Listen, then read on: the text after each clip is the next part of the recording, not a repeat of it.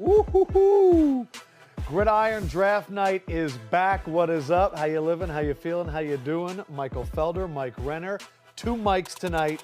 Felder, Renner, we're feeling good. It is Lefkoe here. If you've seen any of the clips from night one, we had fun. If you're back again, thank you for joining us. There are big names that go on night one, on night two. This is where championships are won. Rounds 2 and 3, they will be going fast and furious, and we're getting all right to it. We've had a night to process our thoughts. Felder, after night one, where are you right now? Woo. Big picture, what do you think? I think we saw a pretty interesting night one, which means that we're probably going to see a pretty interesting night two, especially because there's a lot of guys that we thought were going to go. Yep. In that round one, we thought they were going to go there, and all of a sudden, they're still available for round two. So this is going to be pretty interesting. Your big board, Renner. The names that surprised you the most that were still on there. Where do we start? Obviously, Will Levis. I mean, I have him as QB2 in this draft class. I think he has NFL caliber tools. I get how he falls this far, though, because quarterback's such a binary decision. A lot of teams just aren't going to take a guy. So even if you have a high grade on him, you're not going to take him. The other one, though, is Michael Mayer. I mean, he's just good. Like, you know from day one, you're getting probably a top 10 to 12 tight end in the NFL. To me, I see, again, why he falls. He's not the high-end athlete that usually goes in the first round, but I think someone's going to be really happy here, probably within the first 5 picks of the second round, to be getting a guy like Michael Mayer.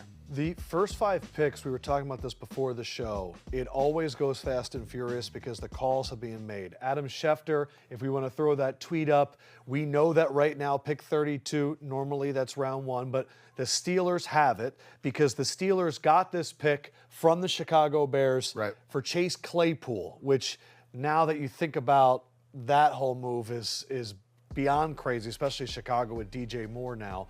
But the Steelers apparently mulling multiple offers for this pick. I think everybody right now is mocking them at Joey Porter Jr. just because of the storyline and all that. I went back and looked at the results of round 1. 7 defensive ends and edges, 7 D linemen, 1 linebacker. So 12 of those 31 picks were in the front 7 on defense. We had 3 quarterbacks, 2 running backs, 4 wide receivers. The only 2 positions with no draft picks. No centers, no safeties. I can imagine there will be safeties coming off of the board. Felder, your man crush, maybe not who we think Pittsburgh, but yes, but do you have one man crush that you cannot wait to see get drafted? Brian Branch. Like the safety, of course. Of course I'm picking the safety. Yeah. But like realistically, the big thing for me with Brian Branch is he's not just a safety. He can do everything, and I think that's the thing I really love about him is his ability to do everything. He is someone that we've seen play a little bit outside corner. We've seen him play mostly inside in that slot, or we've seen him play safety. And this is the thing. If you're drafting Brian Branch, and you want to use him as a corner, you're making a mistake. That's on you, not on him as a player. It's on you. So the big thing for me is when Brian Branch comes off the board, I am going to be super hyped because this is a guy, I think he's the best DB in this draft. I think he's maybe the 6th or 7th best corner, but I do think he's the best defensive back. We are getting ready for Pittsburgh. They currently do have the first pick of the second round, number 32. It's going to go Pittsburgh, Carolina, and Detroit. You can see that on your screen right now. Also, if we want, let's take a look at the Pittsburgh stream throughout this draft. We know that some of you will be watching not on the main page, but on the different team streams, the chats, the team chats. So you can always weigh in. We'll see some of your comments throughout the night, but again, round 2 is going to pick up. This is a Pittsburgh team. They traded up from 17 to 14, took Broderick Jones, the offensive tackle. The other needs that I saw were cornerback and D lineman. The 2 that they were mocked, from all the mocks I looked at, were Broderick Jones and Joey Porter Jr. Is it too perfect, Renner, to just have them sitting here with Joey Porter Jr. somehow still on the board? I think it is a little too perfect. Like, this is a dream scenario for them. When they traded away Chase Claypool, I don't think in their wildest dreams they imagined this being a possible outcome for them. But I can also see with this roster, one Joey Porter is great. You can flip this into more picks with how desperate teams start to get when it's at the top second round. When they've had a whole day now to kind of figure it out where there aren't a lot of corners now. You got him, you got a guy like Tyreek Stevenson from Miami. If you're looking for kind of press and man type of corners, there may not be a lot. So you may see some desperation for teams to move up for a guy like Joey Porter Jr. to here. And so maybe that pick 32, maybe you get more value for that pick because everyone's had a lot of time to say, look at their board and say, we may not get the guy we want. We're going to have to go up and get him. So Steelers really in a driver's seat right now. In terms of Will Levis watch, because we're always defined by the quarterback. So who do we want, boys? I love that. Will Levis, Mark Van Reeth. Mark, stop trying to be problematic. We see what you're doing, and I don't like it. Pick 5 of the second round is the Rams. Matt Stafford's getting up there. I could see, and you mentioned before, the Rams and Kentucky connection. 10th pick of the second round. The Titans are sitting there. Maybe they're a team. 19th pick of the second round, Tampa Bay. Right now, Baker, I don't know if they're going to roll. Are there any other teams that you guys think could make a move to get up here right now and want to go after Levis? I truly don't understand. I don't see it. If we can put away maybe our non-trust of Will Levis in general. You like Levis. I like Levis. Yeah. That's the balance that I like. Right. I'll say that there will probably be teams that would be if he falls to them. I'm not sure the desperation to go up and get him. Okay. But maybe if like New Orleans, if he falls to you there at pick 40. Pick 40, okay. One spot ahead of Tennessee. What I was going to say, what about 41? Is 41 another possible landing spot? Tennessee at 41 is definitely a landing spot. Okay. And I think Hendon Hooker's also in this mix here, the Tennessee quarterback. Like I think both those guys are in other drafts where there's not 3 top 4 type of quarterbacks, they're probably go in the first round, and especially if Hendon Hooker hadn't torn his ACL. So at that point, I think they still come off the board somewhere early here, probably before like the mid-50s. Okay, what at 50 Tampa Bay? 50 Tampa Bay seems like 51, kind of the floor. 51 Miami as well. If we're just thinking about a backup for Tua, because they really don't have one right now, just maybe some depth, that would also cause a lot. That's a lot of problems. You know what? Need. Yeah, you're creating a that's conversation. Too many that's problems that probably you don't need that to get him this high, to get him that high. No. You don't do it. It would be fun though. Don't do that. Don't do that to my boy. Don't do that to my boy. I just want to, as we get ready, and as you guys know, if you've ever watched our draft show, as soon as the picks get made and we start knowing based on Twitter, yesterday the MVPs were Connor Hughes and Albert Breer. We will break the picks. We want to be ahead of the television broadcast. Imagine Freiermuth and Mayer at tight end. That would be pretty good. Stenson Bennett, okay, and Rapp. Just you're being mean. Can we look at some Levis footage real quick? What are maybe we not seeing about Levis that you believe he is still a guy that you should pursue? To me, it's kind of the things that translate to the NFL that maybe you don't see a lot of in college for other top quarterbacks. And it's performance under pressure, having to operate from tight pockets, which that's obviously not one, right. But it's performance under pressure, and it's the arm talent to work the downfield aspects, that he will work from the pocket to the intermediate and deep levels, even when things aren't clean around him. His eyes don't drop when pressure comes, and you still see him willing to step into throws when he knows he's going to take a hit. And that toughness is a necessary requirement. How many quarterbacks that are successful franchise guys at the NFL level do you question their toughness? It's another position on the football field that has to have that requisite level of physicality. You said yesterday the Rams at pick 36 are a chance. Can you explain to everybody the connection between the Rams and Levis? So 2021, Will Levis' best season at Kentucky. Liam Cohen is his offensive coordinator. Liam Cohen then goes to Los Angeles the next season to become their offensive coordinator. Now he's obviously back at Kentucky to be their offensive coordinator, but that was his best season. Last year, Rick Scangarello, former Broncos OC, was his offensive coordinator. Really fell off, had the turf toe injury. But what you saw on tape in 2021 is why I go to bat for him as one of the better quarterback prospects in this class. And so there's familiarity. The familiarity there. Can we talk about the other side? Yeah, What sure. scares you about Levis? I mean, And why do we think he's here right now? I think he's here right now because I don't think that teams trust him nearly as much as obviously they trusted those other guys. I don't think that Kentucky trusted him as much as those other teams trusted their quarterback. And I think that's the big part for me where, yes, he did make some strong throws down the field. He does have a strong arm. But when you look at his net numbers in terms of ability to push the ball down the field, vertically, the production numbers, like I get why Anthony Richardson went number 4 because you can't look at his passing numbers by themselves. Right. You also have to look at the rushing numbers, of which he had over 600. With Will Levis, you have to look at his rushing numbers, which he had negative 172, if I'm not mistaken. Yeah. That's a big difference. So that's an 800-yard difference. Yeah. And I think that's some of the production parts that we have to pay attention to. But the other thing for me, I never really felt, when I watched Kentucky, I never felt that they asked him to win the game. Yeah. Like there was winning time for C.J. Stroud. There was winning time for Bryce Young. Like I think one of the best performances that I've ever seen is the end of that the end of the Alabama Auburn game where Bryce Young's like, just please get me the ball back. Give me the ball back and I'll win. And he did. And they got him the ball back and they went and they won. And I think that's going to be the key for me. I don't see that out of Levis, and that's the part where. And I hate to say the word intangibles or that you can't teach that, because I think you can teach it. But I think the goal for me is you have to see some of it to know that you can get there. Right. And the other issue being Levis is going to be 24 years old as a rookie. Anthony Richardson, who we just talked about, like they're kind of seen similarly. He's only 20 years old. Right. So you have like 4 more years of a guy to kind of develop before he's talked about like Because Levis. think about it. If you sign him on a first-round contract, that's a 5-year deal. 5-year. That means when he's 29, we're talking about a renegotiation. 30 Lamar Jackson was what, 24, 25? Yeah. Jalen Hurts, 24 years Yeah. old. You're right. It's a whole nother lifestyle. Okay, let's talk about the Steelers.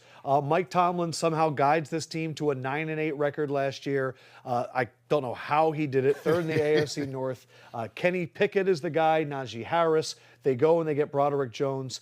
Felder, what are you thinking here for them at 32? I mean, I'm thinking Joey Porter Jr., man. I mean, come on, why not? This is like we saw in the chat. That's who they want. That's who they're like. If somebody, especially if somebody in their division gets him, folks are going to be livid. So this is going to be.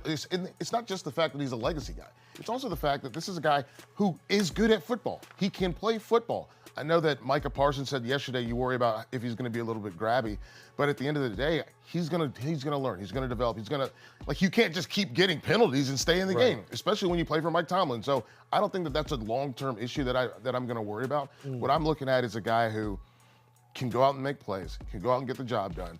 And it's going to be interesting to see how this all shakes itself out. If I were picking for the Steelers right now, the guy I would want is Brian Branch. I love that. You already have Minka Fitzpatrick, who played the Brian Branch role at Alabama. Yep. Yeah, because Keanu Neal is not who you want to go in at the other safety. Exactly. Like he's a pure box guy. He has never been a deep guy. Brian Branch is versatile, can go slot, can go deep, and having 2 guys in that kind of mold, in him and Minka Fitzpatrick, just basically opens up your playbook as a DC to where you never have to not call this play because I'm worried about this guy getting put on an island. No, both those guys can play on an island. So how much higher do you have Branch on your big board than Porter Jr.? I have him 5 spots ahead. So, Gotcha. 6 spots ahead. So Joey Porter Jr. 24th, Brian Branch 18th.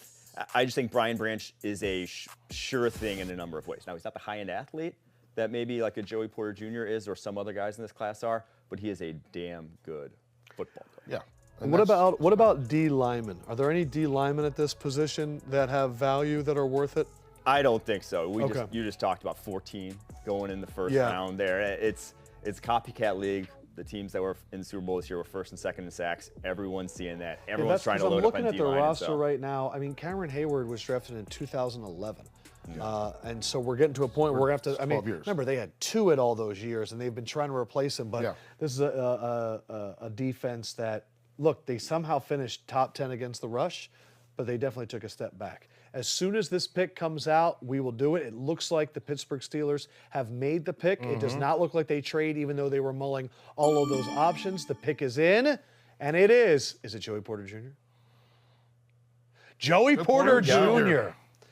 Makes you feel good in your chest, doesn't it? Oh, let's go. Are you kidding me? This is exciting. I just think he's super talented. He's so good. And I love the way that he plays, football. Like, I think he's just such a talented, he's truly There was a time where when Joey Porter played for the Pittsburgh Steelers, that defense was dominant. And now Joey Porter Jr. will be playing for the Pittsburgh Steelers. Second team All-American, first team All-Big Ten, 31 starts, so he has a lot of experience.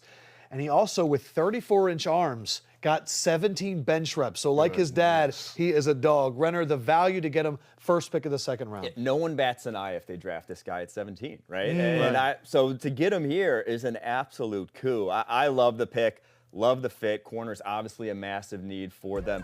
To me, he's the best pure press corner in this draft class. The only problem is, like, he kind of has to be a press corner. Like, that is his bread and butter. This past year, week 1, targeted 14 times against Purdue, has 5 pass breakups, was not tested the rest of the year. People saw that tape, said, let's not go his way. We don't have the wide receivers that can beat him one-on-one. And you see here just the physicality. You mentioned the 17 bench press reps. With those long arms and with that power behind him, wow, the kind of the physicality that when he hits you at the line of scrimmage, you feel it. The comp there, Carlton Davis, that's what you can expect. A guy that's just not going to get targeted a lot because he's going to take your wide receivers out of the progression before the play even starts. Grade. We're going to go with an A+ for that one. Look at that. I love him. We talked before he even got picked. I was like, this is what I want him to do. Yep. Last night, I was like, this is what I want him to do. At 17. Yeah. So this is a coup for them. This is a huge win. I love that they're getting this guy. He can play press. He's not afraid to come up and make a tackle. That's what I love about him, too. You see him here, patient feet. That's zone coverage right there. And he understands down and distance, playing sticks, and make sure that guy doesn't get the first down. You love that out of him. I think the big key for me, you mentioned Carlton Davis. He reminds me of, the length reminds me of Dre Kirkpatrick coming out of Alabama. Remember how long he was? Yeah. Crazy long arms. When you look at Joey Porter, look, when he's in his stance, his arms are below his hands are hanging below his knees. 6'2", 193. No one else even has close to that measurables. He's huge. I love him. This is an easy one for me. Come on and bring it back. Let's go. We're going A+ right here. I absolutely love this pick. He is going to be a dog, and I think that this is one of those things. Can we go to the chat? Is that possible? Absolutely. I want to see what the chat's going. Yeah. By the way, he allowed 0 touchdowns this season, and in man coverage, he was targeted 26 times, allowed just 9 catches for 70 total yards the entire season. And you guys mentioned that wingspan over 80 inches. I don't think it's a coincidence that we're seeing a lot of players' sons gravitate towards defensive back nowadays. Whether it's Antoine Winfield Jr., whether it's Patrick Surtain, whether it's Asante Samuel, because it's a position that if you're watching the game early on, you get that head start. The vision that they play with, that those guys play with, helps you at the defensive back position, just understanding the game, and you really see that on his tape. The ability to just read and recognize is really good. I love going to the chat and it's immediately like cursing. 16 seasons, never a losing season under Tomlin. We good, bro. Yeah, and this is a good pick too. So I think they're gonna get this. They got better right now. Let's go. We're going now to Arizona. Arizona's on the clock. I think Arizona made one of the best moves of the draft yesterday. Apparently, the reports have come out they wanted Paris Johnson all along. By moving down, they were able to pick up a first and third rounder for next year, pretty much swapping second-round picks right here. They get Paris Johnson Jr.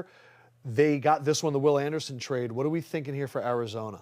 They have a lot of needs, right? This may be on paper the worst roster in the NFL. There's probably only a few positions I wouldn't address, one being safety, one being linebacker, because they keep drafting linebackers there in the first round. That's really about it. Probably not tackle anymore after how many they've loaded up now. But I think after that, every position, nothing else is off limits here. So, and there's been trade rumors about both Budda Baker and DeAndre Hopkins, even though the GM's saying we are not trading DeAndre Hopkins. Is there a player that you think fits there, Felder? Man, edge, corner. DJ Turner, is that a guy maybe?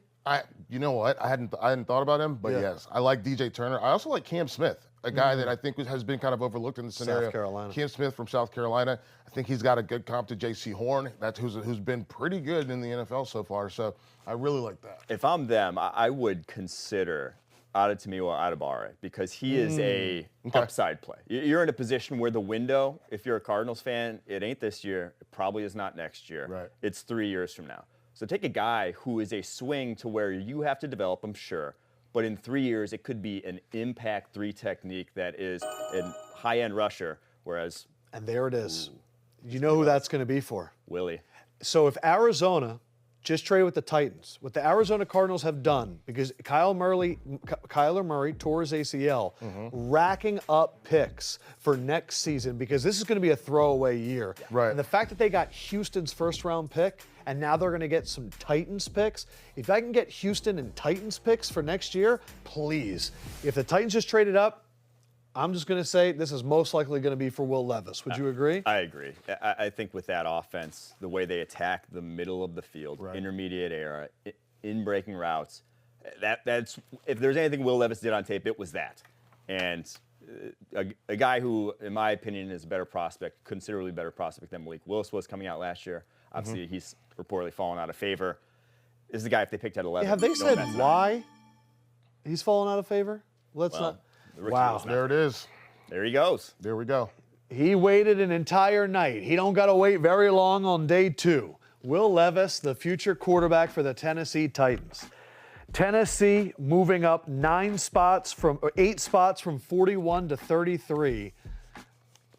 There was some hope that Malik Willis would be the quarterback of the future for the Tennessee Titans. After one season, Tennessee is making Will Levis the future of the franchise. 2-time team captain, Will Levis, he's an interesting dude. Former OC Liam Cohen said the team feeds off him. His personality is one of which that guys will naturally follow.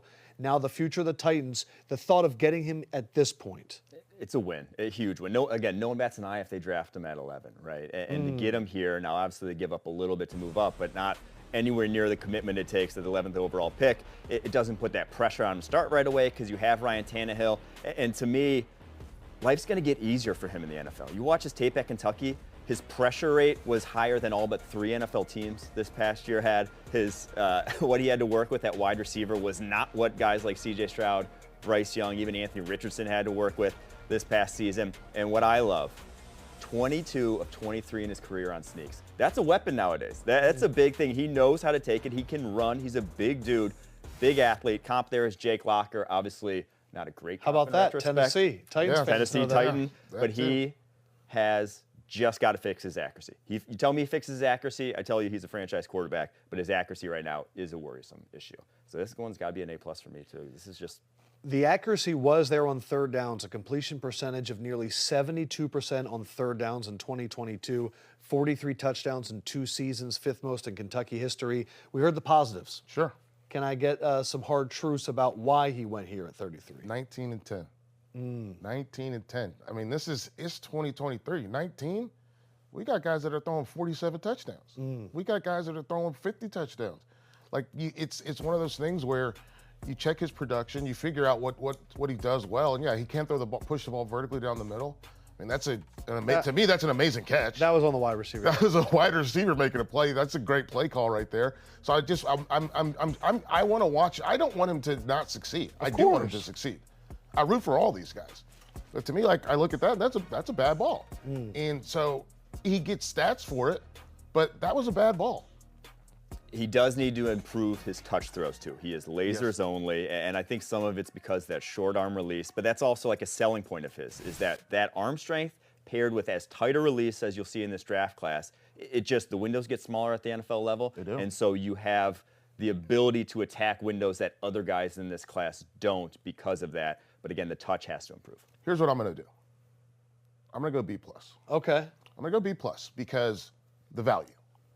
I'm not in love with the pick, Yes. but the value is clearly there. If some people had him mocked at number 1, some people had him going in the top 10, some folks had him in the top 15.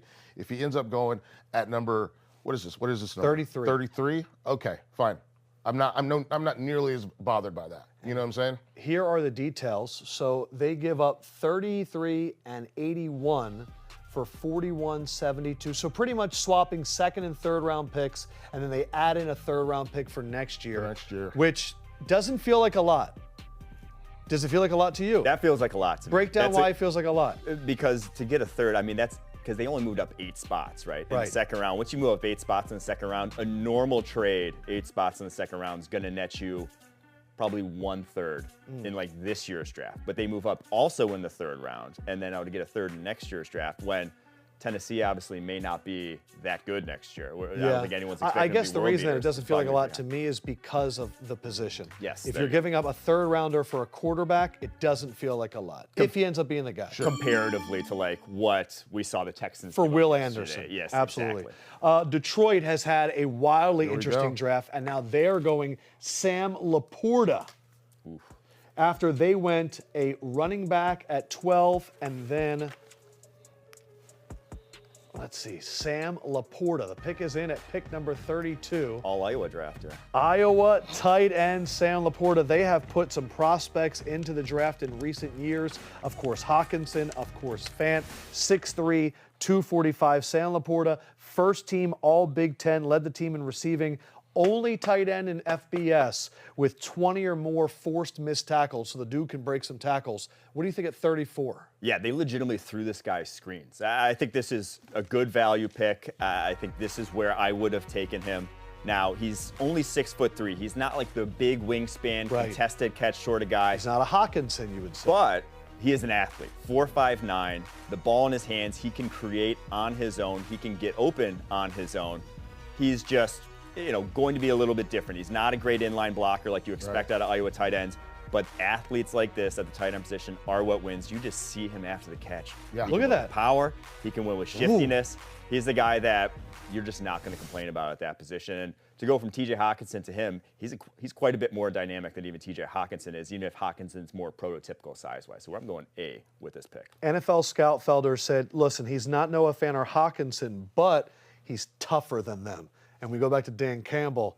That's what he wants. This guy's going to eat a kneecap. Eat kneecaps. He's going to eat a kneecap. I love him. I think he's a fantastic football player. The big thing for me, again, he's not the best inline blocker, but guess what? He can give you this. And that's a play where you buy time, you buy space, and he's able to, look at him, line up outside. He's lining up outside, wide. And, he's not as tall as a guy like Tyler Eifert. Right. But he gives you some of that same juice in terms of where you can move him around and what you can do. I understand he's not as tall, and I get it. But he does have that offensive juice, and that's what I like about him. He is such a talented player. I was talking to Joshua Perry. Joshua Perry was like, he's my favorite tight end. And I was like, he's your favorite? And he was like, yep, I like him the most. This guy's a true weapon. So for me, I'm going to go with an A- on this one. I think there are other players maybe a little bit higher on the board, but at the end of the day, you get we keep talking about this with the Lions, right? They're picking what they want. Yes. No, they have a very interesting tape. 4'5'9", 155, and Sam Laporta, by the way, one penalty in his career. It was a TD celebration. My only question there is, if you want a tight end, Michael Mayer's there. But the Raiders are trading up. What do you got on your mind, Renner? I was going to say about Laporta versus Mayer. In that offense, with what the Detroit Lions do, a lot of tight end production is like in the flats, crossing routes. Shallow. Yak stuff. If you're going yak receivers in this class, tight end position, Laporta's one. He's number one. So that makes sense for them and what they want, even if Michael Mayer may be a better, more well-rounded prospect. All right. Who could the Raiders not be patient about? The pick is in. Well, so they trade. Wow. I was going to say they just traded away a tight end. Look at that. We got a tight end. Wow. The run. Another one. Yeah. The Mayor comes off the board. The Las Vegas Raiders earlier this offseason got rid of Darren Waller, and they need a new tight end for Josh McDaniels' offense. The Mayor, Michael Mayer, a team captain, the most prolific tight end in the history of Notre Dame. An NFL scout said he is built out of vibranium. We thought he was going to be going a lot earlier than this. Your value's got to be crazy. This is an A-plus pick. He was top 25, 21st ranked player on my draft board.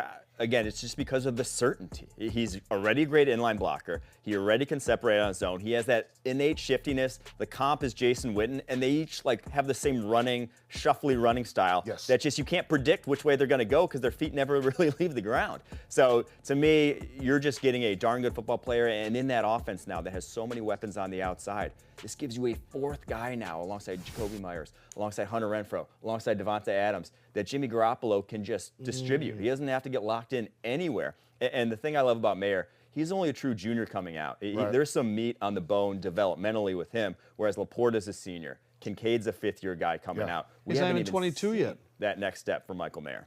Grade. A-plus for that. Yeah, I figured that. Felder, I got one more thing for you. So you talk about where he plays. 62% inline, 38% attached, can kind of do everything. Broke Tyler Eifert's career receptions record in just 30 games. We're talking about good tight ends here. Hey, man, look at that. I brought up Tyler Eifert already. How about them apples? No, I like him a lot. I think he's really good. My favorite clips of him are when he goes out to get back in. And I don't know if we have one on here, but he does this. He has this great subtlety to his game. And you mentioned it, Renner, the idea that he has those little chop steps where you don't know which way he's going to break, you don't know what he's going to do, and when he takes a half step out and the guy overexpands, he comes back inside and he's able to catch that ball in the seam. I love that. Great ball skills. Obviously, he can do a little bit after the catch as well. I comped him to Heath Miller. Heath Miller played a long time with the Steelers. He's a heck of a football player. So for me, I also have to go A+. This is a guy that he's going to get the job done. Again, we talk value. This is someone that we thought could go in the top 20, top 25. Yep. You're getting him at this pick. At pick number 35, you're winning. And all they did to move up from 38 to 35 was a 5th-round pick. I know that you can find 5th-round picks, but when you can get the guy that you can now sit here and go, we got Tyree Wilson and Michael Mayer. Bingo. You just left with impact guys on both sides of the line that can help kind of like with the running game on both sides, but are also super versatile on both sides of the line. That's an easy trade, in my opinion. The 5th rounder you make that trade every day. I see. So 3rd rounder a bit high, 5th rounder, Easy money. Man, you know, it's something that Micah Parsons was talking a lot about recently when he was talking about Jalen Carter replacing Javon Hargrave. When you get rid of Darren Waller and you think of what that contract would have been, and now you get Michael Mayer for the next 4 years, that's how you can build a franchise and rejuvenate after losing a playmaker like that. Yeah, and they need to hit in the draft, right? I mean, the Mayock-Gruden era was a malpractice in scouting in the first couple of rounds, unfortunately, and that really left the cupboards depleted, right? They just didn't have young talent coming through. All the talent they had was paid or traded for, and so they needed a draft like this where it was just solid pick, guys that can make an impact. I have a question. I think we're on pick 35. Are the Colts up next? We are on 36, and it's the Rams. So it went Steelers, Joey Porter Jr. Yes. Tennessee traded out with Arizona to take Will Levis. Did Vegas just trade out with the Lions? Lions got Sam Laporta. That's what I got wrong. Then the Raiders with the Indy. With Mayer. For Mayer. And now it's the Rams. Do we see another tight end here? Oof. I mean, we got Luke Musgrave, Darnell Washington, I expect within the next 15 picks. Yeah. That's the Oregon State tight end, Georgia tight ends. We could see another. So we could see another one. I like Musgrave a lot too. I think he's kind of like knockoff Dalton Kincaid. I was shocked to look at how bad the Rams roster has become. It is shocking. Steve Avila, guard. Is that our first? That's our first guard. That is our first true interior offensive lineman of the draft. Is officially off the board. At pick number 36, we have a guard, everybody. It is Mr. Avila of TCU, getting drafted here by the Rams. 35 starts, and the man is versatile. 17 at center, 15 at left guard, 2 at right tackle, 1 at right guard, and it fits because the Rams have had offensive line issues now for the last few years. What do you think of him going here at 36? He's a versatile interior offensive lineman, which they need with all the injuries that they've suffered of late. To me, he really made himself some money in that playoff stretch, going up against Mozzie Smith, going up against Jalen Carter. His get-off for a 330-pound guard is special, the way he's able to pop off the line of scrimmage. His short sets in pass protection are the best of any guard in this class. Really powerful dude. I think I probably like him at guard, but he played center 2 years ago, back in 2021. To me, it was neck and neck, him and Osiris Torrance for top interior offensive linemen in this class, and I had them both right in this range of where they come off the board. So that one, all that being said, I got to give it an A. Didn't give up a sack in 2022, Felder, in that championship run. Bingo. No sacks, none. None. That includes against Georgia. Yes. That includes against Michigan. Yes. This guy can play football. He is very good. He is super physical. That's the thing I've always liked about him. And I saw your Will Henderson comp. That's fantastic. It's just a guy who's a big bruiser that can move bodies out of the way, gets people. He moves you. That's the thing I want. That's what I want out of my guard, to be able to move this defensive tackle or to be able to climb to the second level and take on a linebacker or move a safety. So I like that. I like that ability. He's also he's more athletic than I think folks are going to give him credit for, because he has the ability not just to root people out. Like, look at that. Just rooting a guy out to create space for that first down. He's also got the ability to pull, and I think that's another great element to his game.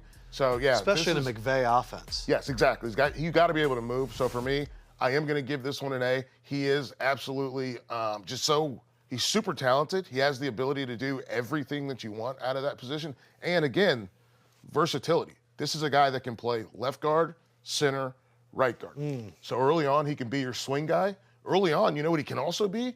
He could be your unbalanced guy. If you want to bring in an extra tackle, bring him in. Yeah. Put him in the game. Kick your tackle out wide, put him at guard right next to him, and let's get big and run. To me, I call this picks like this eating your vegetables. You may not love it. It may not be the sexiest thing, but in the long run, it's going to pay off because the Rams ignored that offensive line for too long. I mean, they didn't have the picks to replenish that offensive line. Yes. Tried to do it last year when they drafted Logan Bruss with that first pick. He obviously gets hurt, misses his entire rookie season. But I think you now have your 2 starting guards for the foreseeable future with him, Logan Bruss. And again, it may not be the sexiest, but you have to invest for the long term here because it's going to be bad before it gets good in LA. 2 things that the Rams offensive line has been lacking: durability and versatility. Yeah. Over 1,000 snaps this year, and he's played every position on the line. Like you said, man, this is like broccoli. You just got to get it done. Okay, so that was the first pick of the draft for the Rams. They make their first pick. Now we have another Seattle Seahawks pick. Seattle arguably got the #1 wide receiver and the #1 cornerback yesterday in Devin Witherspoon and Jackson Smith-Njigba. And now another pick that they got because of the Russell Wilson trade. Right. Crazy. They're the ones that gave up Russell Wilson, and they're the ones with all of the great picks. Derek Hall is the pick. Initial reactions. Go ahead. A little early. A little early for me. I think he's a heck of an athlete. Long arms, 34-inch arms for a 6'2" guy. You can see him there. They're like hanging down below his knees coming off the line. But his get-off is electric, explosive, but a linear dude. You see when he wins, it's a lot of inside moves, a lot of bull rushes, guy who really struggles to bend the edge. And I think you saw his production sort of stagnate at Auburn because of that. If he gets a long arm, though, in his repertoire that's more consistent, he can be an impact pass rusher. He's just too good of an athlete, though, that's going to last too long in this draft. So that's why he goes at this point. But his tape, to me, was just a little lacking, left me wanting a little more. And he goes on the Senior Bowl where kind of the great equalizer. Right. I thought he struggled over that week of practice. 31 starts, 19.5 sacks. That made him 7th all-time on Auburn's sack list, 1 behind D Ford. What's incredible about his story, he was born at 23 weeks, 2 pounds, 9 ounces. They go to his mom and they say, he's technically legally dead. Do you want to still have this child? They never expected him to walk or talk. And now he is being drafted at the top of the 2nd round as an NFL player, which is incredible, a testimony to him. What is your grade for Derek Hall at this point? I'm going to go with a B. Even Sadly, after I told all you that story. I B for baby. Okay. Geez. All right. Well, no sympathy for Renner, but that's why we love you. No, I think this is a good pick. I think he's a guy that's going to fit into that locker room. I think coming from Auburn and the way that they play football, that they play angry, violent football. Yes. And that's what the Seahawks want to do as well. You look at this effort that you're going to get right here and a little bit of violence to wrap it up too. I think that I don't love him hand down. I do think he's better, and as you saw right there, him bend the edge. He's being hand down does help him bend better because it keeps him lower, but he's a more violent player when he's standing up and can use his hands. Reminds me a little bit of Dante Fowler, a guy who had violent hands, was always disruptive, always gave you good effort. So that's who I'm going to go with for him. I think it's a good pick, honestly, and obviously overcoming all that is important as well. But the big key for me is he's someone that I was a little bit higher on than other people, is what I've realized. And so for me, I am going to give this pick an A because I think that he is someone who is going to continue to grow. But again, I loved Dante Fowler coming out of college. Yeah. He didn't live all the way up to what we thought he could be. But at the end of the day, this isn't about this is about what I think this guy can grow into. I think he can grow into a quality NFL player. I love the violence that he plays with. That's the part that I really love, because if you can play violent, if you can shock the offensive lineman, then you've got an opportunity to make plays at the next level. They can teach you some of this other stuff, the finesse moves, the bonus moves, but they cannot teach you how to be that violent. I'll say this about Seattle now. Drafted Boye Mafe in a similar range last year, Minnesota edge defender. They're similar dudes. I mean, they are just high-end, explosive, get-off athletes who just kind of need to figure it out, who just kind of need to figure out pass rushing plans at the next level, but they're the athletes that you bet on. You see this guy up close in person. He's the most physically imposing. I mean, the guy is diced up 255 pounds. We have a trade. Detroit had moved back with Vegas 5 spots when they went up and got Sam Laporta, or excuse me. Vegas got Michael Mayer. Well, Detroit is now making another trade. Detroit is moving back with the Falcons. The Falcons are moving up right now. The one pick for the Falcons right now is Bijan Robinson. Where could they be going? I always had mocked them, Cody Mock, the North Dakota State offensive tackle, Who because is of just the scheme. a gritty, crazy. Matthew Bergeron. we So go. you Oh, were yeah. right on the position, Yep. just a different a player. This is the Syracuse offensive lineman. This is an Atlanta Falcons team that a lot of people were hyping up their offensive line. Well, this kid is an interesting prospect. Matthew Bergeron, second team All-ACC, 39 starts, 31 at left tackle, 8 at right tackle. Grew up in Montreal, and they were like, listen, bro, you need to start playing football. And now he's one of the top picks in the second round. Yep. Is this about where you thought he would go? Yeah, this is. I had him just around 50 on the draft board. I think he's a guy that was probably more of a guard than an offensive tackle. If you had kept him at tackle where he played at Syracuse, I think you were just going to have to deal with some pass pro concerns. But I think he could be a high-end guard at the next level. And you look at this Falcons roster, there was really one spot on offense that was missing, and it's left guard. And now you have a guy that I think is a plug-and-play in that regard. You just may not get high-end play out of him, but he is a day one type of starter, extremely experienced, very steady, a guy that's not going to have a lot of ugly losses, a guy that's not going to be flat on his face on the ground. Love his balance. I think, again, you're the Atlanta Falcons. We talked about it yesterday when they picked Bijan. It's a commitment to the ground game there. This is just amplifying that and basically committing to it wholesale and completing what they think is now an offense that's built for Desmond Ridder. We're going to go A- with that. So Bijan and then Bergeron. Yeah, we got to run the ball. Let's run the ball. And obviously, we talked about that with Arthur Smith a day ago. They want to, if they want to run the football, you better have the pieces to do it. And when you look at Bergeron, he is someone. Look, Sean Tucker had a heck of a football season, and Bergeron was a big part of that. And you look at what they were able to do. I think that he's going to be better because we mentioned the pass pro, some of those feelings. But look at the way he can climb to the second level and absolutely control that safety. He's got the athleticism to do that. I think part of the pass pro issues for him came with them always being in 3-point stances, not being in a 2-point stance. So he was a little bit slow on his kick slide and being able to control things. But you move him down inside, now there's somebody on either side of him. He doesn't have to do nearly as much work. I think this is a good one. I'm going to go ahead and go. I'm going to go B+. There we go. And I'll also say this, Jake Matthews, 31 years old. Yeah. He has some big cap hits coming up. I'm looking at their depth chart right now to just think where he slides in. You have a guy who, if you drafted someone like Cody Mock, who I said, he's an interior guy only. I think Bergeron, in a pinch, can now give you that guy to kick out at left tackle if need be. Yeah, the only other thing I'm seeing is Matt Hennessy is going to be a free agent after this year, but this could be the Jake Matthews replacement. And also, if we're being honest, every team has offensive line injuries every single year. Yes. It is just a fact of life, and you need to invest in. The thing that I've loved about hearing about Bergeron is I hear that he just wants to just smash people completely. Yeah. And there's a toughness that comes with that. But congratulations to Mr. Bergeron. We are now to the Carolina Panthers coming up at pick number 39 overall, 8th in the second round. They've taken one pick. It is Bryce Young. Do they build around Bryce, or do they go to the defense, and it is going to be Jonathan Mingo on the defensive side of the ball? Jonathan Mingo. Wide receiver. Excuse me, wide receiver. Look at this guy going up. Athlete. Ooh! One hand. Excuse me, Mr. Mingo. Is this where you thought he would go? I did. He was a late riser in the process, a guy who really didn't break out until his senior year. He's been playing since his freshman year at Ole Miss, never really productive until this past season. People had questions about his athleticism, and he goes to the combine, he runs a 4.46 at 6'2", 220. Wow. These are the guys I was talking about yesterday when we're talking about Emmanuel Forbes, who he's going to have to guard. It's guys like Mingo, because you see him when he's running down the football field, like right there, when guys try to get their hands on him, it doesn't affect him. There's a lot of shrimps in this draft class, a lot of guys in the 170-pound range. We talked about a few of them yesterday. Mingo is decidedly not that. He offers something that not a lot of guys do, which is that yak ability with some size to turn into a running back after the catch, as you see there.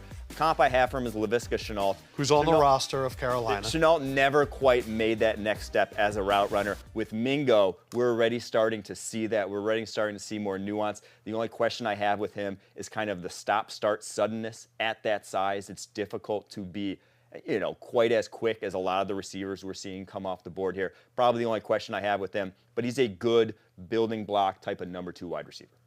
Great. We're going to go A- with it. One of the bigger wide receivers in this draft class, 6'1", 220. Biggest hands in this draft class, 10 and 3/8. They got to replace DJ Moore. What kind of versatility does he bring for them? I think this guy brings. Here's the thing. Here's what I love about Mingo. Okay. Is who coached him? Lane Kiffin. Who's coached in the NFL? Who's coached plenty of NFL guys? Who's coached receivers in the NFL? Like this, he understands what he wants to get out of his guys. Oh, I love this play too, the fake skip toss to down the field. And I mean, come on, let's go. So this is one of those things, when you look at Mingo, he does not look like he weighs 220 pounds. Yeah. He does not run like he weighs 220 pounds. But he does, I think there's good bend. I don't think that he has, all of the sort of the moves that we saw out of a guy like Quentin Johnston, but there certainly is good ability to run those routes. He understands what's being asked of him. He understands where he's going to come open. That's the part I really like about him. I'm going to go B+ here because I really was interested. I thought Jalen Hyatt might have been the guy that comes off the board, but I think getting Mingo around Bryce Young, that gives you an opportunity to really build up that offense and find ways to make Bryce more comfortable and find a guy that understands where he's going to come open. The only thing is I probably would have leaned more towards a Cedric Tillman type, Tennessee wide receiver, who's like a true possession kind of guy, whereas Mingo is much more of a after the catch to deep threat. Well, let me ask you. Let me go through their wide receiving core. They go and sign Adam Thielen. They have DJ Chark, Terrace Marshall Jr. We're seeing if he can develop in anything. You said Laviska Shenault. When you look at that wide receiving core, how does Mingo fit into that?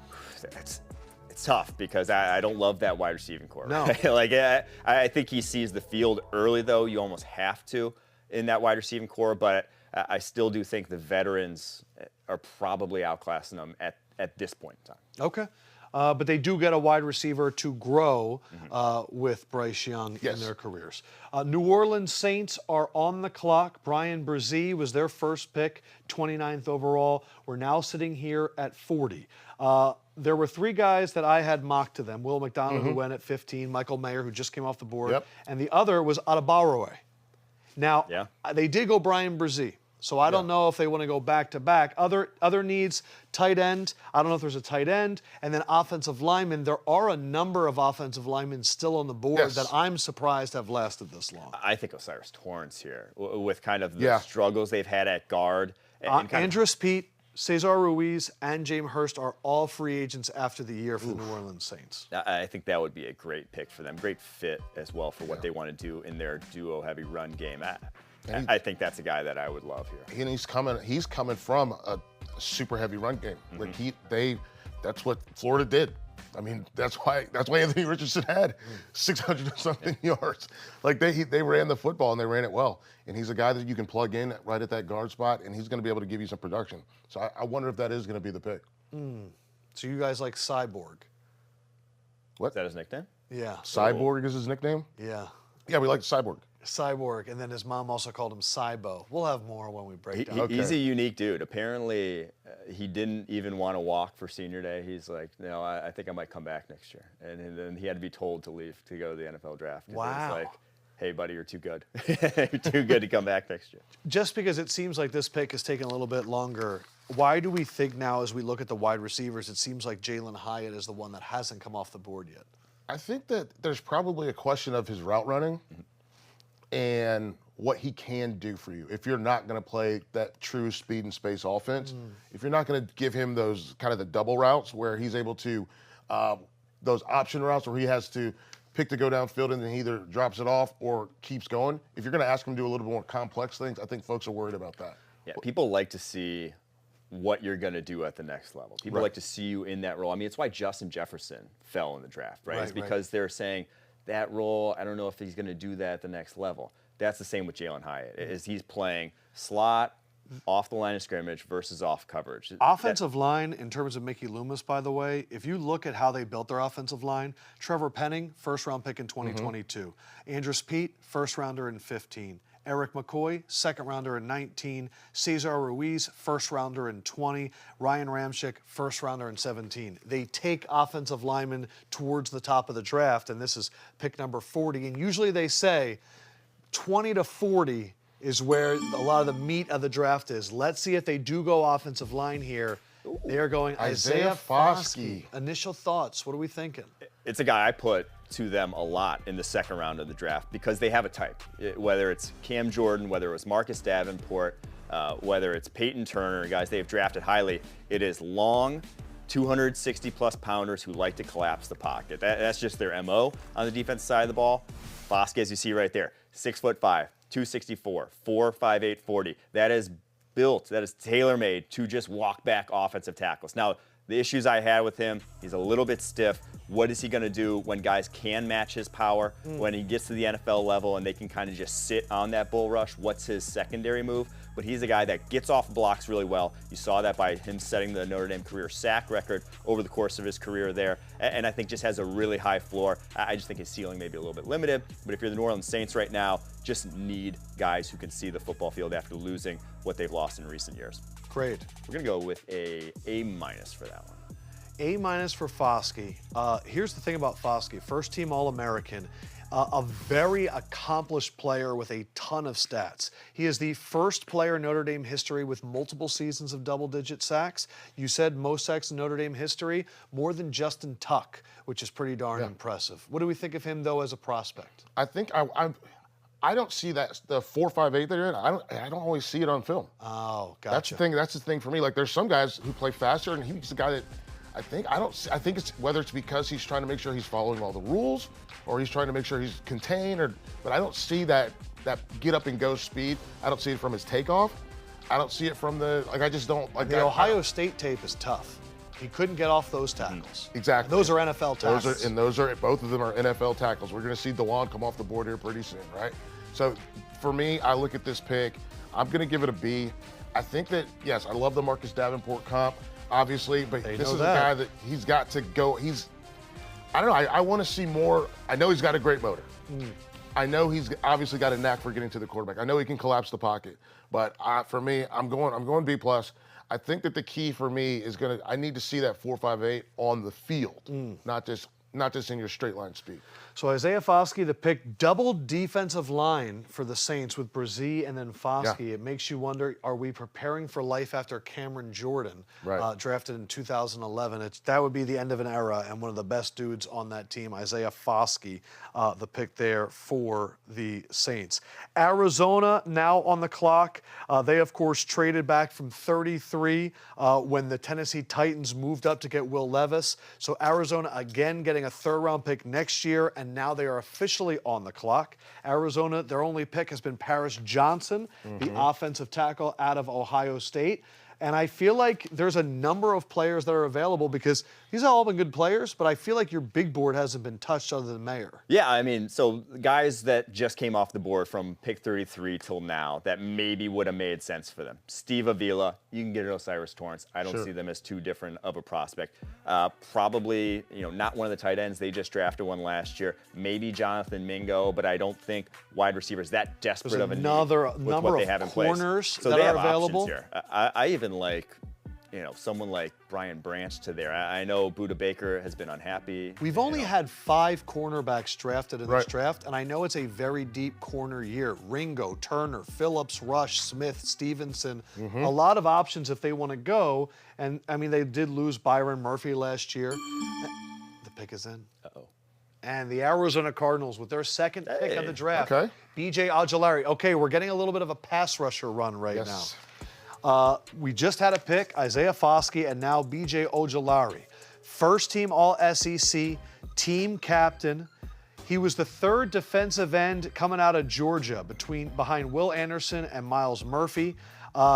Scout says he is an unreal character guy.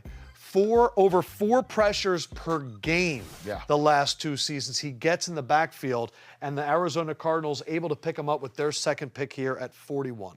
Yeah, and he's the brother of Azeez Ojulari, former yeah. Georgia edge, now New York Giant, second-round pick himself, and they're very similar as prospects. I mean, they both use their hands extremely well. He probably has as many pass-rushing moves as anyone in this draft class, and that I talked about yesterday. He took it to Broderick Jones. He took it to some of the better tackles he faced. The worry with him, 248 pounds. He's kind of below and lighter than you'd like, and I think you see that in the run game. He can get worked off the line. You see it with him trying to work speed to power, just inconsistent in that regard. If he can put on some muscle mass, because he's still a young guy coming out, still only a true junior, 18. who's been playing since he was a freshman there at LSU. If he can put on some muscle mass, get into the 250 range, work some more power moves to his game, you're getting an impact type of pass rusher. But I do just think that's the thing that's missing from his game right now, and you may see it get exacerbated once he gets to the NFL level. So I'm going to go with an A- for this one. A- from Renner, Felder. Yeah, I think he's a heck of a football player. You know what 18 means, right? No. That's LSU's number. So, you only get that if you're special. Yeah, like not just special good, but like special On and off the field. On and off the field. Okay. That speaks to what somebody mentioned about the character, right? Yes. So you only get to wear 18 if you're that dude, like Jacob Hester. What's his name that played for the Bills? The corner. Tre'Davious White. Tre'Davious White. Like that's who gets to wear 18 at LSU. Oh, wow. So he's earned that number. It says a lot. It means a lot. Yeah. So that's the thing that stood out to me. And then you see the effort. It's not just that he gets pressures. It's that he's giving you effort. He's going to give you effort. Look at the violence right there, too. Right. Knocked him sideways. So I love the fact that you're going to get some effort. Look at this. That's effort. Run through. Keep going. He doesn't stop. I love the motor. I love the pick. I think this is a great one. And again, you get one of those guys that's wearing that number, Yeah. then you're getting somebody that absolutely knows what they're doing. I'm going A+. I thought he could be a first-round pick. Wow.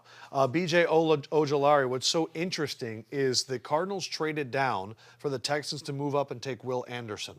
Now they use one of these picks that they got for Ojulari, so they do get their pass rusher, and Jonathan Gannon now taking over in Arizona, where they had, when Gannon was with the Eagles, 70 sacks. You know they're going to want to rush the passer.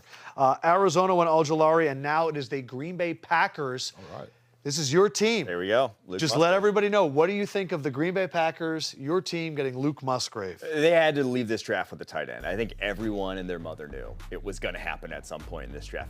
Passed on the first round because they obviously like the value of Lucas Van Ness, but not here. Musgrave is the biggest swing at the tight end position in this draft class. To me, he's the best athlete on tape. You watch that route right there. Right. There's not another tight end in this draft class that can run away from safeties the way he did. Goes down in the Senior Bowl, had the fastest GPS speed of any tight end in attendance, broke 20 miles per hour, faster than I think all but like 3 wide receivers in attendance there. And he's a well-built dude, 6'6", over 250 pounds. Linebackers just kind of melt off of him when he dips a shoulder. But my Lord, this dude is raw. I think only 47 catches his entire collegiate career. Got injured this past season after 2 games, but in his first 2 games, over 80 yards in both, a touchdown.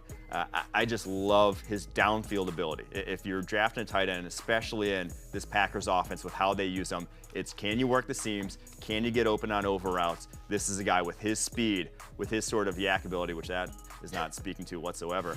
He can win. He can win at those areas of the football field. Look, the turf monster gets everybody sometime. What was the grade for this? So we're going to go with an A for that one. I had him as the 48th player on the board. He obviously goes 42nd. That's right in the range I would have drafted him. By the way, if you recognize the last name Musgrave, he is the nephew of Bill Musgrave.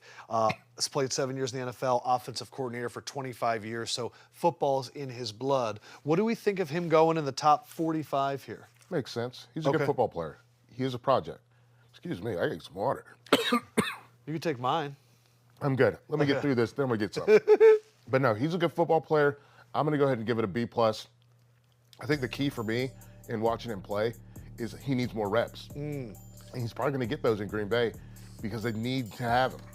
One thing that's interesting is looking back, he is the first Oregon State tight end to ever be drafted in the top 100 picks. Forget 100, he's going top 50. But what's also interesting is no Aaron Rodgers. Packers finally go and they get a weapon. But this is going to be the guy that Jordan Love leans on, I would imagine. Bingo. This is going to be his favorite target. And it's going to be easy and fun and good for him to grow with Jordan Love. Because remember, Jordan Love still has a long way to grow. Oh, yes, he does. I will say the one thing that I'm wary about with this pick. Yeah. You have Christian Watson, you have Romeo Doubs, both kind of inconsistent hands-wise. Luke Musgrave had the highest drop rate of any tight end in this draft class. And now, obviously, it's on such a small sample because it was only, 56, I believe, catchable targets, but 9 drops in his career. we have some bad hands there. But you in like Green Bay. this pick, I feel. But I like the pick because that's such a small sample that when he went to the Senior Bowl, I didn't think his hands were nearly as much of an issue. I think he is strong at the catch point, just some concentration drops, and a lot of those drops were earlier in his career before kind of his breakout of late. So we're at a point, too, where Darnell Washington is the next tight end that we're waiting to see. So what's interesting, too, is Green Bay, that pick that they just took, I believe was from the Jets, but I believe that was part of like the Elijah Moore deal. So from the Browns, yeah. And now, Cleveland, Jets, now we are up to the Jets. The Jets are on the clock. So they took Will McDonald, 15th overall.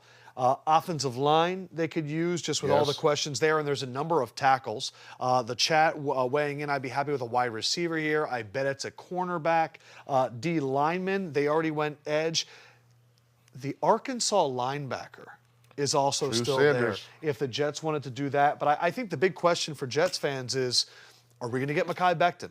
Are we ever going to see what we saw in that first year? Right. Because there's some other monster tackles available. Yeah, we have not seen a center come off the board, and I think there's three guys I really like in the center class. Joe Tippmann from Wisconsin, John Michael Schmitz from Minnesota, and Luke Whippler from Ohio State. I think all three, tomorrow they can start for you. And for the Jets right now, they obviously signed McGovern. You brought him back, but a guy that if you draft one of those three, I think you're probably starting him open together. I wonder if they asked Aaron Rodgers who he wanted with this pick, and they're going to go, wow, you nailed it. Center. Joe Tippmann, a center, is going to come and give snaps right away to Aaron Rodgers in his rookie year. 22 starts for Mr. Joe Tippmann. He was a high school stud in Indiana. Indiana Mr. Football, 102 pancake blocks. And when you go and play at Wisconsin, you are ready for the NFL. A weight room warrior. Squats over 630, benches over 450. He never played center before 2021, and then he picked it up immediately, the new center for Aaron Rodgers. Yeah, at that size, I think he has guard versatility, too. 6'6" is huge. Yeah, that's a big center. Not a lot of centers that height in the NFL, but you see him get off the line with leverage. Plays low, and his best work is on the move. And that's a fit with what the Jets want to do now, obviously, with new offensive coordinator there, Nathaniel Hackett. They run a lot of stretch zone game. He is fantastic at that, and just a guy that's a heck of an athlete. I mean, you watch him pull out in space. He's so easy at locating linebackers. I have a little questions about his balance. Can get a little top heavy when you are 6'6". Yeah. You can get pulled by some squattier nose tackles. Probably my only concern with him. But I had him as the 52nd player on the draft board. This is right where I would have drafted him. So I'll probably go with an A-. And do you think he's starting right away? I do think he's starting right away. Okay. Yeah. What do you think of this guy? I love him. The height is a concern because most guys are 6'3". Yeah. He's 6'6". That's 3 more inches. That's 3 more inches that somebody can get up underneath your pads and walk you back.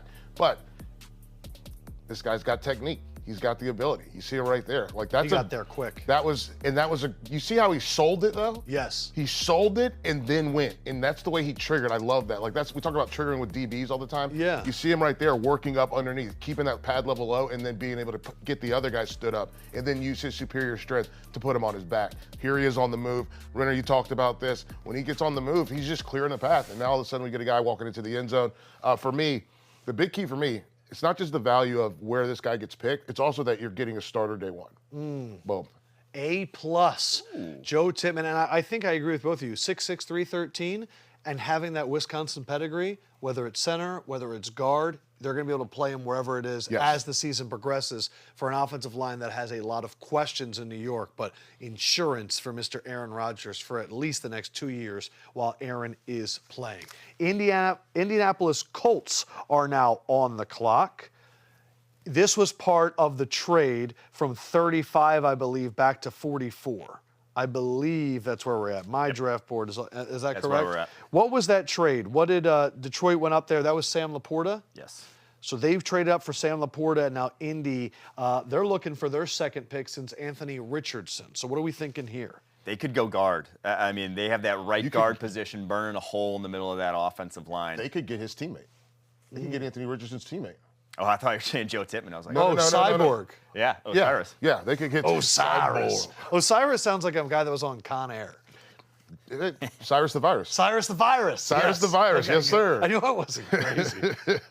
They definitely have holes on their O-line.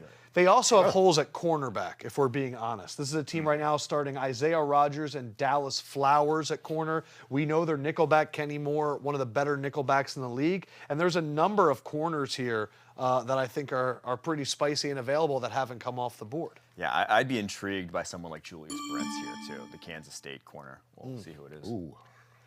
Okay. I didn't actually see it. I did not. I swear I didn't. You promise? See it. Yeah. Okay. You see my computer. Because I've worked with people, man, that have lied to me. No, that like one. For years. They'd be like, I just got a feeling. So you promise? I promise. Okay, because I'm not going through that again. Because of what, like, this back end off zone is their calling card, and Julius Brent's an off. Julius Brents, a.k.a. Juju. First team All Big 12, 32 starts, 16 passes defended. He was at Iowa for 3 years, and then he went to Kansas State. And when he got to Kansas State, that's where he had his production. 5 of his 6 picks, Kansas State. 11 of his 16 pass defended, and he's a large corner. 6'2", 200, will work great with Kenny Moore in the middle. Yeah, with 34-inch arms. Wow. And this that's guy, an offensive lineman. Yeah, he's a unique athlete. He doesn't have great speed. Right. But 6'6", 3 cone. Yeah, but he can explode in the short area quickness. He's kind of the inverse of what you'd expect from a 6'3" corner. Usually those guys take a little bit to build up, and then once they do, they have high-end speed. No, with him, he gets there in a hurry. So he gets a lot of ball production simply from being able to click and close at a really high level. 41.5-inch Israel Mukuamu? That was the South Carolina corner who came out a couple years ago, went to the Dallas Cowboys. Okay. 6'4".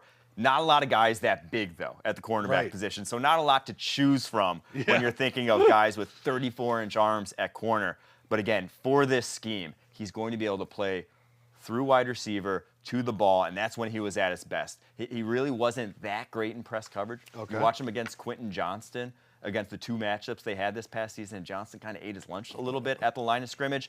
But when he's off, when he can see what's in front of him, he can make a lot of plays on the football. So a great scheme fit there for Indy. We're going to go with an A. I like that pick. One of the hardest workers on the team since he got there, Felder. That's what they're saying. Listen, I'm glad that you mentioned the zone part of this, because that is what he's going to do. Gus Bradley. That's where he's playing. Well, here's the thing. This is the beauty of it, right? They play zone at Iowa.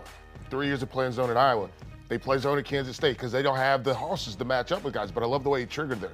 Little slippage, but he still got there, stopped the first down. Not afraid to make a tackle. The guy that I was that he reminded me of a little bit, especially when you talk about seeing through the receiver to the quarterback, was Kevin King. And maybe not the most favorable one. No, it's not the most favorable one. But are solid. You talk about a guy that's 6'3" with long arms. I know he didn't pan out, but coming out, I've had a lot of those same feelings. He just needs to put it together and have it worked out. So I'm going to go B+ here. What I like is, I'm just looking at the 2 guys they've taken. Big, physical, strong players. Anthony Richardson, Julius Brents, great measurement. And again, second in the combine in the short shuttle and in the 3 cone. The Lions are on the clock. That means we have an NFC North interdivision trade. The Packers were up here. Packers had 42 and 45. Part of it was because of the Aaron Rodgers trade. So the Packers are trading with the Detroit Lions, who have been insanely active thus far. They went Sam Laporta. They went up, had him at 34, and then they move up from 48 here to 45. What could it be for? I don't want to keep bringing him up, but I love Osiris Torrance here. He was a guy that the right guard position, they got big V there. But if you put him next to Penei Sewell, that is a mammoth right side. That is a crushing double team every time they want to get together for a base block. So that's the one that I thought, if they were at pick 18 and moved back a little in the first round, was in play for them there, I'd be excited if I'm a Lions fan, and that's the pick here. But we shall see. Yeah, we'll see. I think that I think Torrance is a great choice. I'm looking at this, and I'm also wondering when Adebawore is going to go, because I know that a lot of people had him as a possible first-round pick. Yeah. So was Brian Branch, and so was Josh Dowd. Yeah. So this is going to be interesting. All right. The pick is in. Hey. There we go. That's interesting. This is a team that went out there and they got C.J. Gardner-Johnson. And now the Lions go, and the value was too good that they had to go up and get him. Brian Branch, the pick for the Detroit Lions here, trading up to 45, the safety out of Alabama. I know that you had him top 20, Yeah. I believe. Yeah, 18th on the draft board. I think this guy is just a super high floor. And I get safety being devalued, and especially a guy that runs a 4.58 like Branch, where he's not your center fielder that can really shut down windows on the back end. But around the line of scrimmage, or from the slot where he played at Alabama, there was not better tape that I saw in college football last year. This guy is a tremendous tackler. Only 4 missed tackles on 174 attempts his entire career. I mean, that rate Yeah, is 2.3% was the missed tackle rate. unlike anything I've seen, and not like the prototypical tackler either. He's only 6 foot. He's only 190 pounds. He's nothing too special, physically imposing, but the way he plays the game of football at such a high level, the way he sees it, now the Lions have a loaded defensive backfield that they got options. You know, they got flexibility on the back end with who they can put out there, different personnel packages. Lions had a little slow start on day 1, but they're making up for it on day 2 here in my eyes. A+ pick. Let me read a few of this, Felder, before you go. Okay. He allowed only 1 catch of over 20 yards all season. He only had 3 fewer tackles for losses than Will Anderson. Yep. He had a 68-yard punt return, so he's going to do it on special teams as well. He played that star role for Saban, that Minka Fitzpatrick role. And he's the only player in all of college football last year with over 90 tackles, over 14 tackles for losses, and 2 interceptions. He can do everything. I know you love him. I love him. He was my favorite player in the draft. He was my number Your one. favorite? Yeah. Wow. Yeah. He's the number one. He was my number 1 defensive back. I've said it already on the show. Yep. He's not the best corner. I call him Tyrann Mathieu. I think he has the ability to be a gadget player. If you want to, don't use this guy like you're going to use some sort of traditional corner. Don't use him like you would use a traditional safety. Move him around as a piece. Use him to create your own defensive mismatches. And I think that's what Dan Campbell wants to do. Let him create the mismatch. Let him be the problem that they have to solve. Let him be the riddle that they're working on. And I think that's going to be the interesting. Make it be so that the offensive line, the wide receivers, the running backs, quarterback especially, they got to look around and say 14's right here, 14's right here. That's what you have to do. This is an A+ pick for me, no doubt at all. I love this kid. I think he's super special. I mean, we've seen guys that come out of that. We've seen, obviously, Minka Fitzpatrick do it. We've seen going all the way back. Landon Collins started his career as a star. Yeah. And like these guys, that position teaches you a lot about football. We have the next pick. Oh, this is a good one. My only question was, I just hope they don't use him at corner, because Detroit does need corners. They better not. And that's the only thing I'm worried about. Patriots taking Keon White, the pick for the Pats. That's another guy that I think was mainly seen to go earlier. They go Christian Gonzalez in round 1, and now they're going Keon White. 3rd team All ACC, 11 sacks, 7.5 last season. This is a kid that came out of high school, had no offers, and was like, I'm going to go to the military. And then he ended up playing tight end at Old Dominion.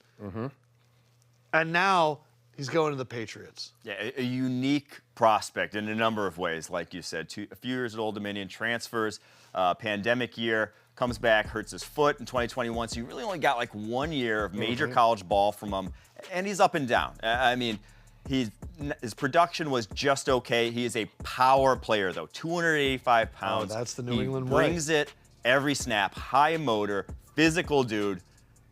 His GPS times at the Senior Bowl were off the charts as well. He's a guy who can legitimately track down and hawk running backs in space. Now, that's not why you're, as you see right there, I didn't actually even know that was going to happen, but there you go. But that's not why you draft a guy, but he has unique athletic gifts to grow into. The only worry I had with a guy like that and why he was lower on my board, I had him 77th on the board, is because he's 24 years old already. How much development are you going to get out of a guy at that age? And then when he did go test at his pro day, did not live up to the freak moniker that everyone kind of had built him up to be all season. So with that being said, I'll probably go with a B. I believe he was so well regarded in this draft that he was invited to the draft. But also that 6'4", 285, I mean, that's a New England Patriots defensive end all the time. Bingo. That's what I love about him. He can play a true 5-tech. And if you can play a true 5-tech, you can play for Bill Belichick. This is a guy, look at him here, crashing down on the edge, violent hands, get off of me, and then you see the effort. The effort's important. I mean, that's Trey Flowers. Yep. Bingo. Yeah. That's what you want to see. You want to see that effort, and he gives it to you every play. And look at that. He's still got to work on his long run, but he gets it. You can see he's almost there. He's almost there, and that's what I love about him is he's almost there, and that's a good thing to have in a second round pick. He's almost there. He makes plays. He almost makes plays, and then he helps other people make plays. That's what you want out of this guy. So, for me, And look, shout out to Georgia Tech. How about that? They got two guys. They got two guys that, for as bad as they were, I'm going to give them an A. They got two guys, because I'm going to count Gibbs for them. Mm-hmm. They got two guys picked in the first 2 rounds, and I don't think anybody saw that coming when they watched Georgia Tech play this year. Unbelievable. This kid's story, too, I just want to add one more layer to it. So no offers out of high school, goes, hey, I think I'm going to join the military. Then he goes to Old Dominion, plays tight end a little bit, goes to Georgia Tech, gets COVID, messes him up, like you were saying, Renner. While he was at Old Dominion, though, he delivered pizzas for Domino's for an entire year. And now he's going to play for Bill frickin' Belichick. Yeah. He's going to be motivated. Christian Gonzalez is going to be motivated. The Patriots are loading up. I worried about him going to a spot where they saw him as like a true end, a 4-3 defensive end. This is the correct spot for him. Beautiful. He is going to be a plug-and-play run defender that you hope develops as a pass rusher, but if he doesn't, it doesn't really matter in New England with how they treat their defensive linemen. There's 4 or 5 techs usually. He's perfectly what they want for that defense. We are officially a pick and a half ahead of the television broadcast. So they're doing Brian Branch. We just got done the next one. And now we're doing the Washington Commanders' second pick. They shocked everybody by going Emmanuel Forbes in the first round. They go back to defensive backfield. Jartavius Martin, the pick here. Renner's face was that of a little bit shock. Why is that? He was a late riser. I mean, similar to Devin Witherspoon in that slow start to his career, but then this past season, the tape was just different. And he is a high-end athlete. 4.46 40 there, as you see, over 40-inch vertical, explosive, and he's a guy you want around the line of scrimmage. Played slot at Illinois, and I think that's where he slots in here with the Commanders. He's a guy you want shutting down screens like that, taking on offensive linemen in the running game, taking on running backs in the hole. He's very physical tackler, one of the best tacklers at the safety position in this draft class. And again, for the team we're talking about that's playing more off zone, more where a guy can see what's in front of him. Great fit for that defense. Maybe a little higher than I would have gone just for the value perspective, because I see, big difference between a guy like him and a guy like Brian Branch, who just came off the board in terms of certainty with which I know they're going to be good players at the next level. But still, the potential for this guy, really high. And if you're looking for a slot, not too many better prospects in that role in this draft class. So I'm going to go with a B+ here. 14 passes defended last season, 30 passes defended for his career. Ooh. His combine numbers were all number 1 for safeties in these regards. A 144 10-yard split, a 44-inch vertical, an 11-1 broad jump. Wow. The kid can fly, Felder. Yes. He's great. I love him. Like, to me, some people might look at him and think he's a little bit undersized, but the reality for me is when I watch him play, I see a guy that's violent. There is true violence in his game. He gets there with bad intentions. He does want to make you hurt. He does want you to feel it. He does want you to remember his name. This guy is really, really good. Like, I mean, come on. He'll bang on you, and I think that's the beauty. That's why that's why watching Illinois was kind of fun this year.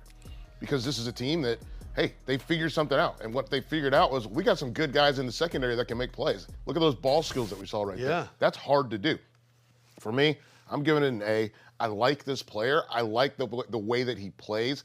He is so hyper-focused on doing what's being asked of him. He doesn't make many mistakes. He also doesn't take bad steps. And that's the part that means a lot. Because if you don't take bad steps and you run a 4.4, that means you're going to have an opportunity to get a PBU or get an interception. By the way, he goes by Quan. His first name is Jartavius, but he goes by Quan. 2 other notes about him that I like. Trade bucks are on the clock. Kid was dunking in middle school, and it makes sense because he got a 44-inch vertical. Same. The other thing, he was the team's barber, which means everybody trusts you. Trust you, like you. Reliable. Because you ain't touching my hair. No. Quan. No. Unless you got the skills with the Clippers. Yep. But it's interesting. So they go Forbes and then Jartavius Martin, secondary for Jack Del Rio's crew. We know they invested in the D-line a few years ago. Now they're doing it on the back end. Tampa Bay moving up. Yep. Why? What are we thinking? So they jumped Pittsburgh here. That was all they moved up? Yeah, they moved up. They moved from 50 to 48. I'm intrigued. I wonder if... I gotta stop. There we go. Wow. There's Cody You know what? And that's a guy that I saw could be possibly going in the first round, and they need it because their offensive line has been a mess. North Dakota State has been producing a ton of offensive line prospects these recent years, and they do it right now one more time. Mr. Mock, the big-time mauler out there in North Dakota State. Cody Mock, first-team All-American, the Offensive Lineman of the Year for FCS, a true North Dakota. This kid was baling hay. Look at his face, okay, on your screen. Is he missing teeth? Oh, yeah. Just look at that picture. Cody Mock, what are they getting in Tampa Bay? They're getting the most athletic interior offensive lineman in this draft class. Watching him locate linebackers in space is a joy to watch, and especially against the competition he was going against. Once he got his hands on him, he was barrel rolling over the top of them. They obviously have the need. Drafted Luka Decky in a similar range last season to be your left guard. This guy, I think, slots in at right guard, and you got a nasty interior line. Pairing him with Ryan Jensen is unfair because Jensen's going to teach him the ropes about how to get away with that little extra at the whistle, not get flagged for it. And this guy, I think the sky's the limit in terms of potential on the interior for him. Obviously, he played left tackle only at North Dakota State. But the way they run their offense with so much power, so many tight splits, and so many tight ends attached to him, it really is close to what he's going to be doing at guard in the NFL. So not a massive transition. And the Bucs are in a place where they can wait 2 or 3 years on a guy to really figure it out because his work in pass pro, bit of an issue. Yeah. Saw at the Senior Bowl, even saw that on tape at North Dakota State. Needs to use his hands a little bit better, needs to get a little bit stronger because he gained 80 pounds over the course of his career at North Dakota State. Because he was a tight end. 10 more pounds of muscle on this guy, and you're getting a guy with Pro Bowl type of potential at guard. Grade. We're going to go with an A for that one. Fan of that. I saw you had Danny Pinter as a comp. Love it. This guy can play. He is super talented. The big thing I love about watching him, and when you throw his tape on, what you're going to see is dominance at his level. And that's the part that's important. Mm-hmm. When you're going down and getting a smaller school prospect, you want to see them to be absolutely dominant at their level. And there we just saw him lined up with that tight end on the outside of him. That's like that's like him moving down the guard. But he's dominant at his level. Look, he's just violent, and he wants to finish you off. Look at that. Like, these guys, no one wants him to be on top of him. Yeah. Like, would you want him on top of you? I wouldn't. You're right. Him next to Jensen is two ugly dudes that are just going to be gnarly. Yeah, dude. It's going to be fun. So for me, this is a no-brainer. This is a guy, again, you've seen people have him going early. I think that this for me, let's go ahead and go A+. He's a heck of a football player. And again, he understood the assignment. When you are coming from a smaller school, you have to be straight up dominant to go early in the draft. And we've seen kids from North Dakota State make the transition. By the way, Mark Crack's production staff went and got an even better picture. Take a look at this man. The flowetry is effortless, and the gap is wide. Michael Strahan is jealous of that. I don't think that's a gap. That's a two-teether right there. That looks like it might be 3 teeth missing. I actually have 2 fake teeth. That might be the 2 front one and the right one. I knocked my 2 front teeth out, and I looked a lot like that. Guy did. Could you pull them out right now? No, they're veneers now, thank God. Because I had them. Cody Mock it real quick. So a little side action here. I knocked him out and had him get him replaced right before the pandemic. I had to do the draft show during the pandemic with no front teeth. I put a retainer in and put gum in to make it look like I had 2 front teeth. But I was walking around looking like Cody Mock for about a month when all the dentists were closed. Seeing that gap right there. Takes me back. Takes you back. He's the kind of guy that's going to move the needle in terms of jersey sales. I mean, he truly will. Pittsburgh Steelers, they got jumped just now for Cody Mock, but they're staking Keanu Benton. I thought he'd be a good fit with the Jets. Okay, Connor Hughes, listen, you're breaking news. We don't need a little insight, okay? Editorial. I know that you don't even realize that what you're doing, but they go Broderick Jones, they go Joey Porter Jr., and now they're going the D lineman out of Wisconsin, Keanu Benton. What are we thinking of this pick? I like it. Yeah, I'm a fan. I didn't think he'd last this long because of how weak this DT class is. I had him right in this range on the draft board. I had him at 55 on the draft board. Obviously goes 49. So the value is right there. I heard his Senior Bowl practices were insane. The best DT at the Senior Bowl, in my opinion. He can win with quicks. He can win with power. He plays a little loose, have a little questions about his balance, can end up on the floor a little bit. But Pittsburgh Steelers have done an excellent job of developing defensive linemen over the years, but they've kind of not invested enough in that position. Obviously, after Stefan Tuitt has injury issues, has to retire, haven't found that other guy to put next to Cameron Hayward. Tried last year with DeMarvin Leal, who's a similar type of interior player that's kind of a developmental prospect. This guy's a little bit more NFL ready. I think his power is his calling card, and it's something that's going to fit in really nicely with how the Steelers have built their defensive line over the years. So with that, I'll give it an A. I like him. This kid can play. The big thing for me is where do they play him at? Because you see 6'4", 309. Where do you play this kid? He played nose at Wisconsin, but he's really, truly more of an nose outside. and 8 were the Right. two positions. Like, those are the big thing for me. I want to know where you're going to play him. That's the only question mark I have. You see him there trying to work the Little stunt. stutter step. Doing a little stutter step, dancing out there, showing a little bit of balance. So I like him. I think that this is one of those picks where when you watched him play, when I watched him play at least, I always knew he was going to generate push. You weren't going to be able to get stuff done in the middle of that Wisconsin interior. And obviously between him, the linebackers, then you have Herbig coming off the edge. Like, this is one of those things where they were built solid up front, and he was a big part of that situation. So for me, I'm going to go ahead. I'm going to give it a B+. I like this pick. I think it's a good one. And the Steelers are going to, they got to continue to build up. We hit on it yesterday. I will hit on it again today. I'm sure we're going to hit on it again later. This team, they got a lot of work to do. They got to catch up with the Bengals. Yes. And I know Mike Tomlin hasn't had a losing record, but that also, he hadn't been to the Super Bowl in a minute either. The Steelers came in, I had with 3 major needs: offensive line, defensive line, and corner. Broderick Jones, Keanu Benton, Joey Porter Jr. They addressed all 3 of those, and all 3 playing high-level football. I think could be impacts in week number 1. Green Bay Packers are now on the clock. I feel like they have been part of a number of moves thus far, the Green Bay Packers chat. They're one pick that far that they actually made in this round, Luke Musgrave, the tight end. And now, Jaden Reed. So they go another weapon on the offensive side of the ball. Aaron Rodgers, don't get jealous. It's okay. Jaden Reed, the pick for the Green Bay Packers here in round number 2. Jaden Reed, 2-time second team All Big Ten, averaged over 14 yards per catch. Looks like he's got some size there as well.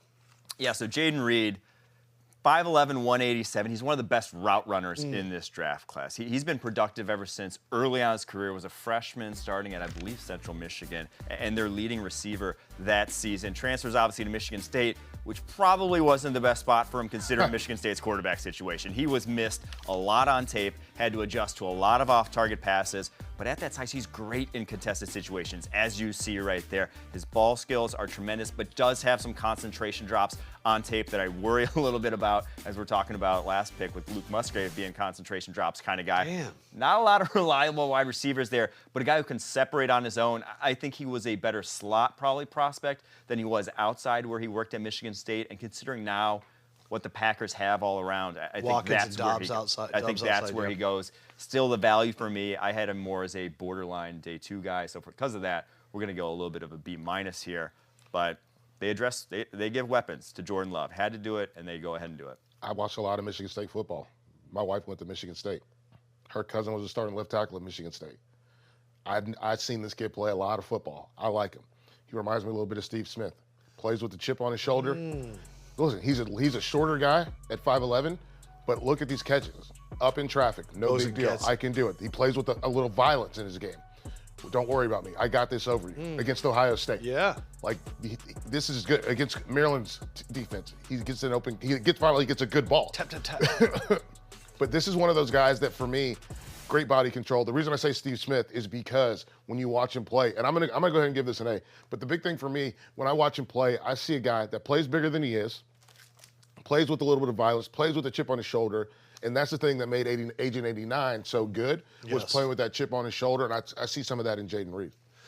All right, so Jaden Reed, so 2 offensive players for Green Bay at this part of the draft. We are now up to the Miami Dolphins. This is their first pick in the draft, losing their first-rounder pick because they were trying to get Tom Brady and Sean Payton, and that happened, but this is their first pick. I'm just looking right now. Can we see the big board and just see who are the best players available on Mike Renner's big board as we're getting to a team of the Miami Dolphins who have not selected anybody thus far? Josh Town. So we're starting to get rid of the elite guys. Brian Branch, I feel like, was the big one. But we got some wide receivers. I'm a little bit shocked that Osiris and Dewan are still on the board at this point. I thought they would go. And, of course, Adebayo. Anybody else that you're a little bit stunned by? I'm not stunned, but in this spot, I'm a little intrigued by Josh Downs. I think for Miami, losing Trent Sherfield, just completing this receiving core with dynamism all around. I mean, that's how they want to build it. It's how Mike McDaniel wants his offense to look like, is just 3 guys that you can't stick with any of them. And you got 2 already. Josh Downs would make that 3, just give Tua option after option. That's funny. The first thing I thought was draft one of those offensive linemen and protect Tua, that please. helps too. Yeah. You can do one of 3 things. Get your defense, offensive line, get a weapon. They already have Jalen Waddle. Jalen Ramsey chiming in. Detroit is having an MF having an MF in draft. That was what was so interesting about Micah, is these current players that are really like watching every single pick and know every player. Yep. Crazy. Yeah, it is. Who would you go here if you were Miami? Probably Osiris. Osiris? Yeah, I go Osiris. I think that the big thing for me, you got to shore up this offensive line. They've got, I mean, nothing on here makes me think that he can't beat them out. Is there a tight end that would make sense right here? They lost Gesicki. Darnell Washington kind of fills both roles as a blocker and a tight end. Tucker Kraft from South Dakota State also makes sense. But Cam Smith, you love this There we guy. go. I love Cam They Smith. did lose Byron Jones, and so that makes sense There too. we go. I love this guy. Cam Smith. The first selection for the Miami Dolphins. They are going Cam Smith, the cornerback out of South Carolina. Cam Smith started 19 games, 24 pass defended. He had 14 passes defended in 2021, just 6 in 2022. Has played nickel, has played outside. Only issue, a lot of flags, double digits in 2022, but he's a physical dude that fits what Vic Fangio is going to want to do down there. Precisely. I mean, this is a Vic Fangio pick through and through. The comp that I had for him was Kareem Jackson, who just was, one of the better safeties in the league when he was in Denver with Vic Fangio, and a corner to safety convert. And that's what I saw in Cam Smith. Wow. I just didn't think he had quite the elite twitch that you want out of an outside corner to really be a stick with the guy man coverage dude, but he plays the game at a really high level. When they faced Tennessee, they put him in the slot to try to deal with Jalen Hyatt, knowing he was their best defensive back. Instinctual dude, 15 pass breakups and 4 interceptions the past 2 seasons and only 70 targets. So he gets his hands on a lot of footballs. I think you put him around the line of scrimmage and he's going to be a guy that you are going to love in that role. I think maybe he could even be one of your 2 high safeties on that back end. You're just loading up now on versatile defensive backs in that secondary. This Dolphins defense is going to look a lot different than the one that was a little bit of a liability last season. Great. A pick. Xavier Howard, Jalen Ramsey, and Cam Smith as 3 defensive backs back there in Miami. Gator Coho too? Don't Yeah, sleep on of him. course. I mean, play him in the slot. He's good. The guy's got great quick twitch, and he has the ability to make every play. I don't mind penalties of aggression. I truly don't. There's a humongous difference between penalties of aggression and penalties of being Desperation. Desperate. Thank you. That's the word I'm looking for. Penalties of desperation, where you're grabbing, trying to hang on because you're getting your behind whooped. So I love the fact that he's able to trigger, come downhill, stop this first down, make a play, get him down on the ground. So that's what I love about this pick. That's what I love about this guy. I threw in J.C. Horn simply because 2 guys coming from the same physical defense. If you're talking about him switching to safety, I totally can understand that. I see where he has the length. So for me, this is an A+ pick. I thought he was a first rounder as a corner. If you're going to get him in the 2nd round and you're going to convert him to safety, I still think that's a good move. All right, Cam Smith, another versatile defensive back. Seattle's on the clock. Devin Witherspoon, Jackson Smith, and Jigba, and their pick in the 2nd round was Derek Hall. They've gone 2 defense, 1 offense, and now you love this guy. I don't know if they need this pick, but Zach Charbonnet, the running back for UCLA, is headed to a Seattle Seahawks team that just took Kenneth Walker last year in the 2nd round. Charbonnet, first team all Pac-12, led Pac-12 in rushing, nearly 1,400 yards, 14 touchdowns. This is a kid, played 2 seasons at Michigan, school record for rushing touchdowns as a freshman. Then he went to play for Chip Kelly, and his work ethic, according to Chip, is second to none. I just don't know if Seattle needed this pick. Yeah, that's a head scratcher. They do like a multiple backfield. Yeah, I mean, they drafted Kenneth Walker when they still had Rashad Penny. Now they draft him. But these guys, I mean, you're going to have a two-headed backfield for the next 4 years. The thing I love it about Charbonnet, though, and why I was so high on him and why I have him, RB3 in this draft class, is his bell cow ability. I don't think he needs to come off the field on pass downs. I think he can play all 3 downs, some of the best vision, some of the best contact balance, short area quicks for a bigger, well-sized running back. Weighed in over 220 pounds at his pro day, and he's going to run hard, snap after snap. I think now, if you're the Seattle Seahawks, you have a two-headed monster. Once Kenneth Walker comes off the field, defenses can't just relax and say, oh, they're going to pass. No, Zach Charbonnet can beat you too. So we're going to go with a C, though, because the value at this point, there's still other picks that you could go with, like still other positions you could go with on a roster that could need them. So they could have bolstered that offensive line. Yep. They could have gotten picks otherwhere. Charbonnet, you talk about bell cow reliable. Felder, 565 carries, 2 fumbles. So he's not putting the ball on the turf. Doesn't put the ball on the ground. The thing I love about him is he runs hard. Everything is downhill. Everything is downhill. And he's going to make you hurt. And you see it here. Look, breaks tackles, and then you see a little bit of that speed that he's got to go all the way to the end zone. Like, I love that about him. Great balance, too. Balance after contact, balance when he gets turned around even. Great balance in that little stutter step, and he gets to the end zone, nose for the end zone. Ran a 4.53. I'm not worried about his speed, because at the end of the day, once you get sucked up in there, he's going to be able to get away from you because you're going to be too worried about what angle you take to tackle him so that he does not bowl you over. So for me, I like this pick a lot. I know it's not a position of need. In theory. You like the player. But I like the player a lot. So I'm going to go B+. I like what he did at Michigan. I like what he did. Where did he go? Thousand Oaks High School, maybe? Yeah. Like, I've liked him for a long time. Charbonnet, mentored by Deshaun Foster at UCLA, one of my favorite running backs. Look at that. Seattle literally. I love that guy. Carolina Panthers. Seattle's like the dude in your fantasy league that drafts like a lot of tight ends, and then after the draft is like, who wants one? Like, as an Eagles fan, I'm like, you didn't need that pick. We could have used that running back. Chicago, they've had 1 pick thus far, and it was offensive lineman Darnell Wright, and now they're going defensive tackle Gervon Dexter. So they are going in the trenches thus far.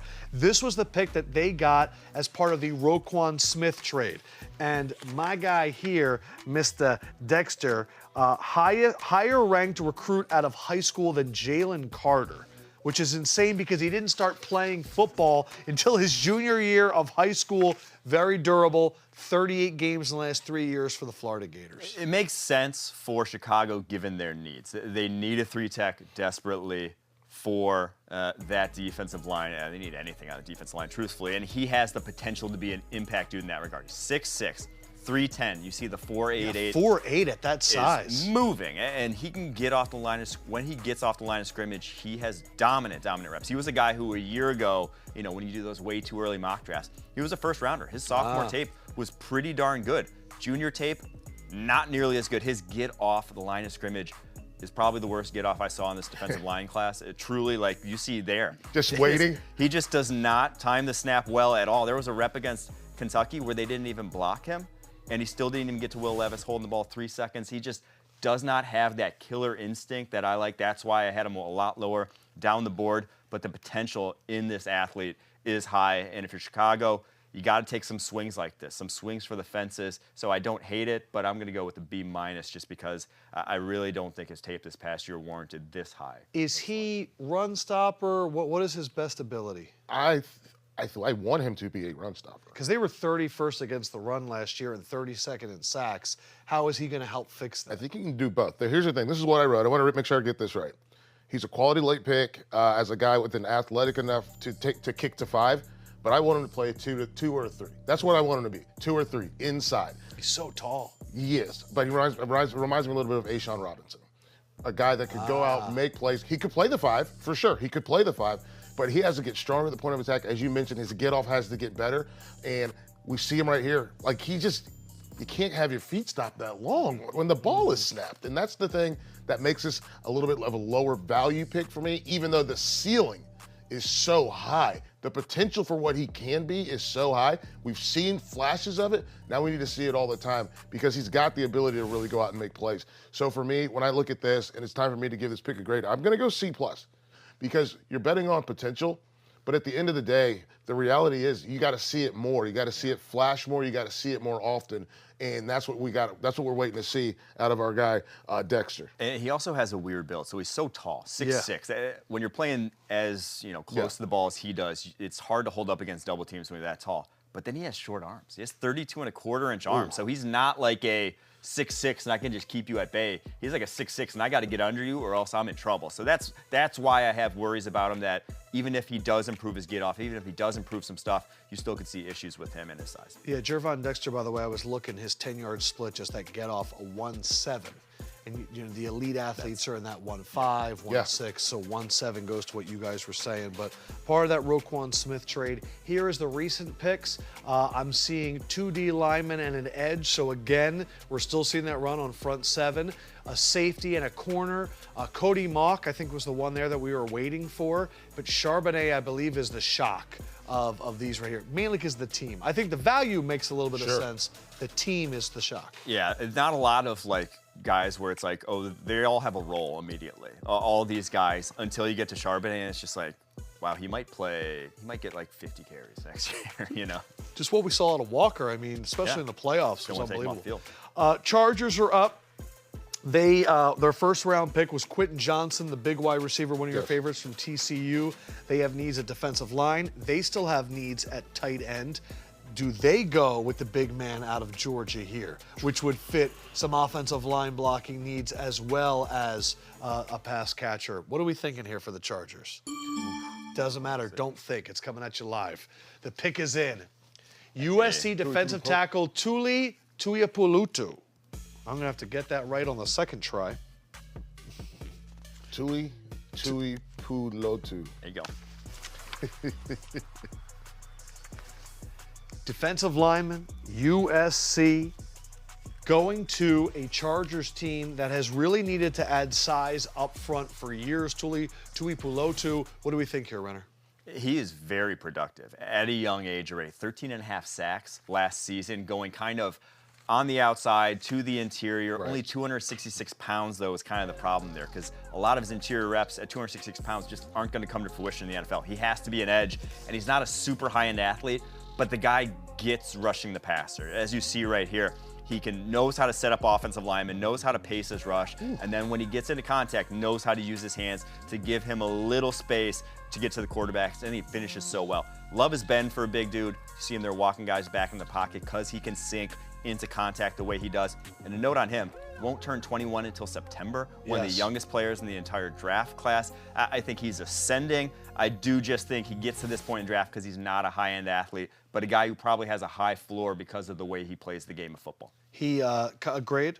We're going to go with an A- for this one. Led college football in 13.5 sacks, 22 tackles for loss. Felder, second in the nation. Let me just read you his family members, okay? His brother Marlon was a defensive lineman at USC, 6th-round pick by the Eagles. His cousin, Talanoa Hufanga, just was an all-pro safety for the 49ers. His cousin, Fili Moala, a 2nd-round pick at defensive tackle. It is in his blood, and now he is staying in California and going to the Los Angeles Chargers. Yeah, I think the cool thing here, one, sticking in LA. Very incredible. Cool. Yeah, but the other part that I really like, the thing I like about his game, because I don't know where the Chargers are going to play him. Yes. Because I don't think he's really a 5 technique. I don't think he is. So what are we looking at? We're looking at him, realistically, he's going to be what, backing up a Bosa? A Bosa, Mack. A Khalil Mack, which that's a great spot for him to be in. That gives him a chance to rush with his hand standing up, or if it's a passing down, he can come with his hand on the ground. And they just lost Kyle Van Noy, so maybe he takes a little bit of that role as well. Bingo. So I look at what he's able to do. It's not that he isn't a high-end athlete. It's that he's a big-time motor guy that makes up for it, and he plays with such great anticipation, and the setups that he has are great.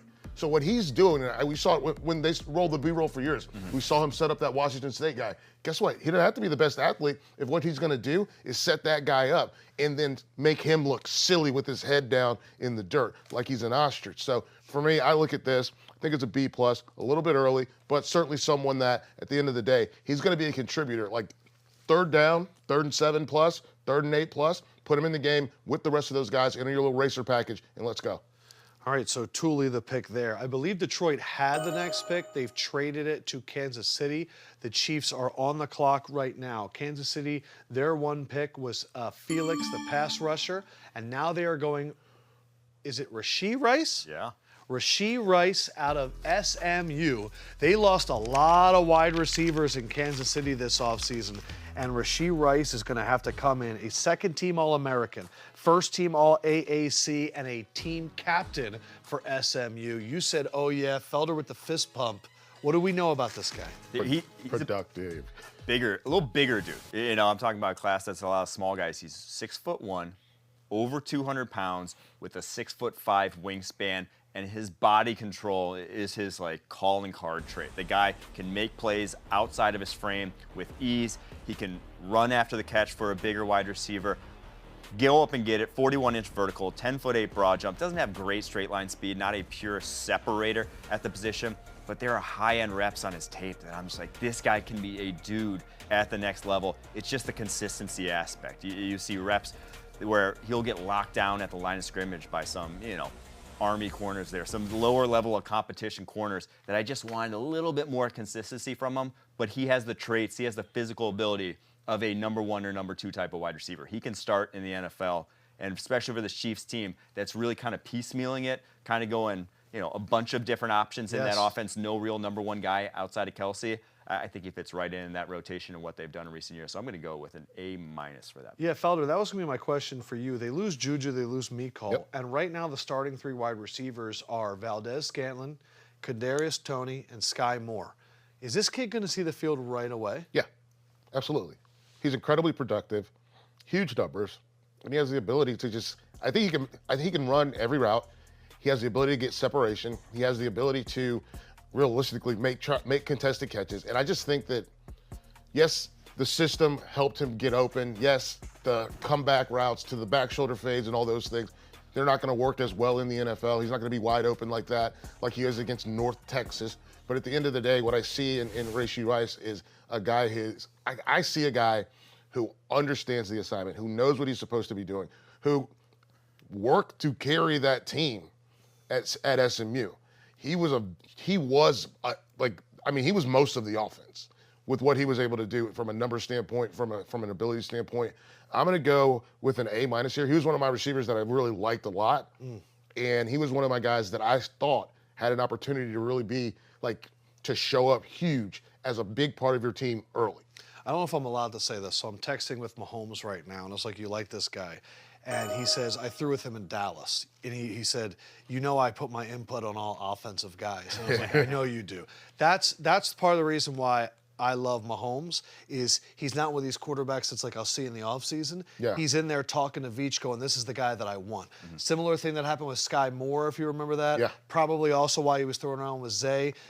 Pat worked out with this guy, threw with him in Dallas, and he said, I want this guy, and you get him. He's going to play very early on. Rashee Rice, the new weapon for Pat.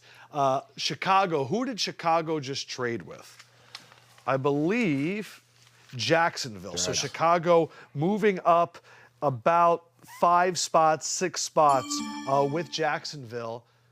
Tyrique Stevenson. Why did you put your hands up like that? That's a good pick. I mean, because they needed cornerback here. The Bears kind of hitting through all their needs, kind of just doing a tour to need here. Take me through Tyrique Stevenson. So he's a guy who press outside corner. I think he was the best, in my opinion, corner that we saw at the Senior Bowl. His kind of ability to read routes from a pure man alignment is as good as it gets in the draft class. He sees when wide receivers are going to break off their routes. He sees when they're going to throttle down, and he matches them accordingly. Now, I think he has some versatility, but he started his career off at Georgia, and he made a little bit of a miscalculation, shall we say, because after the 2020 season, he was a starter there, but he was starting in the slot and wanted to play outside. Transfers to Miami, misses out on 2 national championships, but gets his chance to play outside corner there, a lockdown type of defender on the outside. How he fits into this defense, obviously they're trying to load up on corners. I think he starts day 1 on the outside for them. That's what I saw from him on tape. I did not think he would last this long. I thought he was going to go early in the 2nd round. I had him as the 44th best player in this draft, and I think he's a better prospect than Kyler Gordon, who they drafted a season ago, who really struggled as a rookie. So if they're debating between the two to start, I think he might usurp him. So what's the grade? We're going to go with an A+ grade there. Wow. Chicago Bears. Part of the reason he transferred, so he's from Miami, and then he ended up going to Miami. He got homesick. He didn't like what was happening down there with Georgia. His mom told him, I want you to get out of Miami because I think you're in a bubble right now. Right. And then he went and he was like, yo, I don't want to be here. They kept trying to play him at safety, and he wanted to play corner. Yeah. Where do you think he plays with the Bears? I hope they leave him at corner. Yeah, I mean, after all that, yeah. But I remember him coming out of high school, big deal. And him going to Georgia, another one of those things that helped him get one of the best recruiting classes in the country. Yep. And then ultimately, everywhere's not a good fit for you all the time. And he gets to go back home, he gets to do this, and now he's going to Chicago. So let me tell you something, my man. I worked with Deion Bush's wife, and those two people from Miami, they were not ready for that. So Really? Get ready for that cold. It's going to be really fun to watch him play, though. This is a guy, I think if they play him at the corner spot and let him play outside, he does have the size and the strength to fit into what this defense wants from him. I think he can play a little bit of zone coverage. We saw him there a couple times in the clips in cover 2. We saw him play a little bit of that off in 3. So he can do some other things, but I do think he's at his best when he gets to play some press man. I'm going to go with an A on this one. Yeah, you talk about just him coming out of high school, the number 3 cornerback recruit in 2019 behind only Derek Stingley and Andrew Booth, both very highly drafted players.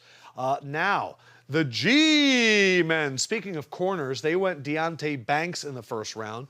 Wide receiver. I know that there's a wide receiver that you both like still on the board. Yep. Offensive lineman, a number of massive offensive linemen still available. And Joe Schoen is going to go interior offensive lineman, the second center goes, and I think this is something that a lot of Giants fans are going to like. Yes. John Michael Schmitz, first team All-American, first team All-Big Ten, 35 starts at center. The kid is a vet. Only missed 2 games the last 3 seasons, and he's got a wrestling background. Coach Fleck said at Minnesota, he's their best player and their hardest worker. And speaking of hardest worker, a blue-collar dude. Dad was a carpenter, mom's an electrician, and now he's in the Big Apple. John Michael Schmitz, the interior offensive lineman, now going to the. Look at his face too. Doesn't he look like he's running for treasurer? That's a face for Congress right there. Man, I'm in the big city. That's what he's gonna say. No one would have batted an eye if the Giants drafted this guy at 25. I think he's probably the most NFL-ready center in this draft class. A 6th-year guy coming out of Minnesota, has played a lot of good ball there. And maybe he's not a high-end athlete the way Tippmann is, but they ran stretch zone almost exclusively at Minnesota, got him out on the move, and he plays with great balance and engages so well on the move that even if he is a little limited as an athlete compared to others, I don't think that limits him on the football field and what he can do. I think he's NFL ready in a ton of different ways.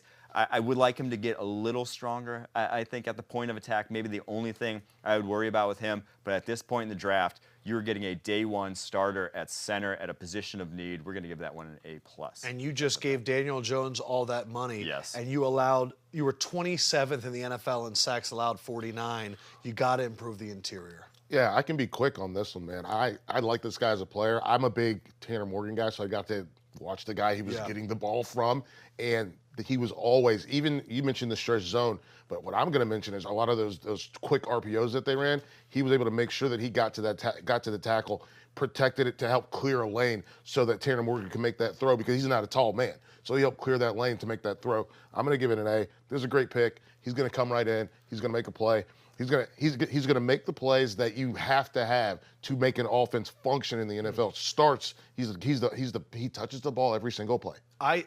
Everyone starts with him. I also like to think of it like this: we're at pick 57, and the Giants may have gotten the best player at a position in a draft. And I think that's very rare, especially for a position of need. We stay in the NFC East. We go from the Giants to the Cowboys. We saw the reaction yesterday from Micah Parsons when they took Mozzie Smith. He lost his mind. I actually went and looked at a bunch of the reaction online. Cowboys fans were like, I don't know if I like this. I would trust Micah Parsons. And now they're going Luke Schoonmaker. That's a Dallas name right there. Luke Schoonmaker, the pick for the Cowboys. Tight end, we know they needed one. He was high school teammates with Will Levis. before transferring. He had a lacerated spleen in high school. He's going to be 25 years as a rookie, but last year, 35 catches, 418 yards. Will they forget about Dalton Schultz because of Schoonmaker? I think they will. I think he's just safe, plug-and-play, tight end, one of the best inline blockers in this draft class, one of the most reliable receivers in this draft class. May not do a ton to excite you, but at the combine, he tested out a lot better than I expected. 4.6, 340, goes to his pro day, runs a 6.81 3-cone. Those are high-end numbers for a tight end. So there may be a little more meat on the bone as a receiver that wasn't utilized at Michigan because only 637 yards his entire career there. 5 years at Michigan, not featured a ton that offense. But I think in Dallas, there's going to be a lot more opportunities for him to catch the football, and I think he's going to deliver. He's a guy that just is reliable, and at this point in the draft, Darnell Washington versus him for that offense, he's much better, much safer as a pass catcher, in my opinion. Great. I'm going to go with A- for that one. I'm a little bit shocked they didn't go Mr. Washington. Yeah, I am too. But here's the thing. Luke's good. He's a heck of a football player. I mean, I'll go easy on this one and just say that reminds me of Jake Butt. Like, if you play tight end at Michigan, you're going to block your behind off. Yeah. You're going to have to earn these catches. You're going to have to earn the right to run down the field and make a play. So they went double Michigan in this draft. Yes, Mozzie and now Schoonmaker, yeah. So the big thing for me, he's blocked in line a ton. That's going to translate. He's blocked from the backfield, as we saw in the clip earlier. He's lined up as a fullback, essentially, and come downhill and open up on an ISO. He can do all those things. I'm going to give it an A. I would have rather had Darnell Washington, but you know what? You can't always get what you get. You don't get upset. And I think nobody's going to be upset with this pick. All right. So the Cowboys, they get their tight end. The Buffalo Bills are now on the clock. They went tight end by jumping Dallas in the first round and getting Dalton Kincaid. They need some defensive line help, but if you remember in the first round, I said, what if they take Drew Sanders here? Has Drew Sanders come off the board yet? Nope. No. Could he be the Tremaine Edmonds replacement? That's a name that I have not heard. I just think athletic linebackers like that. What do we think here for Buffalo? I would love DeJuan Jones there. I know they've had an issue at right tackle the past couple of seasons with Spencer Brown being a project but thrust into action. I think DeJuan Jones is much safer in terms of pass protection and what he brings to the table, and just gives you some insurance if Spencer Brown doesn't take that leap in year 3. So Cyrus the Virus. That as well. I think those are the two that I'm most shocked by. The two offensive linemen. Yeah. Let's see if either of them go here. The Buffalo Bills at pick number 59. There we go. There he is. It's about time. There we go. This is a heck of a draft now for the Buffalo Bills, going Dalton Kincaid in the first, getting arguably the best tight end, and now getting Osiris Torrance, who some people said the cyborg was going to be the #1 guard. Consensus All-American, first-team All-SEC, 34 starts at right guard, 13 at left guard. Started off at Louisiana and then followed Napier to Florida. 0 penalties in 2022. Nice. This one's better. In 1,501 pass blocking snaps, 0 sacks allowed. Osiris Torrance, he was nicknamed Cyborg and then Cybo, but Osiris Torrance. This was a guy who I remember watching a year ago coming out of Louisiana Lafayette before he transferred to Florida, and I was like, okay, do it against some better competition, and then we'll talk. He goes to Florida, and his tape was legitimately better this year than what I thought he was on tape at Louisiana. At that point, I was like, this guy's he's good. He's such good balance for a bigger guard. Was listed at 350 at Florida. Obviously comes to the combine in the 330 range, but I think if he wants to play 350, I'm not too worried about it because he doesn't get by in pure athleticism. He gets by on skill and knowledge and that pure torque in his upper body. He can take a DT and pull him, get him out of that hole with just his upper body. And I love this Bills draft. This is my favorite draft of anyone that hasn't had like 6 picks already, in that they've given them options that are impacting this year on that roster. Not, 2-3 years down the line. Their team is better this year and can get over the hump this year because of it. This is an A+ pick in my regard. Yeah, I agree too. I'm going to say A+ when we get to the end of it, but I love that we're showing Utah B-roll. because Utah's one of the toughest teams in the country. And you mentioned when you saw him coming out of Louisiana, you weren't sure if he was going to be able to hang with it in the SEC. Utah tape, amazing. Then you go to this SEC tape, look at what he's doing right there. Turned him around. Turned him all the way around, got him under control. I love the way that he controls people. Look at the way he takes steps, pass off a twist. He can do those things too. That's athleticism. And I love this. This is Georgia now. Look at that. Okay, where you going, big man? Nowhere. And I love that. So, yeah, we're going to go A+ here. You get a guy that's probably a higher valued talent. You get him late. You get him for good value. You get a guy that's going to have an impact for you immediately. And, man, he's really good. I also want to say that he just blocked for Anthony Richardson. So he had a guy that could run around, and you have to keep blocking. That's what it's going to be with Josh Allen. Yep. So that's familiar as well, but they needed bigger guys because when they played Cincinnati, Josh Allen was under attack. Speaking of Cincinnati, the Bengals are on the clock. Their first-round pick, Myles Murphy, at 28, now at 60. The Cincinnati Bengals select This is a guy that I've been waiting. Yes. So the Bengals, they lost Jesse Bates, they lost Von Bell, and we've been talking, man, they really need to get some more athletes back there. Well, this is a guy, DJ Turner. 22 starts, 20 passes defended, ran a 4.26 40 at the combine. His 20-yard split was a 2.32, and I think my favorite nugget is since the 7th grade, he has been tutored by Ray Buchanan. And if you remember Ray, that man was nasty. DJ Turner, I heard him a lot of times mocked at the end of the first, and they get him at the end of the second. Yeah, if he was 15 pounds heavier, he's going in the first. But 178 pounds, you know, and you see the physicality show up on tape that he got mossed at the catch point a handful of times. He would get kind of thrown to the side at the top of routes, but his click and close ability is off the charts. I mean, the 4.26 speed, sometimes when guys run that fast, it doesn't always show up on tape. They're more track stars than football players. With DJ Turner, you see it every single snap. His ability to get from a standstill to full speed in a blink of an eye, and that's what you want out of a cornerback. Cornerback, and the back seven especially, is a makeup position. You are not going to be deciding where you're going ahead of where the offensive guy is deciding where he's going. So you have to make up ground always, and there's no one better in this draft class than DJ Turner at making up ground. I think he could play safety even if you wanted him to, if you wanted a true back-end, single-high guy in Cincinnati there, because they're such a flexible defense in what they do week in and week out with Lou Anarumo and their game plans that they do there. So this just adds another piece of the puzzle to throw into that back end that you're going to have if you want to win the AFC. So I'm going to go with an A- for this pick.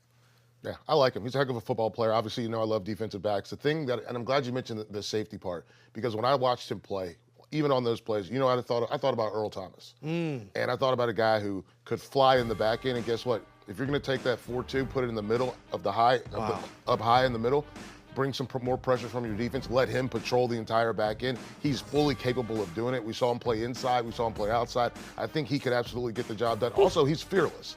He's small. That fits the personality of the Bengals, too. Yeah, he's small, but he's not scared.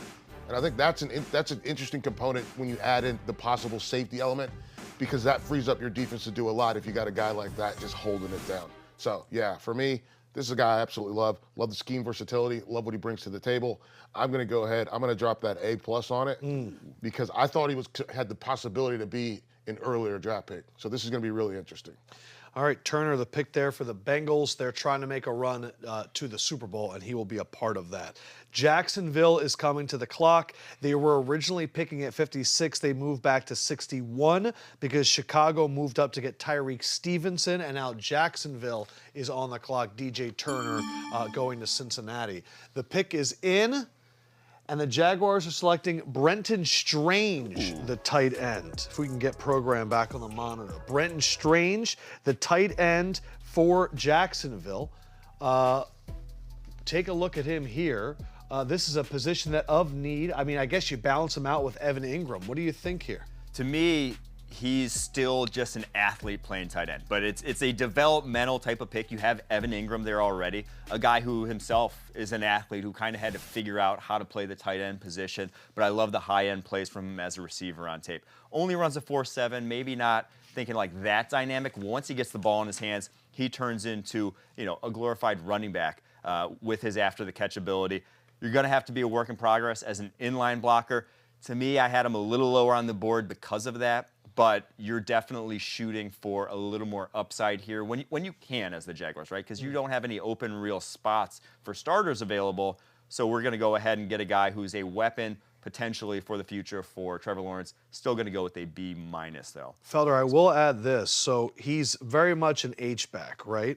Only one drop in 38 targets, but that fits what Doug Peterson has wanted. This is the guy in the tight ends they had when he was with the Eagles. He wants the guy that, I mean, if you remember Philly, it was an H-back that threw it back to make that throw. Yeah. He fits what they want, but not a ton of production at Penn State. No, How do you overcome that? Not a ton of production. He's going to have to get reps. Reps are the only way you can overcome that lack of production. You have to get reps, and somebody's got to give them to, and I guess that somebody's going to be the Jags. So this is someone that, again, he's not going to be the best blocker, but you see that athleticism right there. That's against Auburn. That's against an SEC team. He's able to do that to them.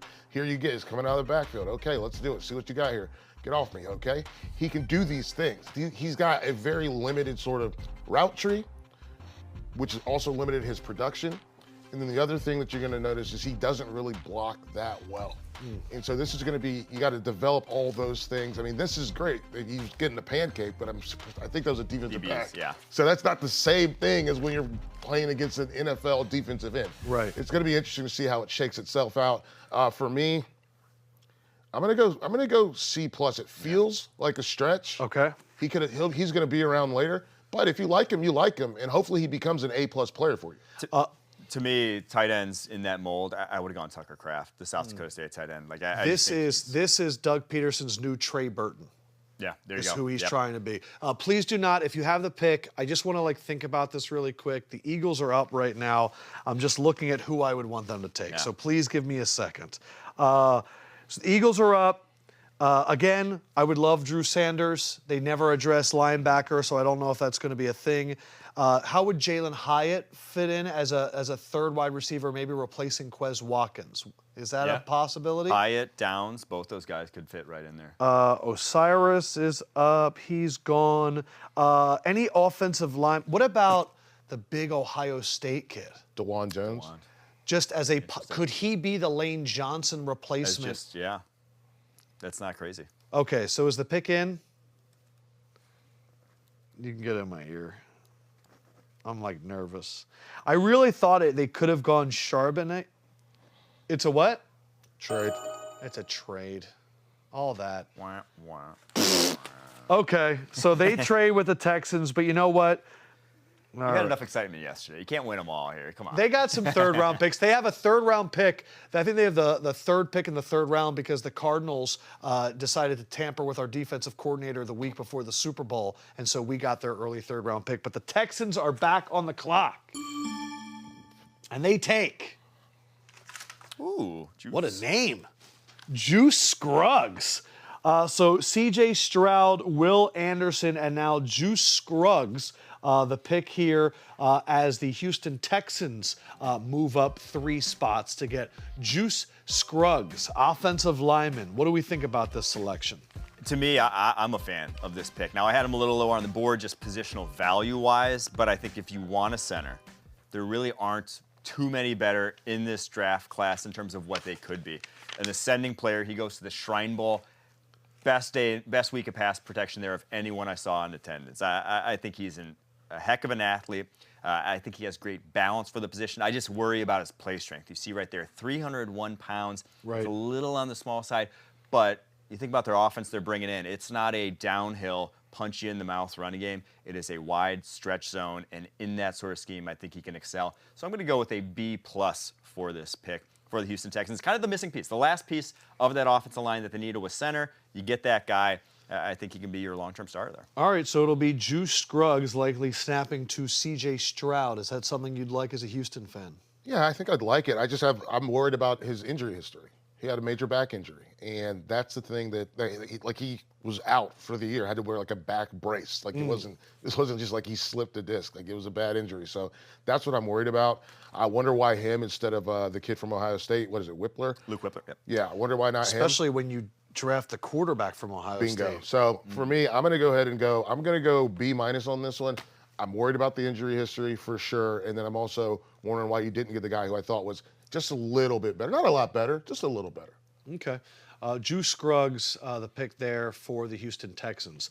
So Detroit is back on the clock. Another trade. Okay, I was going to say, so Detroit has now traded that pick back twice. They moved back with Kansas City for Kansas City to take Rashee Rice, and now they move back again. So Detroit, Gibbs, Jack Campbell, Laporta, and then Brian Branch, and they're also picking up a lot of picks on their way back. So Brad Holmes, I think it's a pretty good navigation. Denver. I don't know if we've heard from Denver. We haven't. So their first pick was going to be the 4th pick of the 3rd round. They got in a deal where Indiana moved up to take safety Nick Cross last year. But Denver now moving up with Detroit, who traded back with Kansas City. And I'm wondering where Denver and Sean Payton are going to go with their first pick. Could this be Adibare? Could this be the time Northwestern DT comes off the board? Obviously a high-end athlete in a D-line with a lot of good athletes there now, but missing that interior presence with Draymond Jones going to Seattle, missing that 3-tech. Could this be where he comes off the board here? Do you know that? No, I don't. I am saying that as purely a... What if he took Hendon Hooker? I'm just saying that. What if, like, all the rumors about Sean Payton maybe not liking Russell Wilson came true and he took Hendon Hooker right now? I wouldn't blame him. I'm actually, like, that is interesting. Like, I know Hendon Hooker is 25 years old and had an ACL injury, but he was projected to go a lot of times in the 1st round, and now we're about to go to the 3rd round. Yeah. I mean, if he really doesn't like him, then yeah. But even if you do like him, you have to be scared, right? If you're a Broncos fan, you have to be scared about He hasn't been good. What the last year and a half of Russell Wilson's looked like. And this is not a position in the draft either where it's like, hey, Russell, thanks for coming. We're going to this guy. No, It's just like addressing that we need a backup quarterback too. We need to think about the future. You just weren't good enough last year. Maybe even lights a little fire under Russell Wilson, even if, he's a guy who lights his own fire a lot. So I do think this is... I'm a huge believer in the light the fire theory. Yeah. Alex Smith had his best year of his career when they drafted Patrick Mahomes. Yeah. You see it all the time when quarterbacks get that fire lit. But Denver, big offseason acquisition of Mike McGlinchey, big offseason loss of Draymond Jones. Those are the two that jump out. They do get Jared Stidham, but I don't know if that's going to protect anything. Look, this is a team that allowed the most sacks in the NFL last year, 63. They were also last in the NFL in scoring at under 17 points per game. And Sean Payton's offense, that's why I know you like the defensive lineman there. If I'm Sean Payton in my first year, I either need to protect my quarterback or I need to give my quarterback weapons. That's just, if I just took over this job, so we'll see. And I do know that they need a pass-catching running back, too. Now, not a ton of great options here, but Devin A-Chain is probably your best pass-catching space back, the way that Sean Payton's used like that guy. a pass-catching space back over the course of his career as head coach. Yeah, I like A-Chain. I like him a lot. He's one of the most decorated high school track stars ever. Yeah, that guy can cook. Was an All-American in the 100, 200, and 400.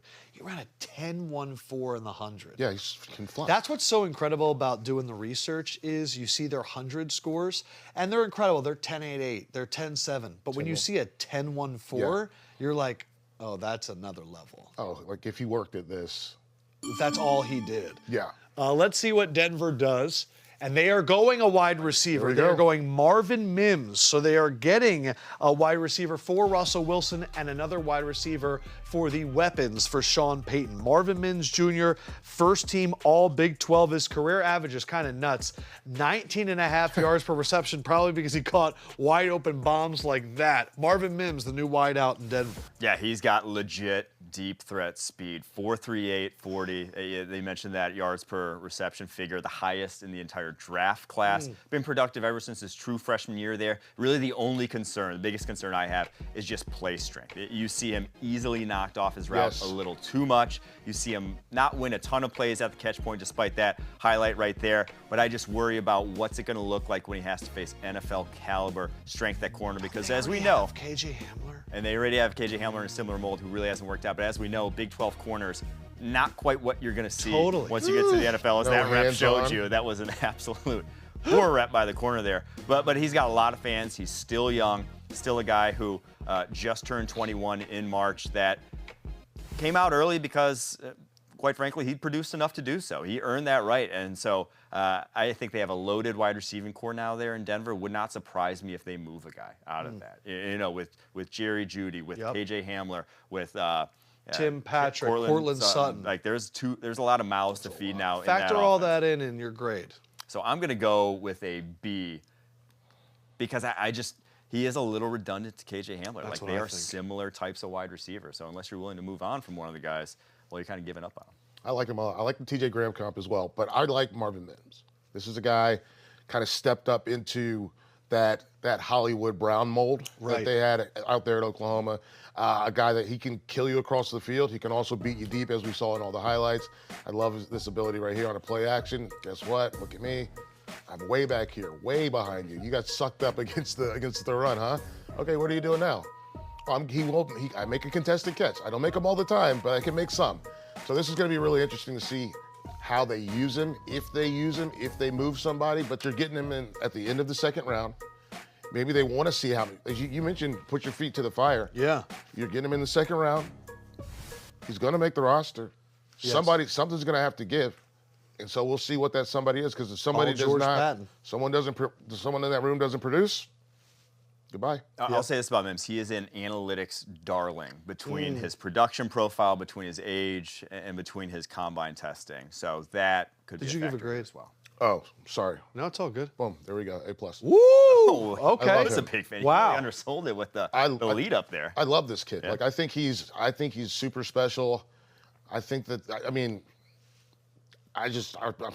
near speechless. Like this guy he's a really good football player. 4-3 will translate. We are officially into the third round. These picks are going to go quick on television. Roger Goodell is shaking the hands of servicemen. Here we are going to talk about the Chicago Bears. They went offensive line, Darnell Wright. Then they went Gerson Dexter Sr., defensive lineman. Then Tyreek Stevenson, the cornerback. Where will Chicago go? Will they support Justin Fields? Will they build that defense with Matt Eberflus? We will see. The third round is officially going, and I've got my eye on the next two picks because the Eagles are going back-to-back. There's got to be something nice about going back-to-back. Yeah, it's relaxing. You get 10 minutes. You know, you don't have to. 5 minutes Could you not make one? Yeah. And then do it, and then you get the one after that? Yeah, if you don't make the first one, if you don't make it in the first round, you just can, because you technically jump yourself. So they can just kind of sit there. Yeah. I would do that. What I would do is, if I were the Eagles, is right now I'd be using all that time on the phone. Who wants Hendon Hooker? Yeah. Who wants this guy? But all right, Chicago Bears are up. They went tackle, D lineman, cornerback.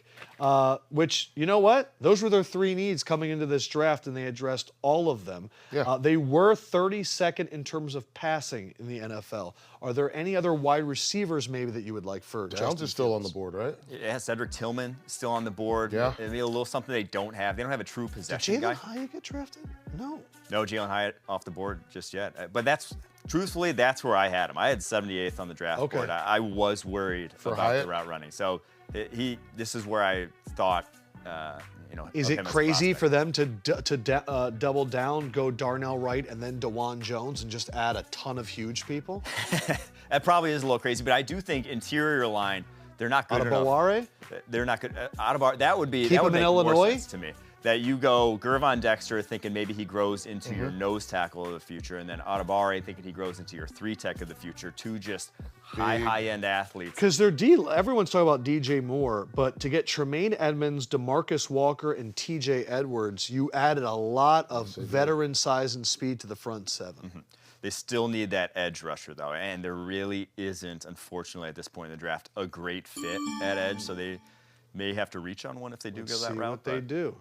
Zach Pickens. So they do add size with the first pick in the third round. Zach Pickens, defensive lineman, will be going to the Chicago Bears. Chicago, one of Michael Felder's favorite cities in the world. South Carolina, team captain, South Carolina, Mr. Football. This guy was the #1 defensive tackle in 2019, ahead of Trayvon Walker. Yep. Okay? Third-ranked recruit to ever sign with South Carolina. Yep. It went Jadeveon Clowney, Marcus Lattimore, and then Zach with 2 C's. Yep, I noticed that too. Incredible. That extra C is for crash in the pocket. What do you think of here, first pick of the third round? His high-end reps are, to me, the second best in this class after Jalen Carter for defensive tackles. Wow. Like his ability when he throws it all, the explosiveness that he can put into contact is rare. Like it is what you saw making him one of the highest rated recruits they've ever signed, is that the high-end reps are special. They just are so few and far between. So this is a swing. Another guy where it's like, if you hit on him, they drafted the 2 DTs in this class that are really kind of the boomer bust DTs. You know, they can be something really special if they really figure it out. Pickens. But they also may not want him seeing the football field against the run right now. There are motor concerns with him. He runs a little hot and cold, but if you're Chicago, it's a forward-thinking draft on the defense side of the ball. It's saying that right now, we're probably not going to get impact dudes on our defense. We're not going to turn this thing around overnight. But I got a little bit of a leash here with Matt Eberflus. I think I got some years with Justin Fields that I'm thinking about the future. Still going to have to go B, though. It still is a little earlier than I would have gone for him. I'd like this kid a lot. Like since high school. Like I remember him coming out of high school, and it was the same level of hype. It was a battle between Alabama and Clemson and South Carolina. And South Carolina was like, we got to keep this kid home. We got to keep this kid home. We got to keep this kid home. And they were able to do it. And he's a tweener. And you don't say that much about someone that weighs 291 pounds, but he is someone that, because of his length, he can play a little bit wider. And that's going to be interesting to see where they play him. Like, is this guy going to be your nose? Is he going to be your 3? What is he going to be in that defense? That's going to be the part that's interesting. And I'm glad you mentioned that his good reps are great reps. Mm-hmm. He just doesn't have enough of them. But you can see here, when he decides, I'm going to go, he goes. And I love that about his game. For me, I'm going to go ahead and I'm going to go B+, because he has the ability as a player to become remarkably special. And we've seen flashes of it. We just need to see him put it together. Yeah, I like the fact that the Bears took gambles on 2 guys that could be boom or bust. I like taking risks, especially at this point. All right, Eagles have back-to-back here. I'm not surprised that anything after round 3, this is when Howie really starts working well. Who is it? Pick is in real quick. Back-to-back picks. I would like to make my guesses, okay, before we do this. I think, number one of these picks is going to be Kelly Ringo. Okay. If we're keeping the Georgia picks that keep coming to Philadelphia, I think they need a corner. So I'm going to say Ringo is one of them, and I'm going to say the other one, what I want is the Ohio State. I want DeJuan Jones. Okay. Those are the 2 picks. If they went Darnell Washington, I'd be happy. If they went Drew Sanders, I'd be happy. But I just think, for hilarity's sake, a corner from that Georgia defense would be great. Do we have any of them in? We do not. Okay. DeJuan Jones on the opposite side of Jordan Mailata would be the biggest tackle duo in NFL history. It's got to be up there. Be the pick. Folks like Hyatt. Yeah, so tell me about Hyatt. So Hyatt's like a better version of Quez Watkins, in my opinion. Like that's who he is. He's a pure speed guy, pure deep After threat. Quez dropped that ball in the Super Bowl, I'm sorry, Quez.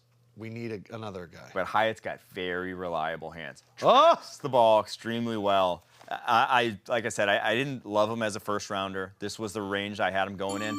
But if he goes to the Eagles here, it's the perfect fit for him if it is. So Tyler Steen. Okay. I didn't like your reaction. I didn't like either of your reactions there.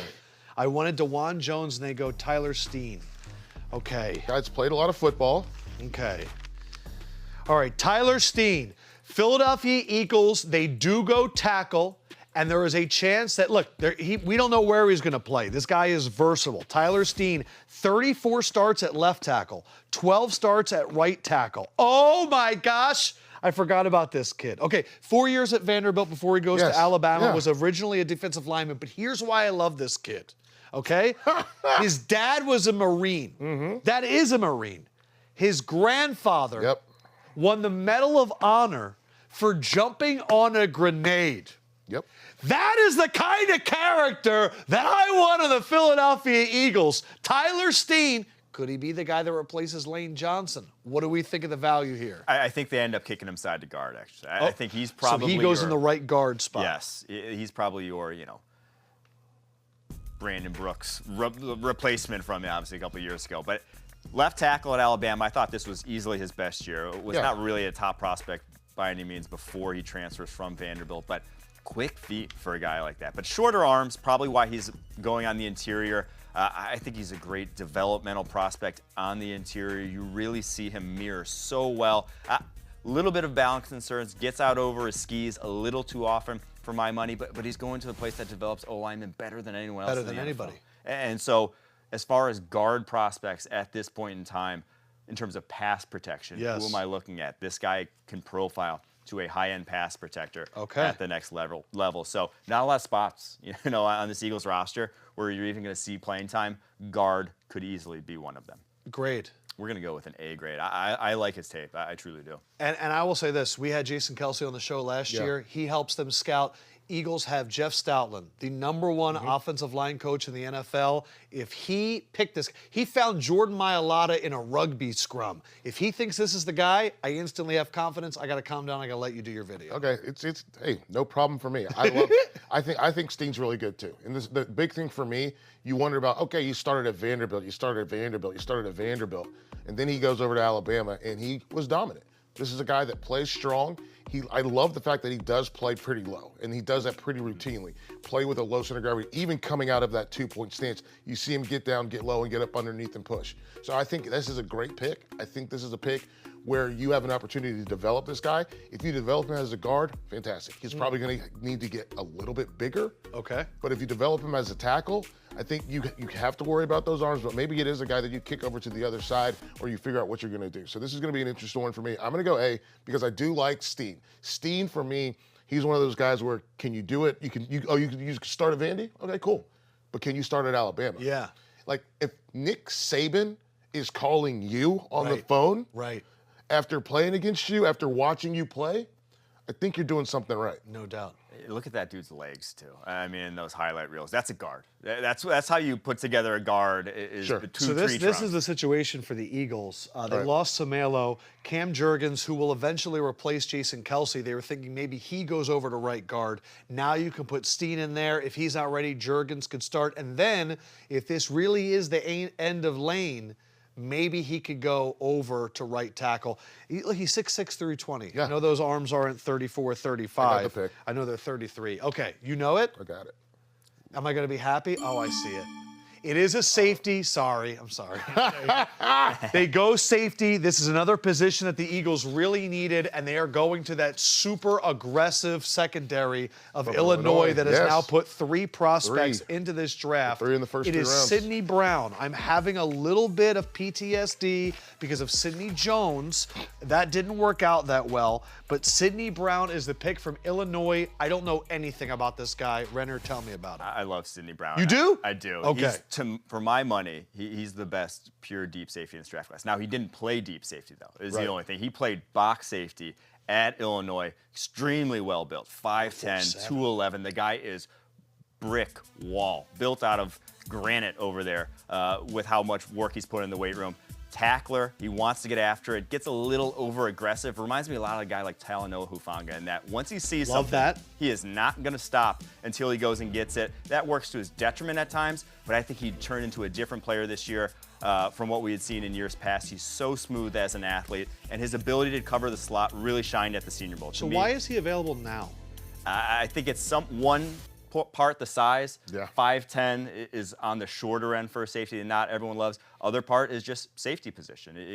People are looking for whether it's a slot corners like we've seen come off the board already. To me, Sidney Brown's much more of a box deep guy. That's not everyone's cup of tea. So I'm a fan. It might also be that he's productive late in his career, a late bloomer like a lot of the guys we're saying here from Illinois, but great pick. Man. This is going to make me... I'm going A. Yes! Yeah. Yes! Well, Felder, go. Could it be that they're late bloomers because they went through a coaching change? Yeah. Like, what are we talking about here? Yes. Yeah, come on. Give it to this me. guy can play. He's really good. I'm glad you mentioned he's a box safety. This guy's a hitter. He's a bulldog, man. I love the way that he's able to come downhill, make you pay. Look at him. He's on the line of scrimmage. Takes on the tight end, gets off of him.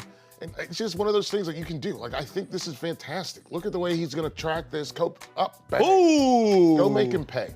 And that's his big thing. He goes and he makes you pay. You're going to get it, buddy. Get him on the ground. There you go. What I love about this, first down. the Eagles defense, they just lost C.J. Gardner-Johnson, but this is what they've always wanted. The Malcolm Jenkins, the safety that plays in the box that they can use in all these different sets. Yeah, I love it. This kid can play. He's very good. I'm going to go ahead and give it an A too, especially because for the value. You're getting this guy, you're getting him in, it's in the third round. Good. It's in the third round. Oh, you guys are making me thrilled. Okay, we one guy that I wanted the Eagles to maybe go for, he is the athletics linebacker out of Arkansas. Yep. He is going to the Denver Broncos. We are going to pick up the speed right now. Drew Sanders, the linebacker from Arkansas, who did everything in his career. Drew Sanders to Denver. Denver went Marvin Mims, and now they're going Drew Sanders. He was the Mike linebacker at Arkansas, the #1 athlete in the 2020 recruiting class. 2 years at Bama, then Arkansas. Nonstop energy, son of a coach. The second FBS player ever, other than Khalil Mack, with over 95 tackles, 12 tackles for loss, 8+ sacks, 3 forced fumbles, a fumble return, and an interception in a season. He's the best blitzing linebacker in this draft class. He started at edge at Alabama before transferring to Arkansas. Still has that natural pass rushing ability, but a heck of an athlete. Just needs to learn how to play in space. He's still adjusting to the off-ball game. Too many missed tackles on his tape, too many missed reads on his tape for my liking. That's why he falls at this point in the draft. But this is where I had him, right on the draft board. So I can't really complain. I was going to complain when he was a first rounder, but this is where I'd take a guy like that. And with such a desperate need at linebacker for the Broncos, I got to give it an A. Yeah, I dig this. I think he's a heck of a football player. When I watch him play, I see some good anticipation. I do see the fact that, yeah, this guy did start out as an edge defender, but, man, I got to go A+ because I thought he had the ability to be at least high in the second round. Drew Sanders, I think about Denver linebackers, and I think about Golden, and I think about Wilson, and I think about all the ones they had over the years. That fits. I'm going to be honest, I didn't know he was white. It doesn't impact anything. I mean, it does a little bit. Okay, Detroit Lions, they've been trading down a bunch. Wow! Oh, that really hurt. The Detroit Lions get Hendon Hooker in the beginning of the third round. Jared Goff, the quarterback now, but the value of getting Hendon Hooker at this spot has to be enticing for a Detroit Lions team that has made a ton of interesting picks. Brian Branch and now Hendon Hooker led the SEC in completion percentage. He had 45 rushes of 10 or more yards, over 11,000 yards of offense, and they get him here in the top of the third. Yeah, the Lions are redeeming themselves on day 2 here. I think this is a fantastic pick. I'll start with the negatives first with Hooker. He's 25 years old. He's hailing from an offense that is probably the most gimmicky one you'll see in college football in terms of translatability to the NFL. And he's coming off a torn ACL. Yes. Outside of that, though, he's about as good a prospect as you can see at this point in the draft, in that the man was productive as heck, and he got better every single year of his career. I love the poise he plays with from the pocket. He stands tall. He's confident. He gets from 1 to 2 to 3 with quickness, with efficiency, with his footwork. And dude's got a cannon. Dude has one of the strongest arms in this draft class. He's an athlete, can get out on the move, can be a value add in the running game. And we're talking about this Lions offensive line. We're talking about a team with Jahmyr Gibbs now that can be one of the dominant rushing attacks. You add some option game to it. Oof. I mean, they're right up there with the Eagles in terms of who I think could be the best rushing offense in the NFL. But obviously, it's year 2, year 3 that you're hoping for it. Much better, in my opinion, drafting this guy then than anyone you were going to get at pick 6 initially for them. So with that, A+, Lions redeeming the draft right now. Yeah, great value. I just want to say before you go, because sometimes the notes are funny. His first word was ball, which I love. And he idolized Randall Cunningham. Good. We all know the negatives about this guy. Is he a Felder guy? Yeah. Okay. Dude, he's from where I'm from. He's from North Carolina. Yeah, he's from North Carolina. Yeah. Come on and raise up. Come on now. Let's go. No, I love what he does, right? Speed and space. That's what Heupel's all about. Love the way he stands in the pocket. Love how you mentioned that he's got a very strong arm, but control over that arm. This is not Anthony Richardson with just a strong arm. This is a strong arm with control over it. Look at that throw. That's a beautiful throw. Yeah. And I love the fact that he's got some athleticism. So I would rank him up there with a lot of these kind of quote-unquote air raid quarterbacks, right? We're used to seeing these guys, but the difference is he brings some athleticism to the table, right? He brings the ability to run 45 runs of 10-plus yards. Yeah. You're not getting that from a lot of guys. No. I know who you're not getting it from, Will Levis. Jared Goff. Not getting it from Jared Goff either. Yeah. So I think that's critical here, and you're getting him from good value. I think that he doesn't have to play early, which means it allows him more time to recover from that ACL. Yep. It allows him time to learn. Yep. It allows him time to grow into the NFL. And I understand he's 25, so he'll be 30 or, 29, whatever, when the contract's up. But at the end of the day, guess what? He's going to still be there for you. And I think he's got the opportunity play till to be they're good. 40 now. Yeah, quarterback. Well, they can because you're not allowed to touch them. What's the grade for this guy? Oh, A+. Ooh. A guy that we thought might go, when we did pre-pro, we all thought he might go in the first round. Absolutely. Only concern about him, 39 fumbles in college, 22 in the last 2 years. I want to spend a little bit more time on Hendon Hooker here. When they're in training camp and they're watching the two quarterbacks throwing next to each other, will the members of the Detroit Lions, will Hendon Hooker, will some of them go, man, his ball looks better than Goff? Because that's how I think about quarterback battles. What do you think, Renner? Is that what will it look like to the Lions? Well, one, you're hoping he's better. You're hoping his knee's better by then. But two, he's got a stronger arm than Goff. Yes. He's got an aesthetically pleasing release that's beautiful, easy to fall in love with. I do think, though, you'll see a transition period for him with the offense. That's the biggest thing, is that Tennessee offense, it is, you almost make up your mind pre-snap. You're counting numbers. You got 2 wide on each side. Did they put only 2 over there? Well, then we got numbers. I'm going that way. And there's no real second option, on a lot of plays there. And there's not really diversity of throws that he's asked to make in that offense. So it's going to be a lot of new stuff for him. So this is a really good situation. Okay. When people are talking about going first round, people had a mock top 5 or whatever, that's putting him in a situation where there's too high expectations. This is just come in, get better, and we'll reassess probably year 2. Year 2 training camps, when it's like, do we want Goff? Do we want Hooker now? That's when you'll be making that decision. By the way, his real first name is Allen. That one kind of threw me off. Lame. Right? Hendon would have been great. So you think maybe year 2, it's a true quarterback battle? He's just got to get healthy. All right. We have a trade. Texans trade again. Man, you know what? Nick Caserio is making trades like his job is on the line. Good. And it is. Yeah, it does seem like that. So they trade up and they take Tank Dell. That's an all-time name. Whoa, Nathaniel Dell. The hair is incredible.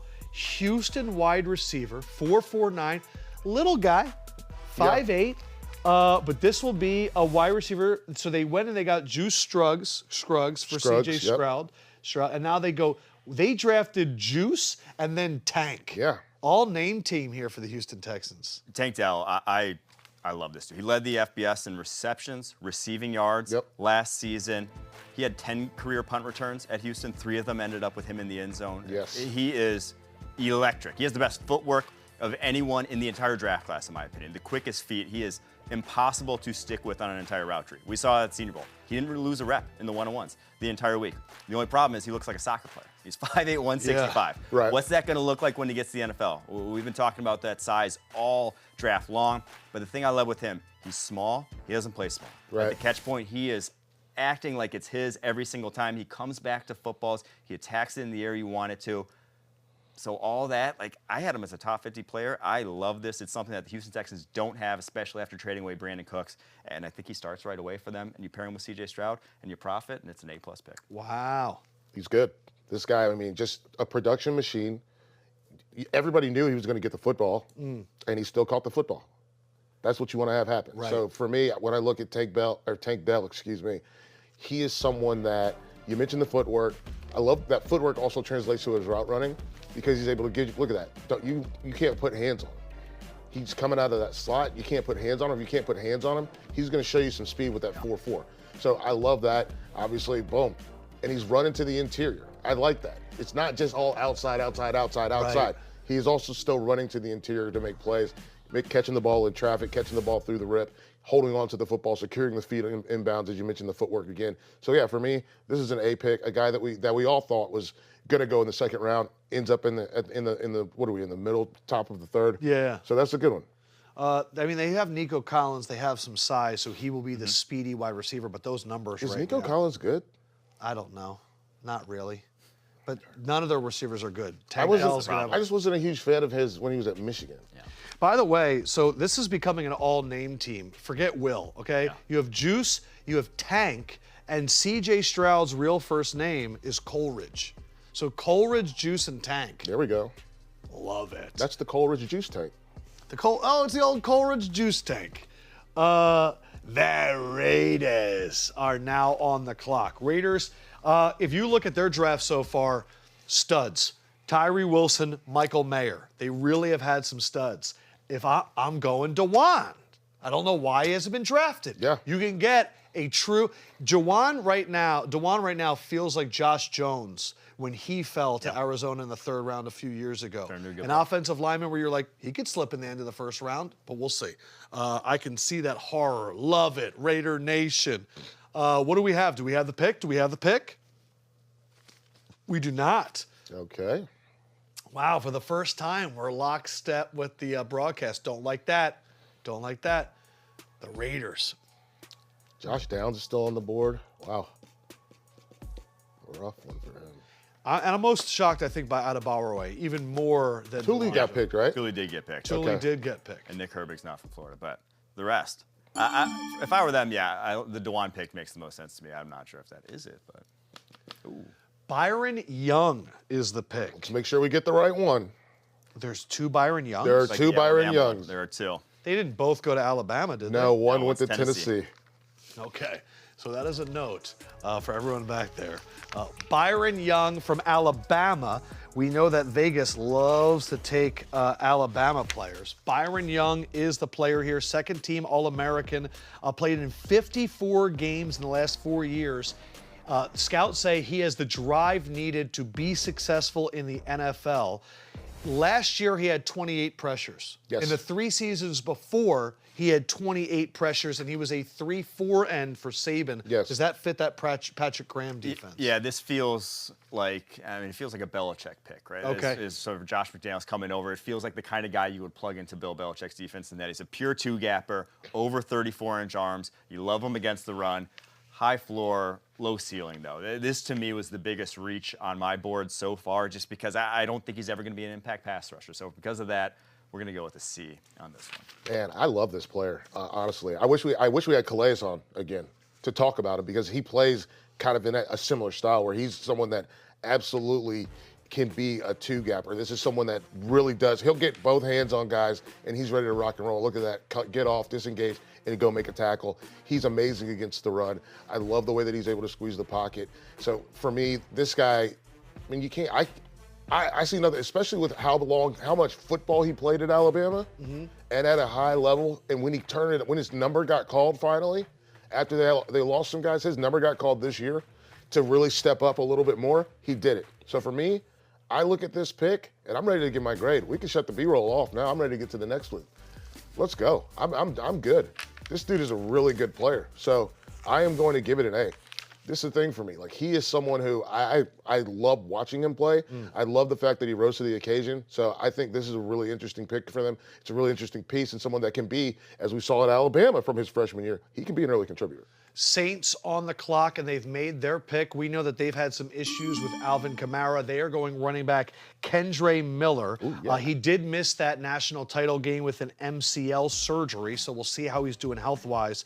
But the most rushing yards in a season for TCU since LT, LaDainian Tomlinson. 1 season as a full starter, nearly 1,400 yards and 17 touchdowns. In 12 of 14 games, he had a play of 20 or more yards. Electric. He'll be in that Alvin Kamara role. Yeah, this guy's an every down back. Yeah. He can really do it all. Really dynamic. Great in space for a 215-pounder. Shifty. I think there's even more to his game than I think he's given credit for, in that he can really do it all. Like, there's not a lot of every down backs in this draft. There's a lot of smaller speed guys. Yeah, 5'11", 215's that. Good size. This guy, he really is your kind of heir apparent there to Alvin Kamara. I think that's like Alvin Kamara's exact size, too, in that offense. So I'm a fan of this pick. I'm not super high on running backs, but they kind of just got the same guy they got in Kamara's, truthfully, a very similar skill set. So I'm going to go with an A on this one. And, of course, there is the legal issues facing Alvin Kamara from, I believe, Vegas. Your pick. I love him. I don't need to say much. You said everything that I was going to say anyways. This guy's he's a stud. He's a heck of a football player. Thought he was a big reason why TCU was in the position they were in to get to the national championship. So I'm going to go with an A+. I love it. Yeah, the fact that you're up there with LT is pretty much all you need to know. Arizona Cardinals are now on the clock. They traded up, or I believe they traded back when Tennessee made one of their moves to come up, and they are selecting Garrett Williams. We got a fist pump over there from Renner. What was the reason that you had to show that? I'm a massive fan of this guy. Did not expect him to come off the board at this point in the draft, but a Syracuse corner because he tore his ACL against Notre Dame this past year. But if he would have stayed healthy, this is a guy who his tape is just a little different than any of the corners in this draft class. He has incredible feet. His ability to stay on balance and mirror throughout the entire route tree is really second to none in this draft class. It's just that he tore his ACL. It's just that he is a little lacking in the physicality department. Got beat by Charlie Jones a few times in that Purdue game this year. But man, his makeup speed, his ability to match and mirror, the Cardinals are in a great position to draft a guy like this because they don't need him right away. They know this year is not going to be their year. Yes. Year 2, year 3 is the year, and this guy in year 2, year 3 could be a lockdown outside corner. Confident in Christian Fulton there, who's turned into one of the better corners in the league. I think he could be that, so we're going to go with an A+ for this one. Wow, A+ Renner. I love it. I mean, this is a guy, you see him there trigger, and then look at that mirroring. You mentioned the mirroring. That's exactly what we're talking about is all that mirroring, the mirroring. He's doing it, and he's making it work, and that's really awesome to see because here he comes. Yoink! I'm coming to take it. He's mad he fell down. But yeah, no, I'm going to go ahead and give him an A. This is a guy I watch a lot of because of the ACC ties, and listen, Syracuse, kind of like Illinois, quietly they're creating some quality defensive backs where people aren't really paying attention to them. That was the pick, Garrett Williams. So Arizona right now, Paris Johnson, B.J. Ojolari, Garrett Williams, and a lot of moving down and accumulating picks in next year's draft. Next pick, 73, it was the Texans, but of course they moved. But we do have a trade. Giants moving up from the Rams. So the Rams had moved back, and they're going to move back again because if there's one thing the Rams needed, it is draft pick. And the Giants are taking Jalen Hyatt. And if you're a Giants fan right now, they are checking off all of the boxes.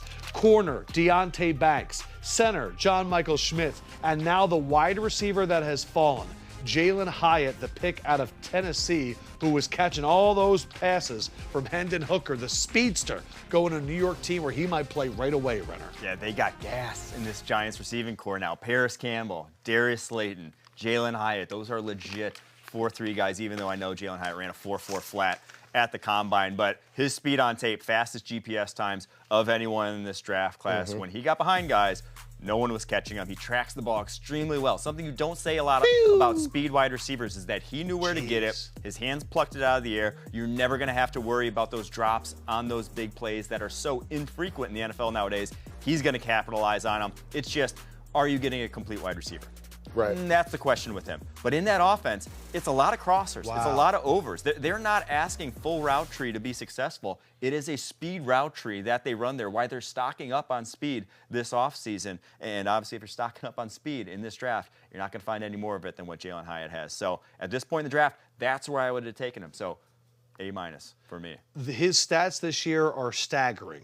67 catches, nearly 1,300 yards, 15 touchdowns. That's a school record for touchdown catches. 5 of them, Felder, in that game against Alabama. Yeah, I know. Unreal. I know. It was unbelievable. Great performance. He played a heck of a season. So I'm going to go ahead. I'm going to drop that A. We can get to watch him a little bit more. I'll take it. So you see him there on the slant. I love that. I know he's a little bit thin. I love this here. You see the confusion that this offense creates? That's how they know where to go. Pre-snap, they know where to go. He knows where he's going to get because he knows he's got that guy bringing the guy across, and he knows he's wide open to the corner. This is it's an offense that's built for quarterback success, and I guess we can use a little bit of time to go back. Look at Hendon Hooker's ball delivery. Oh, yeah. It's so beautiful. I'm going A+. This is a guy, Jalen Hyatt, a lot of folks had going a lot earlier. This is something where you see, yes, he's going to have to work on his route tree. Yes, that's something that everybody has to do. And here's the thing people don't realize about the NFL. It's not just a route tree. It's the team's route tree. It's the way the team wants routes ran. Yep. There are some coaches, they're very old school. They want you, if you want a 5-yard out, they want you to go to 5, then they want you to go out. There are other teams that ask you to climb. You get 1 step, 2 step, then you climb to 5. on that out. So he doesn't have to just learn running these other different routes. He's also going to have to learn how these coaches want their routes to be ran. And if there's one coach that's going to find a way to get receivers open, it is Brian Daboll. Jalen Hyatt is a monster big play guy. 20 catches last year of more than 20 yards. 7 catches last year of more than 50 yards. The thing about him is 90% of his snaps came in the slot. Yes. That's where he will likely play. But this is a team that needed wide receiver help for Daniel Jones. Yeah, if you're asking, how's a guy with this production in the SEC, who I believe won the Blitnikoff last year, how does he fall to this point in the draft? Well, it's because he had 1 catch against press coverage all season. It's because, and when you watch this highlight tape, a lot of it was busted coverages. And that's just things that NFL evaluators is looking at, not necessarily translatable. Look at this. Well, Brian Daboll is going to make a way, is going to find a way to get you open. Another wide receiver comes off the board. This time it's going to be for Deshaun Watson.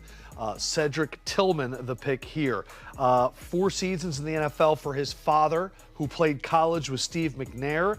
He did miss 6 games with an ankle injury, but he had 16 catches of 25 or more yards. Another Tennessee wide receiver coming off the board, this time going to Cleveland. I love this pick. This is a guy who dealt with injuries, unfortunately, this past season, but his junior tape was much better. He is a true possession type of wide receiver. 6'3", 213, 4.54 speed. Not going to ever be a real deep threat. Not necessarily going to worry you at that point in the football field, but that's what they got Elijah Moore for. That's what they got Amari Cooper for. This is the guy that can move the chains on 3rd down. Basically what they wanted DPJ to be, what they wanted David Bell to be. This guy can be that guy in your offense. The best contested catch receiver in this draft class, too. I believe he went over 60% in his career in contested catch opportunities, which is just the missing link in a wide receiving core that was pretty barren last season. All of a sudden looks like it could be a completely different animal now in year 2 of Deshaun Watson era. Grade.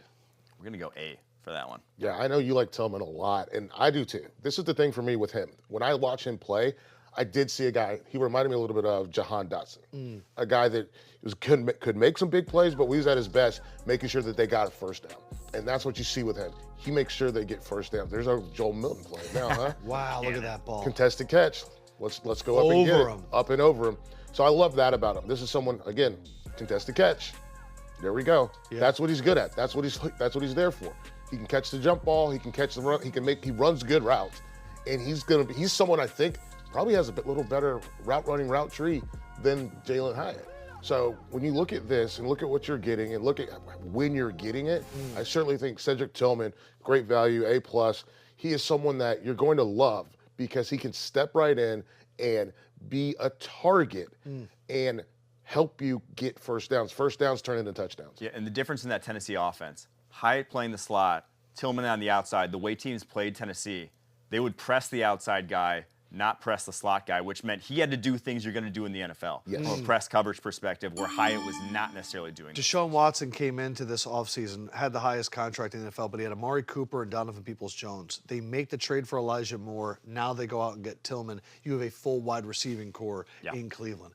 Falcons on the clock, and they take Zach Harrison, the pick here. Zach Harrison, the pick for the Atlanta Falcons, who went Bijan Robinson, then Matthew Bergeron, and now it is going to be Zach Harrison. Your initial reaction when you hear that? To me, it's just a little bit of a reach. It's a need on the roster, obviously. The Falcons need a power defensive end, a guy to set the edge, because they got a bunch of kind of undersized guys that they've drafted in recent years, whether it's Arnold Ebiketie or it's Ade Ogundeji. Like, they brought in Calais Campbell to maybe help out with that, but this is a guy in that similar mold that can really set a hard edge, that can be your run defender first, that can maybe push the pocket a little bit. I had him quite a bit lower down the board because he's stiff. This guy trying to turn the corner, trying to get back to quarterbacks, I worry about. But he was a 10-800 guy coming out of high school. That guy can cook. He's got a little linear, straight-line explosiveness to his game. I think that's something that, again, he can learn from Bud Dupree, who's a similarly tooled guy, how to be effective with that sort of skill set. So with that, I'm still not super enthused about. I'm going to go C+. Felder, one thing about him, I mean, they signed Calais Campbell this offseason, mountain of a man. This guy, Zach Harrison, longest arms for defensive ends in the draft, 36 1/4. I've never heard of that before. His wingspan was nearly 86 inches. 11 career breakups, 5 forced fumbles, and he's not 22 yet. I remember him from high school. Okay. He was higher ranked than Garrett Wilson. Yes, he was. I was underwhelmed with his Ohio State career. Okay. I had I was expecting something close to what we got from Chase Young, Oh, or the wow. Bosa's, or the Bosa's. He was supposed to be the next in line. He was supposed to be the next guy. And so for me, when I put it in that context, I am going to go with a C because I don't think that It's your lowest grade, I think, of the draft. it might be. I think I do a C- one time. Maybe. But anyways, point being, I think it's a reach, as you mentioned. But when I look at it through the lens of what you were supposed to be, Yeah. it does become a little bit disappointing. I don't know if that's how they used him, because I know they changed defenses over the course of that time. But the reality of it is that we see teams change defenses, like Illinois, and people get better. And then we see teams change defenses and people kind of stay the same. So it is what it is. The potential is there. The Great prospect potential. is Same there. as Zach Pickens. Great potential. Right. You just don't. And this is when the NFL goes, well, if we coach him, maybe we can get the most Bingo. out of him. New England's had one of the best drafts thus far. Christian Gonzalez in the first, Keon White in the second, and now Marte Mapu is the pick in the third round for the New England Patriots. Mapu, defensive back. What do we think with him, Renner? Yeah, I think he ends up playing. I mean, so they got a guy in Kyle Duggar who's kind of like that Linebacker, box safety, yeah. linebacker, whatever hybrid, similarly tooled guy. Maybe not as quite a high-end athlete, but he played safety, more overhang in that Sacramento State defense, but he plays with an edge. This guy gets after it. 216 to 220 pounds. He's going to be undersized for a box player, but I think he's in the mold, he's in the mentality where it doesn't matter. Fantastic tackler. Wasn't Duggar an FCS kid too? He was a D2 kid, actually. So Belichick just FCS. drafts these guys to show you how good he is. And he just takes guys who play the game the right way, right? Mapu is that guy. He probably would have gone higher were it not for a torn pec in the pre-draft process that he suffered. So his rookie year may not be, even ready to play at any point, but he's a guy where year 2, year 3, I mean, he's starting on this roster, and I think he's, with Bill Belichick's tutelage, I think he's going to be a good one. You think he's gonna move up to linebacker? I do think so. I think that, like, skill set wise, you would be wasting him in the way he plays the game. 6'3", not putting him in the 221. box. He's got that size. You but just would be wasting. He's the first guy drafted, Felder, that was not invited to the Combine, and his nickname was the Silent Assassin. There we go. Silent Assassin. Let's go A-. Look Okay. at that. Boom. Sacramento State, does that worry you at all? He was dominant. He was. He was we first team talked about All-American, Big Sky Defensive Player of the Year, first team All-Big Sky, 27 starts, 22 passes defended. Belichick loves to do this. Mm-hmm.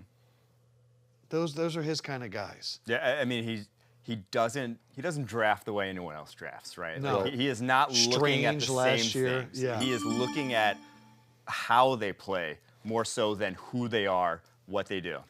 And the Rams select the other Byron Young. I am very thankful for Felder for fixing it, because I would have absolutely gotten them confused. Byron Young out of Tennessee is a whole nother ball of wax. He was a 0-star recruit. Spent 2 years at the Georgia Military Academy. Because of that, he's already 25 years old. But double-digit tackles for losses in 2 seasons with Tennessee, combining for 23.5. Very productive. Yes. This is a unique prospect for a number of reasons that you touched on already, but also because he runs a 4.43 at 250 pounds. Bingo. His get-off Wow. is electric. His motor is one of the highest in this draft class. He does not take plays off, but he also does not know what he's doing as a pass rusher just yet. He is a true work in progress. The flashes are sweet. They are too few and far between, though, to get you too excited. And from year 1 to year 2 at Tennessee, I didn't see too much of a progression, but the twitch is really off the charts, and he is jacked to the gills. There is not a lot of fat on this dude. So with LA and how they kind of utilize their edge guys, I think it's a good schematic fit. And it's a good fit in that, he's a project, and you're a team that can afford that, because this is not your year. You know your life cycle, and it's 2 or 3 years from now, and he's a guy who could be an impact guy in that realm. So I'm going to go with the B+ for this pick. I like this player a lot. Like, watching him play, you see, like you mentioned, you see flashes. You see the quick twitch. You see that he's rocked up. You see that he's not afraid to take it inside. He's not afraid to hang on the outside. I love the fact that he's still learning how to work on that bend. That's going to be really important for him going forward. But you see that inside move right there, blowing that play completely up. Yeah. He's got that little quick dip to the inside on that little slant move. He can do that. Here, look at his tracking it down from the backside. He was faster than the running back. He knows what he's doing. Like, He doesn't know what he's doing. He knows what they tell him to do. Right. Yeah. Those are two completely different things because I don't think he has a backup plan. If the first thing doesn't work, then he gets caught up in the wash. But when they point him in the right direction, you get going. And that's what coaching is for, to point you in the right direction until you develop a skill set where you can do it by yourself. Yeah, dude is a cannonball. You just need to put him the right way. Yeah, let's go B+. Yeah. One thing that I really liked about the Byron Young story, part of the reason he's 25, before he went to the Georgia Military Academy, he was an assistant manager of a dollar store for 18 months. That's insane. And now he's in the NFL. Yeah. You know damn well someone was like, man, you're working at a dollar store, and now he's on the Rams. The pack. Did you look at the pick already? No, I have not. We have the pick. Do you want to guess it? Ooh, let me guess. Gosh, I'll guess Luke Whippler. Okay, and the pick is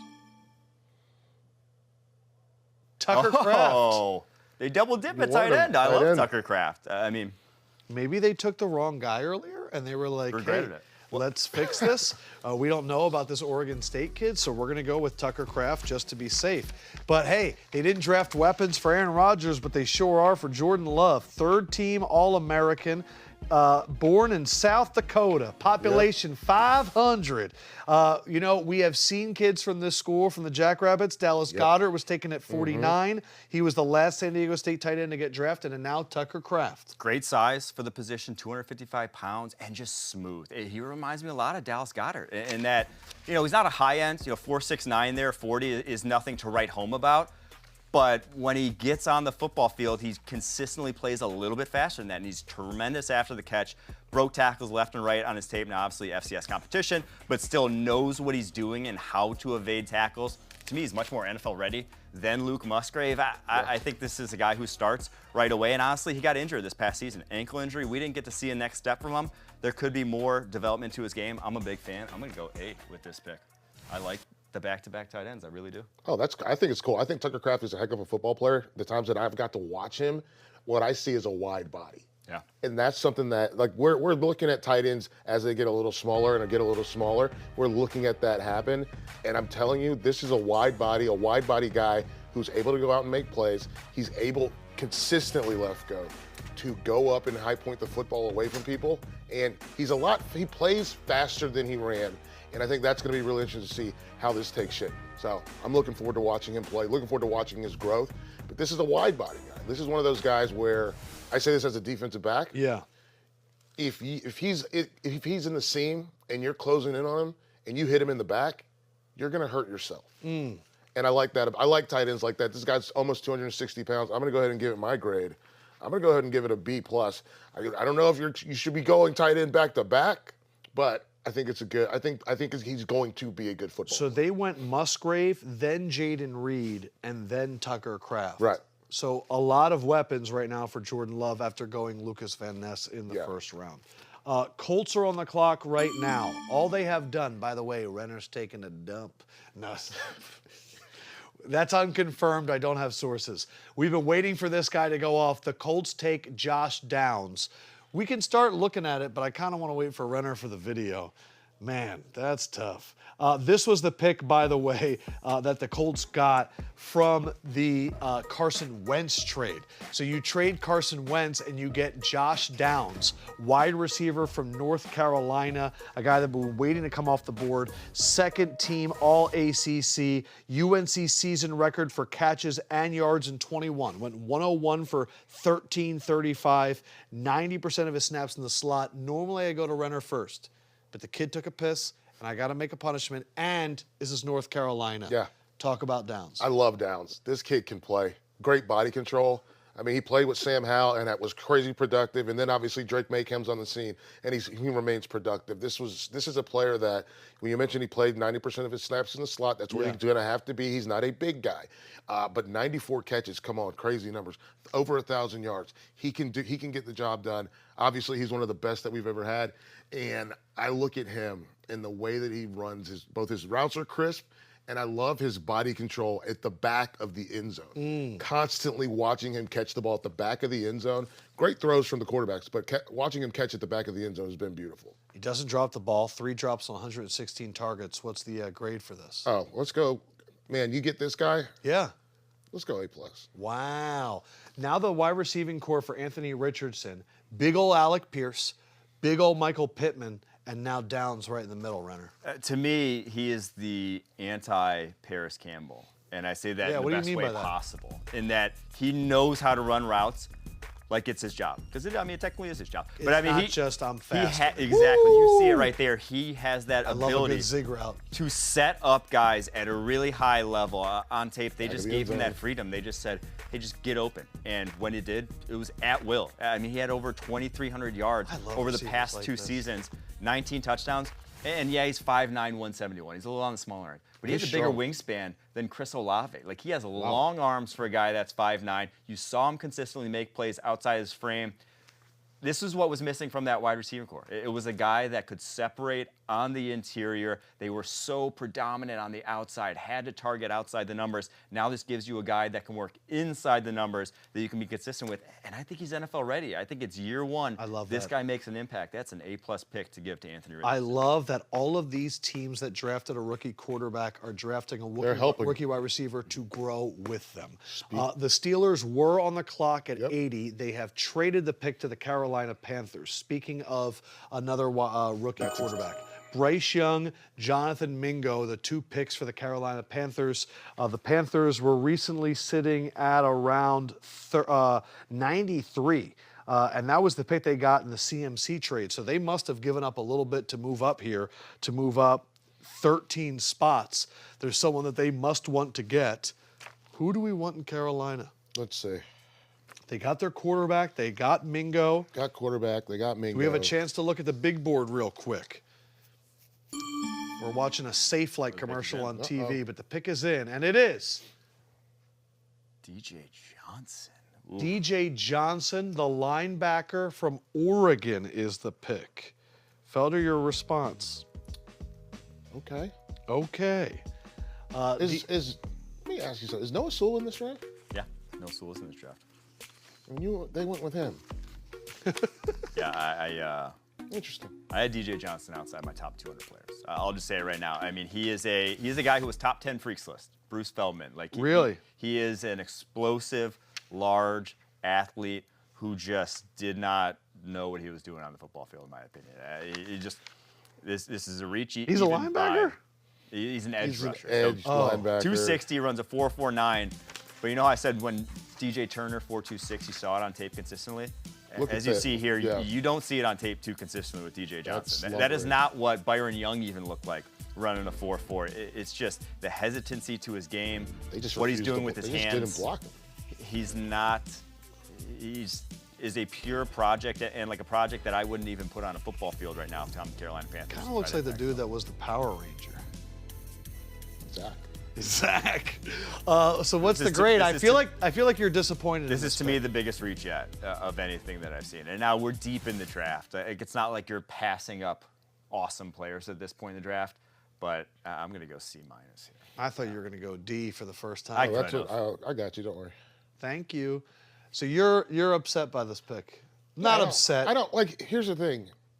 You can get you could have got this guy. Could have gone Yaya Diaby. You could have got this guy any time. You could have got him probably as a UDFA. They traded up. They traded up for him too. They traded up 13 picks to get this guy. Yeah, I don't get it.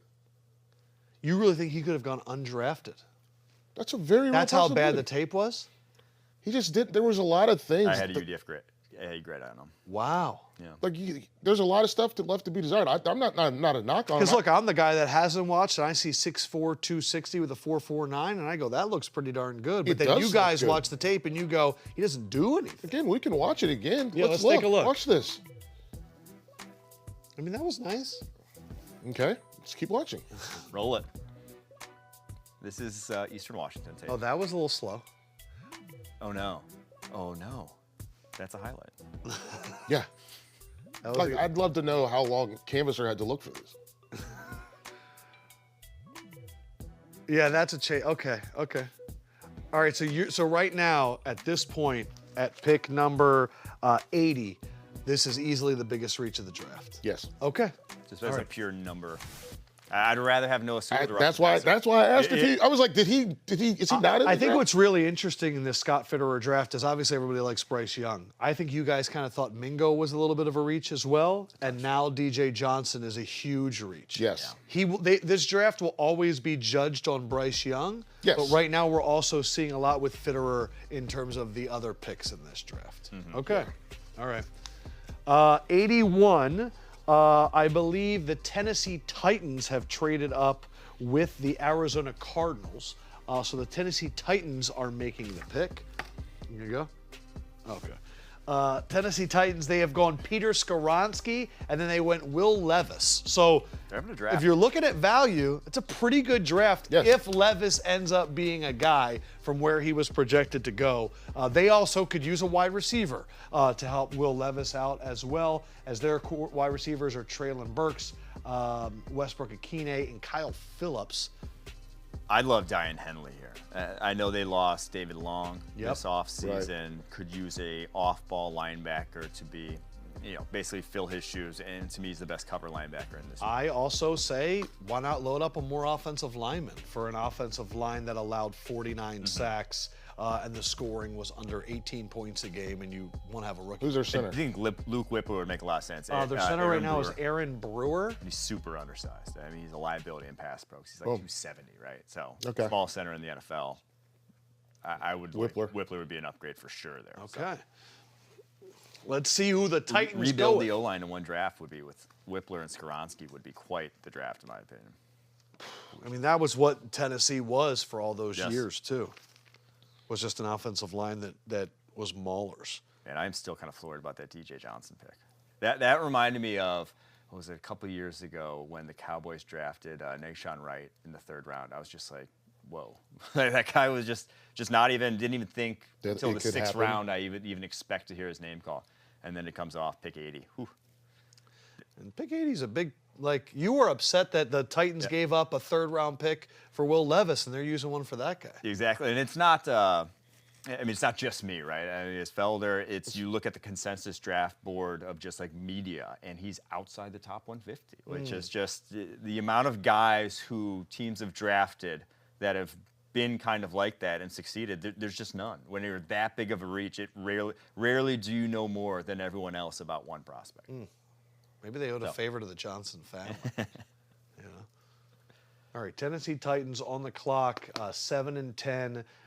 They, of course, still have Ryan Tannehill. They took the draft pick of Malik Willis. That's looking like a wasted pick now because they've come back with Will Levis. Yep. It feels like, though, this offseason, Mike Vrabel was like, I'm done. I want to turn this around. I've had enough. That isn't how I want it to go anymore. But it also looks like they're trying to get rid of everybody. Derrick Henry, there's been rumors that he could be on the trading block. There were issues this year with Kevin Byard, where he's not getting a contract extension, the former All-Pro safety, and they are going a running back out of Tulane. So I just mentioned the rumors about Derrick Henry possibly being traded, and they go Tyjae Spears, running back out of Tulane. By the look of him, he is not the same guy as Derrick Henry. No. What do you think, Renner? That's safe to say, yeah. He's barely scraping 200 pounds. He is your space back, but there truly aren't too many better space backs in this draft class. His acceleration, short area quicks, off the charts. I love his contact balance. I love what he can do as a receiver. Down at the Senior Bowl in Mobile, running backs really aren't supposed to shine. It's not a great sort of proving ground for them. You can't get tackled. You can't really run between the tackles the same way. And he shines. Him getting to and finding space, he's elite at it. And it's just, can he hold up to the rigors of the NFL game? Because he has some injury history. He is undersized. And really coming from his level of competition, will that all translate? But man, the dude is electric. Not a lot of guys with his sort of dynamism in this draft class. So scored a touchdown once every 14 carries, and he averaged 4.5 yards after contact. So he's not big, but he handles contact well. What was the grade? So I'm going to go B+ for that one. Tyjae Spears is the correct way to pronounce it. He was the AAC Offensive Player of the Year, and it was an RPO style in college. If it was with Malik Willis, I'd go, oh, that makes sense. I don't think they're going to do that with Levis, though. No, I don't think they will. But the big thing for me with what he's able to do, what he brings to the table, is an explosion. And the thing I really love about Spears is his acceleration, deceleration, reacceleration. And what I mean by that is he sees a hole, recognizes danger, slows himself down so he doesn't run into the danger. Then he lets the danger pass, finds it, takes a sidestep, and then he gets back up to speed exceptionally fast. For me, I'm gonna go with a B on this pick, especially because it's not the pick that was a couple before him or right before him. Yes. The value is a lot better. Tajay Spears, the pick to Tennessee. The Tampa Bay Bucks are up, and they have drafted Yaya Diaby, who is a guy that I was just talking about as a possible option. Louisville, no stars, no offers, worked at an airport for 2 years and then goes to the Georgia Military Academy, added 50 pounds in JUCO, and then he gets to Louisville, 9 sacks, 14 tackles for loss. Third team All-ACC. Now that they've gone and they got Kalijah Kancey in the first round and now Yaya Diaby, a lot of new faces on that Bucks defensive line. And a lot of athleticism. I mean, at 263, he ran a 4.51. And we're seeing the athletes along the defensive line start to come off the board, which is surprising why Adebawore hasn't been picked yet. Maybe some injury red flags there because you're not drafting these guys over Adebawore, in my opinion. But I will say this about Diaby, the effort is there. The guy wants it. He just doesn't quite have the tools to do it just yet. Now, he wasn't put in a great position to succeed at Louisville on the interior a lot there when he's not going to be an interior guy in the NFL at 263 pounds. But you're getting effort, you're getting athleticism. This is the point in the draft where you're taking some swings to hope a guy figures it out. We're comparing him to the guy in DJ Johnson. I think there's a much better chance of Diaby figuring it out than a guy like DJ Johnson. Diaby, Vita Vea, and then Kalijah Kancey. A lot of weapons. Yeah, a lot of weapons on defense. The ability to get to the quarterback. Where they play him is going to be really interesting. You mentioned at Louisville they played him to the inside a little bit more because they didn't have a lot of size.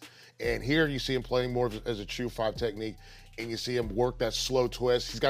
He's an effort guy, but we want to see that speed show too, because that's where you got to get fast through there, unless you got to make that sack earlier. But effort, again, always effort. He wants to be long. I love how long he is too.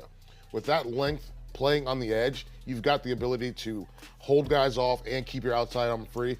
So that's the cool thing. But here's what we're talking about, right? Playing him to the interior. Yeah. And it's one of those things where, he makes this play, but that's a really tough play to make from the interior. That's really hard. You shouldn't have to ask him to do that. You should have left him out there. So for me, I'm gonna go ahead. I'm gonna give this one, you know what, B+. They're building something, and you can see the vision, and that's the part that I really like about this pick. I like when teams do the things that remind me of their child when I was a child. The Tampa Bay Bucks getting monsters on the D-line is what I want. Yes. Broncos trading up with the Seahawks. Those two teams love to trade with each other, apparently. So the Broncos are moving up. Broncos have gotten some athletes. Marvin Mims was their first pick, 3rd round, pick 4, speedy wide receiver. Then Drew Sanders at linebacker. And now they trade to take up Iowa cornerback Riley Moss. Again, no offense, Jeff. I don't care about your stuff. Iowa cornerback Riley Moss is the pick for the Denver Broncos, who have now gone back-to-back defense in this draft, Mr. Renner. What do we know about this guy? Ton of ball production over at Iowa. I mean, over the course of his career, got his hands on a ton of passes, picked off a ton of passes, and he's a high-end athlete. White corner, going to be the first one in like 20 years since Jason Sehorn. Hold on, you keep going. I need to process this. And he can move. This guy can stay at corner. He has makeup speed. He has the quick twitch. He has the feet. I love him in his own scheme. We're going to see what Vance Joseph obviously is going to bring to the table there. But you're pairing him across from Patrick Surtain, and I think is a guy that you can rely on that side of football. Is he ever going to be a lockdown, man-to-man type of corner that Surtain can be? No. But I think he has a really high floor. He comes up, he wants to tackle in the running game, wants to tackle in the screen game. He just maybe isn't the most physically gifted dude in terms of physicality, in terms of play strength, in terms of length. 4.45 with a 1.49 split's pretty good. The guy can move. The guy really can move, and he was very productive in a super off-zone heavy scheme, though. So I'm a fan of his. I'm going to go A- with this pick, but this is the right way to take him. He's good. He is very good. Now, this is a very scheme-specific thing when you talk about Iowa, right? Yeah. Same thing with Jack Campbell, right? Yeah. We talked about that on night 1. scheme-specific thing. What I mean by that is he's going to be a guy that needs to play in cover 2, and he has to be off in cover 3. Those are the 2 things that he can do, right? But he triggers really well. He tackles very well. And he plays very tough when it comes to playing against the run in that short screen game, too. He's a good football player, I can tell you. There's nothing there. I know you're speechless, but yes, he's good. This guy is very good. Get him on the ground. There we go. He's not big. Or, excuse me. He doesn't play as big as you probably. Okay, Riley. Then that happened. Then that play happened. That was great. He's a rap tackler more than he is a natural hitter all the time. Right. He's a rap tackler, but he's a good rap tackler. So for me, I'm going to go B+ here. This is a guy that's going to bring some value. He's going to fit in. As long as you play the style of defense he plays, he's going to be successful. I have read articles on the internet of how there is an epidemic of non-white corner. There has not been a white cornerback in the NFL since Jason Sehorn in 2000. That's how long it's been. I had people edit my podcast when I talked about this because they thought it was inappropriate. This is monumental. This is a change after 2 decades. Right, this is not a guy that earned his way. This is a 3rd-round pick. Okay, I'm enough. I'm sorry. I never thought I'd see the day. I never thought it would happen again. Look at that. I need Jason Sehorn on the phone. I need his reaction. Don't move him to safety. Yeah, bro, that's exactly what's going to happen. Miami Dolphins go and they take the speedster running back out of Texas A&M, Devon Achane, first-team All-SEC, one of the most decorated high school track stars in the country. He was also the 2020 Gatorade Track and Field Athlete of the Year, a 10-1-4-100. Okay, ready? He ran a 2020 200. For perspective, the standard Olympic qualifier for the 200 is a 2024. If he wanted to, this guy would be in the Olympics. And now he is going to the Miami Dolphins that has Tyreek Hill and Jalen Waddle. I don't know how the rest of the NFL let this happen. This is one I mocked a ton, but I just thought, he's going to go higher. Someone else is going to take him. Because that speed in that backfield, and he can catch. This guy has soft hands out of the backfield, can really get out on wheel routes and stuff like that. They have Mostert too. And he's 188 pounds, obviously going to be on the undersized side of things, but he runs between the tackles. He's not afraid of contact. He has tremendous contact balance as well. Now, he's probably not going to be a high-end tackle breaker at the NFL level. It's just difficult to at that size when, everyone's bigger, faster, stronger. But he broke a lot of tackles at Texas A&M. He has that to his game. And not a lot of guys are catching this guy from behind. Wow. And in that offense now, you have Raheem Mostert, probably the fastest running back in the NFL. Yeah. You have Tyreek Hill. You have Jalen Waddle.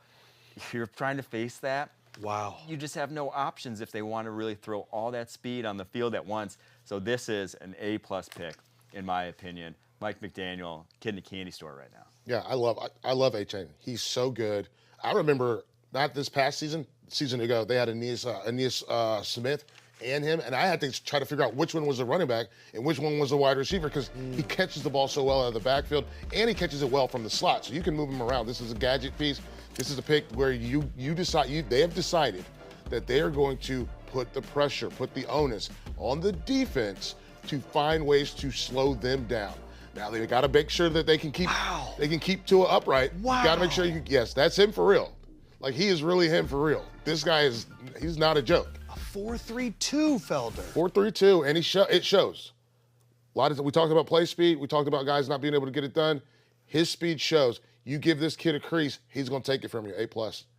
This is like when you go to Miami and you see people renting Ferraris. The only difference is they're not renting. They bought. They got Ferraris in Miami. Averaged 30 yards per kick return as well. Chargers were up. They just took a linebacker, Deion Henley, who I think you actually wanted them to take a few picks ago when they took Tui Palolo. Yep. So they go Deion Henley, grew up in Crenshaw, was the ball boy when DeAnthony Thomas was playing on that high school team. 5 years at Nevada, then goes to Washington State, did everything. Wide receiver, nickel, linebacker. 630 special team snaps as well, so he can do everything. Yeah, that highlight that we just showed is him. why I had this guy linebacker 1 in the draft class. Linebacker 1? How many linebackers you see making plays on the football 30 yards down the football field like that? He was a former quarterback in high school, wide receiver at Nevada. And he understands the passing game because of that. He knows how route concepts flow together, and he runs a 4.54. And the interesting thing about him, and why I'm so high on him, is that, only about 3 years of playing linebacker. Usually guys who transition from offense to defense, they don't play with physicality, they're bad tacklers. It's the opposite. This guy missed 5 tackles on 97 attempts all last season, wants to take on blocks between the tackles. It's just that he's 225 pounds, a little on the undersized side. To me, that's not even undersized by a lot of NFL standards nowadays. I think this dude's a baller, and I think the Chargers got themselves a good one. This is an A-plus pick, one of my favorite picks of the 3rd round. Him and Derwin James are running around there? That's crazy. Yeah. Daiyan Henley is a player that, like that first clip, I absolutely love to see it. I love to see a linebacker, not just in coverage, but comfortable in coverage. Being able to move side to side, being able to move backwards. He moves in all directions equally well. And that's saying a lot about him. You see him out here wide. Okay, let's trigger. I'm going to get you. Let's go. Beep. It's one of those things where you want to see this. He can rush the passer. He can do all those things. He's able to get, look at that. Turn around, effort, give me, okay, now I got the ball out. It's one of those things where the experience all over the field, the playing multiple positions, the experience of playing all that time at Nevada, then moving up a level and not, again, he was very good at Nevada. Yeah. Now he moved up a level. He's also very good in the Pac-12. This is an A pick for me. Wow. I got a story. So his father was a music executive. His nickname was Big U. He worked with Snoop. He worked with Nipsey Hussle. He also kind of got into trouble. Okay, so he ended up being the kingpin of a gang, and he ended up being in a drug bust where he was with an undercover cop. Kind of tried to steal a lot of stuff he shouldn't have stolen. Went to prison for 12 years. But he came out and he started a program called Developing Options. So he went and he served his time. Yeah. And now in that area of Crenshaw, he's all about trying to get youth to pursue their dreams the right way. Yeah. This is a guy that has seen some things, Daiyan Henley. Yes. He is from L.A. He is staying in L.A. He will be a legend in L.A. From youth football, now on the Chargers. Yeah. The Chargers got themselves a person who is a fabric of the community, and that is a pretty cool story. Baltimore Ravens are up now as well.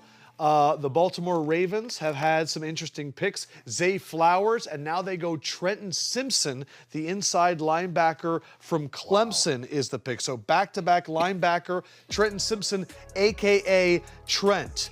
Third team All-ACC, was high school teammates with Jordan Davis.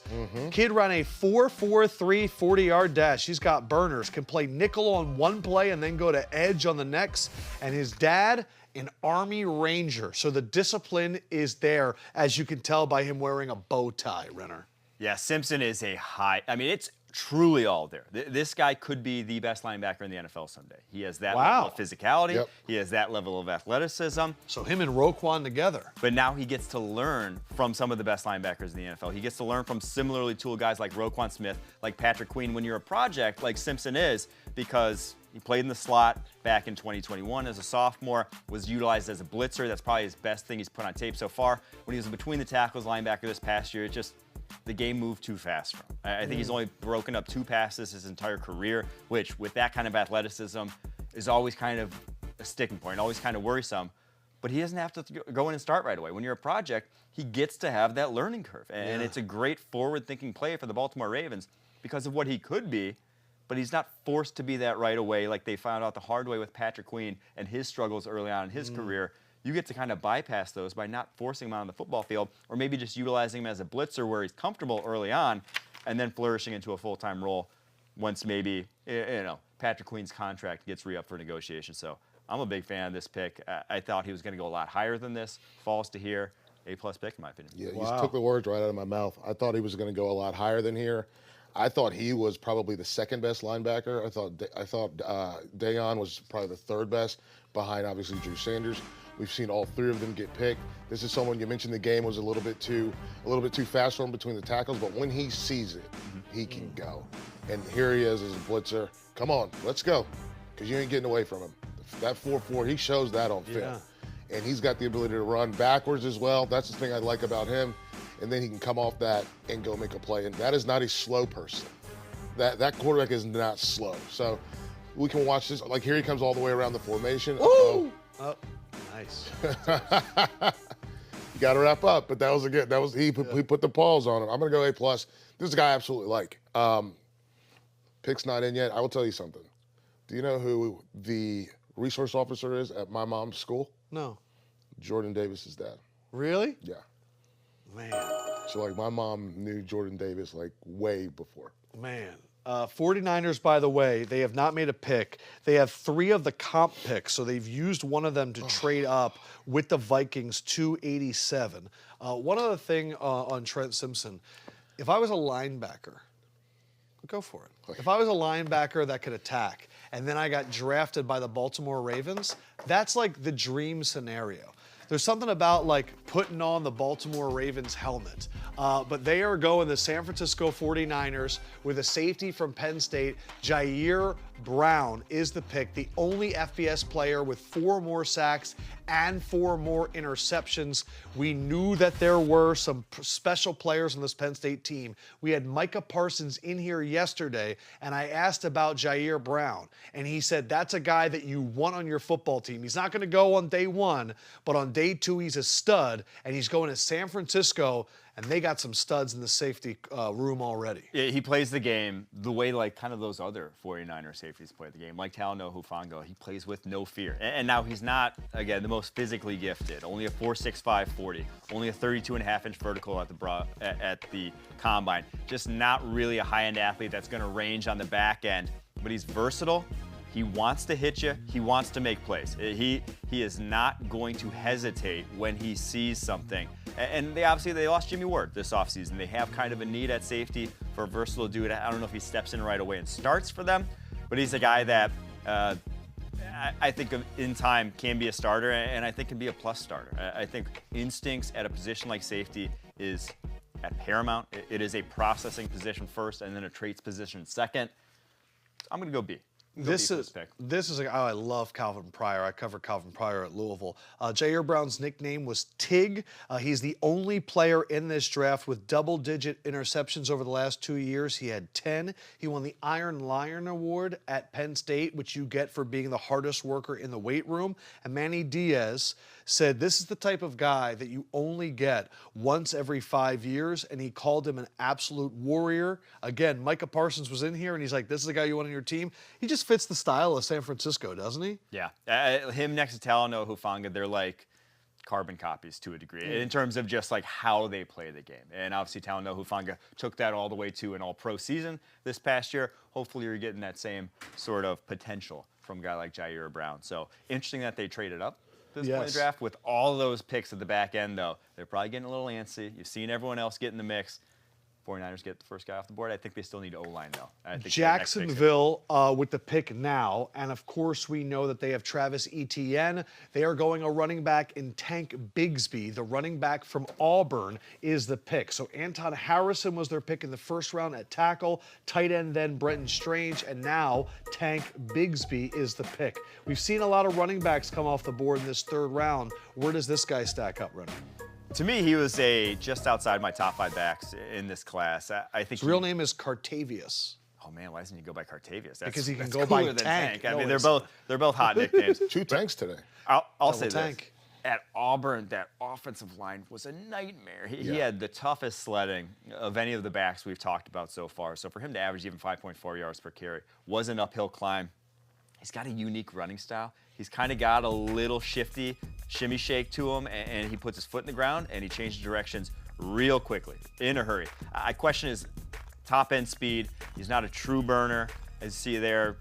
Once he gets out, though, it's not too much of an issue. He's just not really the high-end guys that we've seen with maybe like a A-Chain, maybe a Jahmyr Gibbs. Right. But I think he's an every down type How of about back. that? TJ Yeldon. He's the guy that he played for the Jags. He's the guy that kind of spells Travis Etienne when you need someone who can come in and pass protect. So, I think, Jags maybe had other needs. I don't think he's going to make a massive impact for them. So we're going to go B-. But as a player, this is right where I had him in the range of coming off the board. Tank Bigsby, Felder, led the SEC with 8 carries of 30 or more yards. What do you think of him on the Jags? I really like him. I like him for the Jags. I like him for the reason that Renner mentioned too, the pass protection. That's going to be important, and Bigsby can do that. And again, I love the way he runs. It's not like he's not tipping. He runs hard every play. Every time every single time, and this is what I'm talking about right here, every single time his foot goes into the ground, there is a violent force accompanying it. And it's just it's awesome to see. You see it right here, boom. It's not stomping, but he runs so hard, it makes him hard to tackle. Yeah, he doesn't look fast, but he just keeps getting by people. Yes, so he's good. I really like Tank Bigsby. This is a great spot. You got to have some depth there. This is some quality depth that you're getting later on after you've already addressed some needs. Yeah. All right, Tank Bigsby also, by the way, one other note about him that I thought was interesting, 1,300-yard rushing performances. So he's carried the team on his back a few times. Yes. And I like backs that come from bad offensive lines because when you're just like I like quarterbacks with weak wide receiving options. Yeah, because it makes you struggle, right? Yeah. And you get better when you struggle. You know how to overcome. You give yourself answers. Whereas when it's Trent Richardson coming out of Alabama and he's got gaping hole after gaping hole, you don't have to necessarily improve your vision. You don't have to improve the skill sets that are necessary to succeed at the NFL level. So Bigsby already comes in ready in a lot of those regards. Rams are on the clock. They had traded back with the Giants. The Giants had gone up earlier and got Jalen Hyatt. These are the best players available. A number of those, especially Jones and Adebaware, are kind of shocking that they haven't gone yet. The Rams draft thus far, they went guard Steve Avila early on. Renner saying that was his favorite guard in the draft. Then they went Byron Young out of Tennessee. Out of Alabama. They went Byron Young out of Alabama. No, they went the Tennessee one. They got the Tennessee one? They got the Tennessee one. Okay. So they've gone trenches both times. This pick that they moved back was originally the Jalen Ramsey pick that they got from Miami, and now they're moving back. What are we thinking here for the Rams? I would keep going line, right? Like, I don't think, with how bad it was last year, you might as well just build it right back up to what it was, when you were prime McVay years. So adding someone like a Luke Whippler here, I think would make a lot of sense. Even a Chandler Zavala from Or you could do an Adebaware and add some help for Aaron Donald. So if you're going to have him learn from someone, sheesh, that's the guy you want him to learn from. All right, Rams, 89. They're going to go Kobe Turner out of Wake Forest, the defensive lineman out of Wake Forest. Cody Turner is the pick. Man, it's just crazy to think that there are some other guys that are out there that they didn't go with. Kobe Turner, Wake Forest, 6'2", 293. I have this. I'm really high on this guy. You are? I am. Now, I think Adebaware at this point, it's safe to say there's got to be some injury concern or something that's going on for him to fall this far because this is a 3-tech. He is a pure 3-tech. Started his career 4 years at James Madison, transfers to Wake Forest, and was a monster. Unblockable on tape this past year. But now he's 6'2", short arms, 288, undersized, kind of pigeonhole him into 3-tech. But this guy had a really good 3-cone, just over 7.1 seconds, which at that size is elite. He moves really well, and he plays with a tenacity that is uncoachable. He does not quit. You see his hands there, always moving. To me, on a snap-for-snap basis, as productive as anyone not named Jalen Carter. Can he play next to Aaron Donald? That's the thing. This is your transition plan for Aaron Donald. Oh, they are the same. They're not the same player. They're the same type of player. They're going to play the same role in your defense. He's never going to be like Aaron Donald. Never going to be that good. No one is. But this is a good transition plan, 3-tech, and he can see the field on third downs. That's the great part about drafting defensive linemen. They will always get 300-plus snaps in a rotation, no matter how many of them that you have. So with that, like I said, 71st player on my draft board. I'm a massive fan of this guy. I gave it an A+. Yeah, I like Kobe Turner. This guy, he came into the ACC and he wrecked shop like real. It was ridiculous what he was able to do. And you saw the Clemson clip down there. He's a big part of why Wake Forest was in the football game. He was a big part of why Wake Forest was in games with anybody because he was disruptive up front. This is someone that came in and just blew plays up. Because he's 6'2", he plays underneath a lot of taller offensive linemen.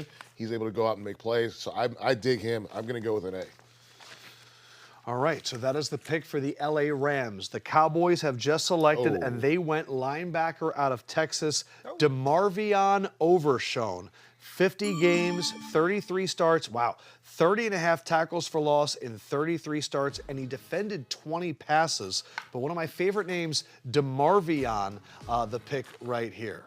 Yeah, so this was a guy who started at safety. Yeah. And then drops down to linebacker. In his first couple years at linebacker, he looked like a safety playing linebacker. But this past year, with Gary Peterson coming in, kind of changing the tone, culture of that defense, the light bulb flipped on. You started to see it. And so when he has a track to the ball carrier, he's as impressive as any linebacker in this draft class. Massive wingspan, 4.56 speed, hitter, wants to come downhill, wants to be physical. Still a little bit of a guy who, gets a little over aggressive, can be taken out of plays by play action, not going to bang and be your take-on guy in a defense, but the traits to be something special there. And they got a loaded linebacker room. I was going to say, they got a Mike lot of now dudes. all over the place. And so DeMarvion's just another athlete to add to the mix that can be a little bit more versatile than maybe like a Leighton Vander Esch there. What's the grade for something like this? We're going to go a B+ for this pick. Yeah, I think really quick, Felder, I think about Dan Quinn. I think about how he used Keanu Neal in Atlanta, that safety linebacker hybrid, and how they're going to flex him around there. Well, just at Texas, what did you think of him? I echo him. He was a safety, and then he started to become a linebacker. If I'm going to go with the comp, he reminds me a little bit of like the progression of Thomas Davis. Oh, wow. Thomas Davis was a safety for real at Georgia. And it took him to get to the NFL to make that transition, and it took him a little while to do it. So I think if he can get to that, he's gonna have to put on more weight. He's still light, but he's gonna have to put on more weight. But if he can get to that, those instincts, get to seeing what he sees, he's gonna be very good. I'm gonna go with a B+ here. He's still gonna be a project, but they've got enough guys that he can be a project. And I want to add to what you said, because you said got to put on more weight. And we're talking about Diane Henley being 226 and being good size. It's because his frame is so long. He is such a lanky guy that 229 pounds on him is still skinny, whereas 226 pounds on a 6-foot linebacker like Diane Henley is pretty stout. He can still take on blocks. They're very different. Yeah. We are in the linebacker run. 4 of the last 7 have been linebackers. Dorian Williams out of Tulane is going to Buffalo, who needs to replace Tremaine Edmonds. He led Tulane in their incredible resurgence from that 2-10 record to 12-2. 28 starts, 27 tackles for loss. You just saw that play in the Cotton Bowl. He was the defensive MVP, and he also added 9.5 sacks. This man also played a ton of special teams. You pumped your fist. I feel like you like him a lot for this Buffalo I'm a team. big fan of him now. But Bills might have a type, because Tremaine Edmonds, I think, has the broadest shoulders of any linebacker in the NFL. Obviously, they lose him. This guy has the broadest shoulders of any linebacker in this draft. Wow, look at him. He does look like Tremaine Edmonds. He has insane shoulder width. He has a 6-foot, 8-inch wingspan at only 6 foot tall because of those broad-ass shoulders, and he comes down. Look at him. He wants to pop dudes. He is physical. He ran a 4.49 at the combine. He can really fly. Yes. This is some of the best footage I've seen in the last 20 picks. This guy, I had him as linebacker, I believe, 5 in this draft class. I was a big fan of him, right behind Trenton Simpson on my draft board. I thought his tape and coverage was tremendous. It's just, can he take on blocks at that size against NFL-level competition? Because obviously at Tulane is a little different than playing in the league. No doubt. But he goes to a great spot for him to develop. Yeah, learn next to Milano. They put linebackers in a great position there to succeed. I think he truly can step in and run Tremaine's role. A or A+? We're going to go A+ for that. Wow. Are you as high as an A+? Yeah. You are. Good. I watched a lot of Tulane, okay? You're the guy. Their defense was for real. Okay. The reason why Tulane was good, yes, they had good offense. Yes, they had a good running game. But the reason why Tulane was so good was that defense. Those guys hit. You see it. Look at him. Yeah, these guys hit. They are not playing with you. When you leave the game with them, you feel it. And it's one of those things where when you watch them play, I don't care if this is SMU, boom, let's get them on the ground. It's one of those things where you see that look at that effort. Look at that effort. Come on. He's a little light in the pants, but he is all over the place. Yeah, but he's, again, like we just talked about, right? His frame is built so that when he attacks, he is able to play at a lower level than a guy like Overshown. Because Overshown is kind of top heavy. This guy's got weight all the way through. Right. And so he can play at a lower pad level, which allows him to make bigger plays right there in the middle. So what's the grade? What did I say? I say A? Yeah. Dorian Williams, the pick for Buffalo. They needed to replace a linebacker. They do that. All right, Kansas City Chiefs, the Super Bowl champions, are on the clock. They went defensive end Felix in the first round. They went Rashee Rice, who I talked to my guy Mahomes. He threw with in Dallas, so that was the wide receiver he liked. Offensive line. If they get DeJuan Jones, that would be It would be the perfect fit. And I mean, DeJuan Jones, 370 pounds. Orlando Brown, 350. Like, they're similarly styled tackles. You lose one, gain another at this point in the draft, which is where this is where Orlando Brown came off the board, back into the You're third absolutely round. right. And then if you can pair him with Jawan Taylor, who they just signed, those could be your tackles for the next few years. That would make a lot of sense for the Chiefs. Well, there's only one way to find out. Matt Nagy, the new offensive coordinator there. Spagnuolo, obviously, still the defensive coordinator. Adebaware, I agree with you. Something must be going on that we don't know about. I like Siaki Ika. Yes. I know he has medical red flags, too. He'll also drop as well. Gotcha. And we're getting to the point where Tanner McKee might have to come off the board soon. Yeah, so not to Kansas City, I don't think. To explain McKee and being 36, like, QB is, again, a very binary position. They higher do on go McKee. offensive tackle, but it's not DeJuan Jones. It is Wanya Morris out of Oklahoma. Wanya Morris out of Oklahoma is the pick for the Kansas City Chiefs to protect the franchise that is Patrick Mahomes. What do we think of him? How about this? 92nd player drafted. He's 92nd on my board right here. So the value, spot on. To me, he's a project, though. He was former top recruit. Really didn't turn on until this past year. And even then, he's really up and down. Has the length, has the play strength. But when he was tested by, like, speed and pass protection, it got shaky at times. But I'm a big fan because you can't teach that right there. The ability to fly to the second level, cut guys off. I think he could use his hands better, but he has really long arms. Like, he is built like a first-round offensive tackle, just did not have first-round offensive tackle tape. And he was at Tennessee first, right? Yes. Yeah, he was at Tennessee first, transferred to Oklahoma, same time that I believe Eric Gray transferred to Oklahoma. So they went there together. This is going to be interesting for him because he does have some development. We saw him there kind of basically bear hugging a guy. Yeah. He's got to get those hands inside. But for me, this is it's good value. I'm going to go with B- though, because you could have got DeJuan Jones, and I think he's a better football player. All right. Well, Orlando Brown, Oklahoma. So Creed Humphrey, Oklahoma. Creed Humphrey. So maybe the Wanya kids they Morris. just. You know who that is? It's one of the guys from Boyz II Men. What do you mean? Wanya Morris is one of the members of Boyz II Men. Oh, the name. The name. Oh, I thought you meant like that was his son. No, I don't think so. Well, he probably named after him, I would imagine. Wanya cannot be that common of a name. Steeler.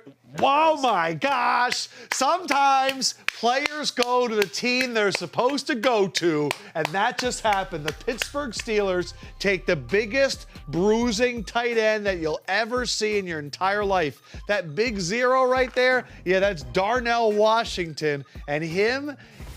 Whoo, baby. He is going to be joining Freiermuth out there in Pittsburgh. Darnell Washington. Look at those numbers. 6'7", 264. Could it be more perfect? This one is a culture fit. I mean, he plays Steelers football. He is, when he gets his paws on you, like a linebacker or a DB, he barely ain't coming off. 6'7", 264, and truthfully, like, if this guy wanted to, he could be an all-pro tackle. Like, that's the way he moves. That's the way he uses his hands. But he wanted to play tight end. And truthfully, in that role, he can still be an impact player. After the catch, DBs make business decisions left and right on this guy because he is so physically impressive. And, like, the numbers don't really do it justice. 6'6", 264, but, like, you see him in person, and he looks like a man playing with children. That's how a dad looks on a peewee football field. And he also had the third best short shuttle, so it's not like he's slow. Not slow, not a particularly, like, below average athlete, but he's not going to ever look like the way Dalton Kincaid looks, Michael. Right. They're not that level of shifty, that level of route runner. You're going to have to scheme him open. But 11-inch hands, when it's in his vicinity, he's hauling 11? it. He just picks it out the air. He is built different, truly. And it would not surprise me at this point in the draft if they're able to convince him to play offensive tackle, actually. Because he has high-end offensive tackle potential. What's your grade for this? I'm going A+. Okay, my second question, Felder, don't go yet. Okay. Who was your comp? Comp for him, Mercedes Lewis. Okay. Who is Felder? Who is your comp for Darnell Washington? LeBron James. You compared him to LeBron. Talk about it. How tall is LeBron? 6'8"? Yeah. How much you weigh? Probably like 250. He's 6'7"? bigger. He's bigger than LeBron. Yeah, he's big. He's not as tall as LeBron, but he's bigger than LeBron. Wow. Yeah. This dude, yes, LeBron James is the comp. I don't feel bad about that at all. This dude, he could have played college basketball. Right. He came from Vegas, went to Georgia because he wanted to make sure he got to the NFL. He's a monster. I mean, the catch he made over Henry To'oTo'o is not a bad linebacker. And man. the catch that he made in the Alabama game against them was insane. So why did this not happen earlier? Because, listen, I don't know why Kirby Smart does the things that he does. Oh, you're not talking about his production. You're talking about why didn't he get picked earlier? Why did he not get drafted earlier? Because every play I'm seeing, it doesn't look like the same species. He didn't get as many reps as these other tight ends. He got a lot of blocking reps, but he didn't get as many reps as guys like Dalton Kincaid catching the football. Brock Bowers was the guy that was getting all the catches for Georgia. He got a handful of, as you mentioned, schemed open plays down the field that really worked for him. But this is an A+ for me. This is one of my favorite players in the draft, has been for a long time. I'm excited because I think he can be better in the NFL than he was in college, because in college, he was their, realistically, 6th option, basically. Bowers, Ladd McConkey, Kenny McIntosh, the Milton kid, Kyrus Jackson. Like, he was their 6th option. So now he's going to get a chance to do a little more. I'm thinking they went Broderick Jones in the first round. If you lined up Darnell Washington next to Broderick Jones, that is so much size. You know that's what they did. They've done it. Yeah, they've done it already. He's done that already. Wow. He's done. That's what they. Lefkoe, This is good. So Georgia offense. Lefkoe, what they used to do was they would take Broderick Jones is on the end. Yep. Darnell Washington lines up right next to him on the line, and then Brock Bowers lines up in the wing. And they would just power through. Just destroy people. And the other 2 picks, Joey Porter Jr., Keanu Benton. This is a tone-setting draft. This is a throwback. Right, we're getting back to who we are. Your ass, play after play sort of draft. Wow. That is the headline. Pittsburgh Steelers. This is a kick-your-ass NFL draft. We are back. Oh, Baltimore, Cincinnati, Cleveland. Yeah. You think you got it? We just got some of the baddest dudes. They are undoubtedly up for one of the best drafts. Okay. Arizona Cardinals are on the clock. We are getting towards the end of the 3rd round, and the Cardinals draft Michael Wilson at 94 overall. We are into, I believe, the compensatory picks right now. Nope. This was the Gannon tamper flip. So Michael Wilson, the pick here, wide receiver out of Stanford. Love this pick. You do? This is one of my guys in the draft class, 66 player on the draft board. I had him ahead of guys like Cedric Tillman, Jalen Hyatt, who have already come off the board. Why he falls here, though, 14 games the last 3 seasons. The guy has been injury-plagued, unfortunately, over the course of his career, but when he's on the football field, when he's healthy, he's one of the best route runners in this draft class, and one of the best route runners at 6'2", 216 pounds, with real NFL size. For my money, he has the best release package in this draft. He gets off the line really well. Clearly is good at 50-50 balls. More of a possession type of wide receiver, but he has a little juice and the kind of nuance to his game to separate down the football field. I love this pick. This is it's going to be a need for them when DeAndre Hopkins eventually leaves town, which is probably going to be sooner rather than later, and he can fill in that X role for them. We're going to give that one an A+. Wow. I like this pick. I like him. Yeah. I wish Stanford had been better, so more people would have seen. I don't. I hate it. But no, the cool thing about Michael Wilson is, and he reminds me a little bit of Drake London, right? There you go, yeah. Guy that can high point the ball, wants to high point the ball, kind of play basketball out there on the football field. And I love that about his game. You see that on tape. You see it consistently on tape. I'm going to give this one an A. I think he's going to be a contributor. And listen, he doesn't have to, he can come into this league and figure it out. We know he's a smart guy. Yep.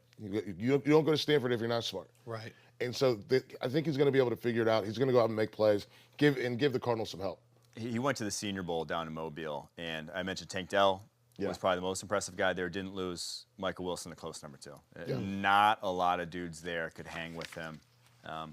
I think he's day one impact guy, truthfully.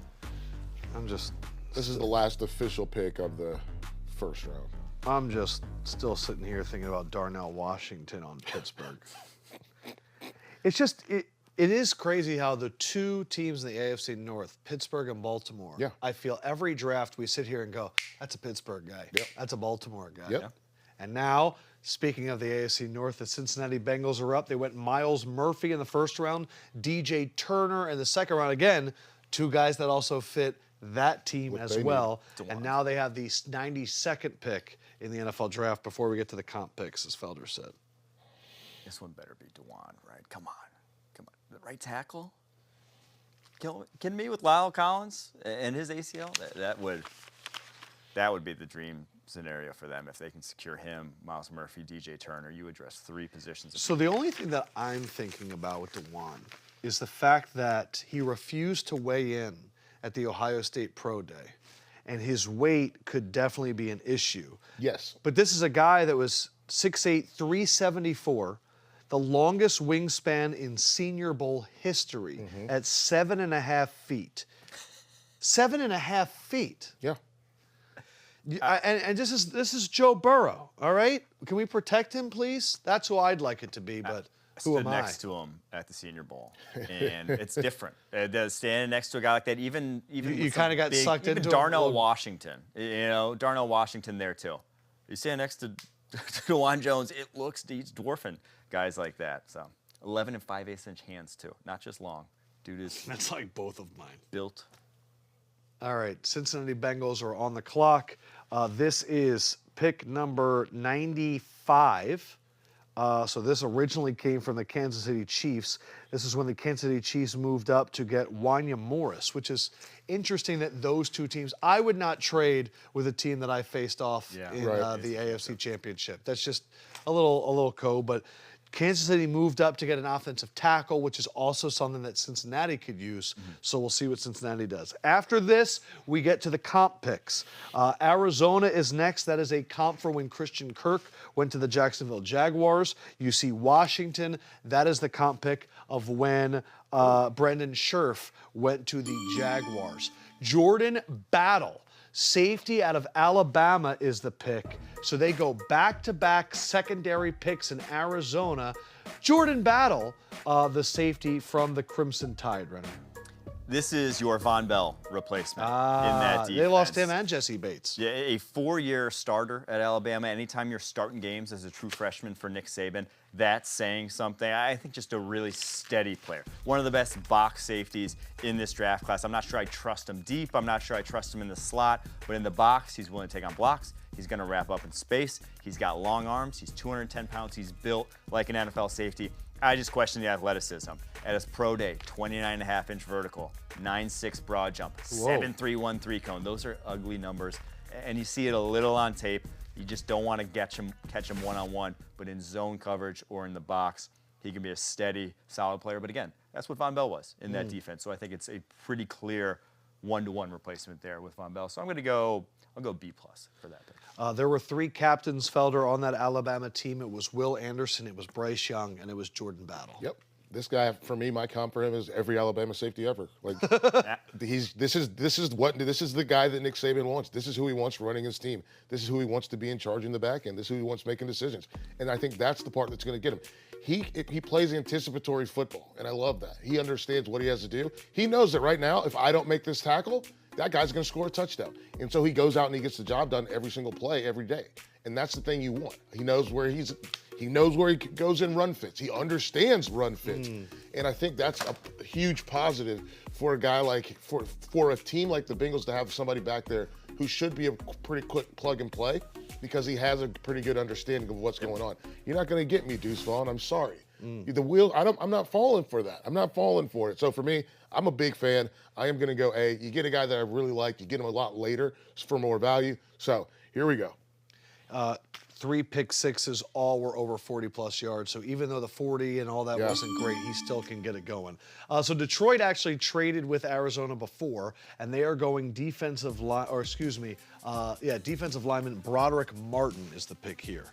Look at that, man. That is a Big boy. poor man's Jordan Davis right there. He's Really? 6'5", 330 pounds with 35-inch arms. This guy, his tape early on in his career was not draftable tape, let's just say. But this year looked like a completely different player. Really kind of bought into who he was. Like, he can be a Linval Joseph type that he can just, if he gets in a phone booth, goes forward and goes hands first. Because 35 inches at a nose tackle is unique. Not a lot of dudes with that kind of length, with that kind of size. If he can just Detroit get off low needed a guy like this. and put his hands on dudes, put him next to a Liam McNeil in running situations, and all of a sudden you got two guys that can two-gap and really plug up those holes in the middle. Now, is he ever going to be a lot more than that? No. This is a pure silo, space-eating nose tackle who, if, as a pass rusher, is going to try to walk you back. But, again, you said it. They needed this guy. They needed someone in this mold. Broderick Martin's that. His tape's ascending enough that he's easy to buy into. I still think it's a little early. Okay. I had him a little later on in the draft, so I'm going to go B-.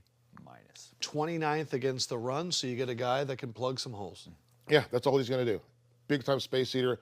I like him as a player. This is someone that's going to be pretty good. I'm going to go B. Okay. Broderick Martin, the pick for the Detroit Lions, who now they already have 6 players in this draft.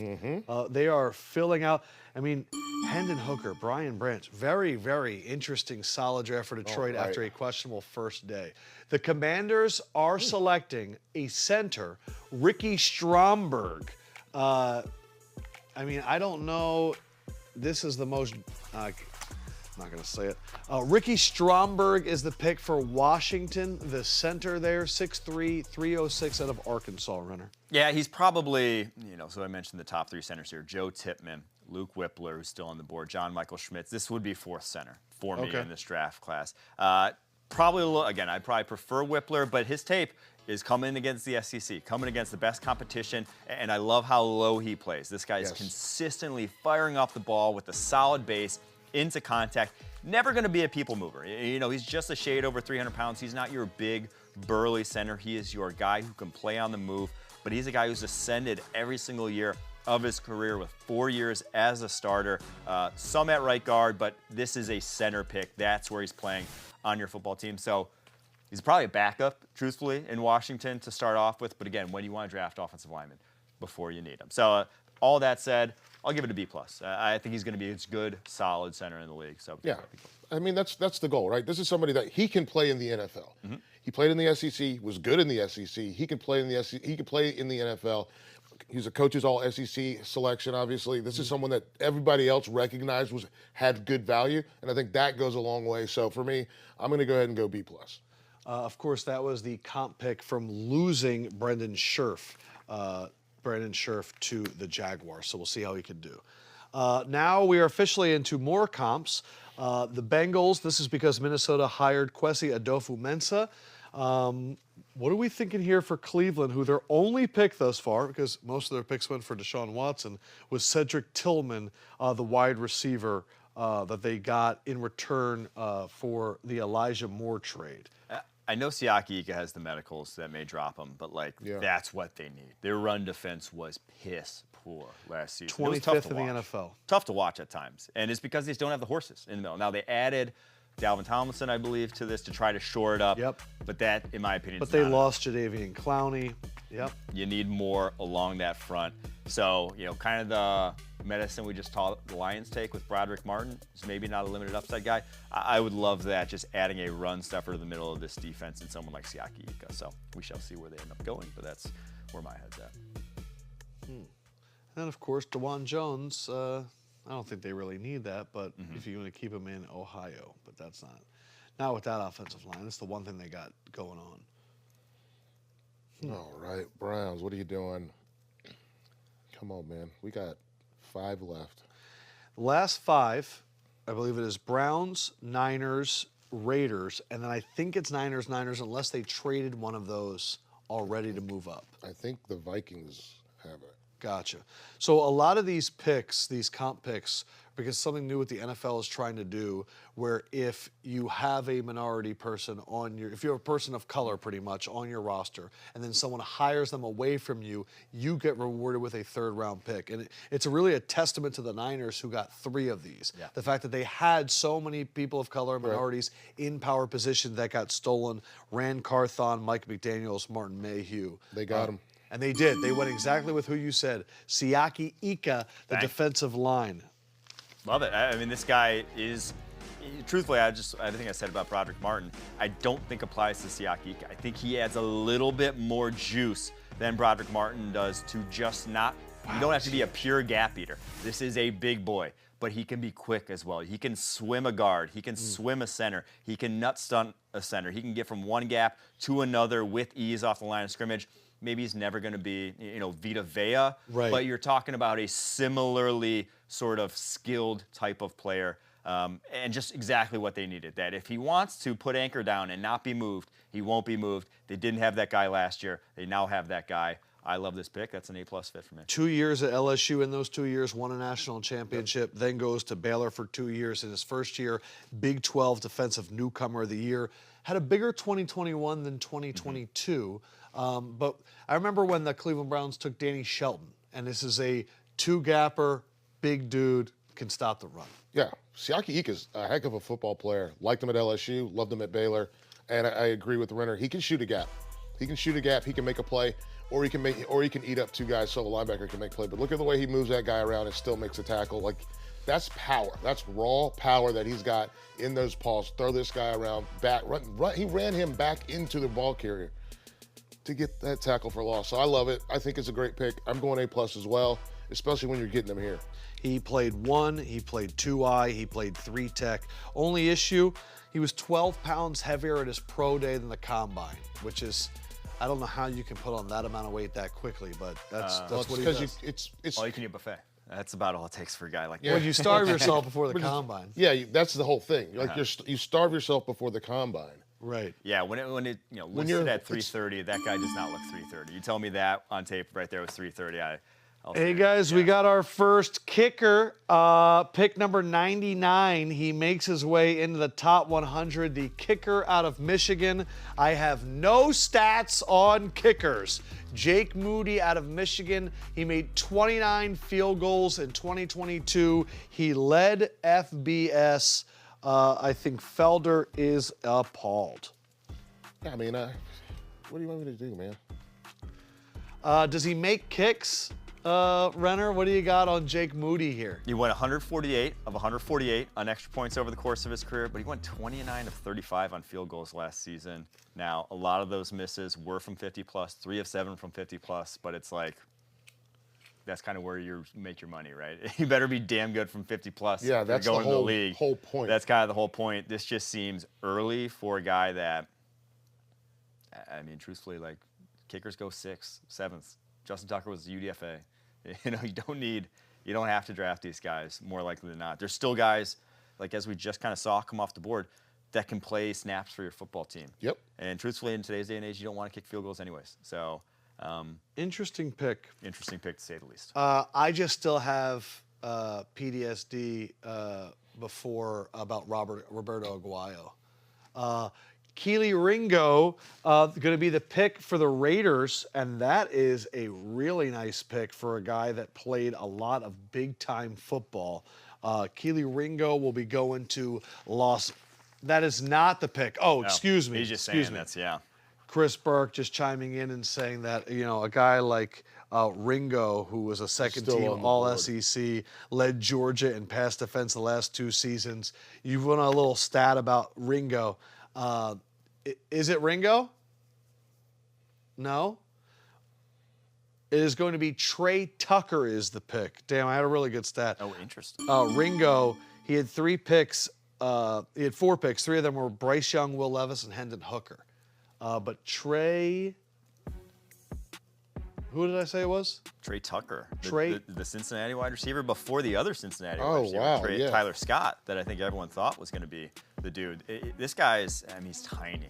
He is 5'8", 9 on a good day, 182, and like 4'4". tiny with small arms too. Like he's never going to be, he's never going to be like a feature focal point of the offense. He's like an Isaiah McKenzie, where it's like, here's a jet sweep, here's a crossing route, here's something cool. But my Lord, with the ball in his hands, he's dynamic. He can be a return guy for you. 1-4-7 10-yard split. The suddenness shows up on tape repeatedly, but it is just, look at those arms. I mean, he's not going to make a ton of plays outside his frame, but he had a good Senior Bowl. I'm surprised he went this high, because I truly do think that he's return upside and gadget play upside is all you're getting with a guy like that. But in such a role, he's an effective football player. So we're still going to go lower. We're still going to go like a C+ for that. But not a lot of spots for receivers to even play there after the draft that the Raiders have had with Michael Mayer and adding to that receiving core. So he's just kind of a gadget guy to add some dynamism to a receiving core that doesn't have something that Chuck would bring to the table. Yeah, he's super dynamic. Absolutely. Very fast. This guy gets open. He gets lost a lot of times, especially if you work him in jet and then snap the ball while he's behind the line of scrimmage. And I think the cool thing about this is my concern. If anybody gets their hands on him, he is going onto the ground. Like you touch him and he's on the ground. But I think he understands though. I'm small.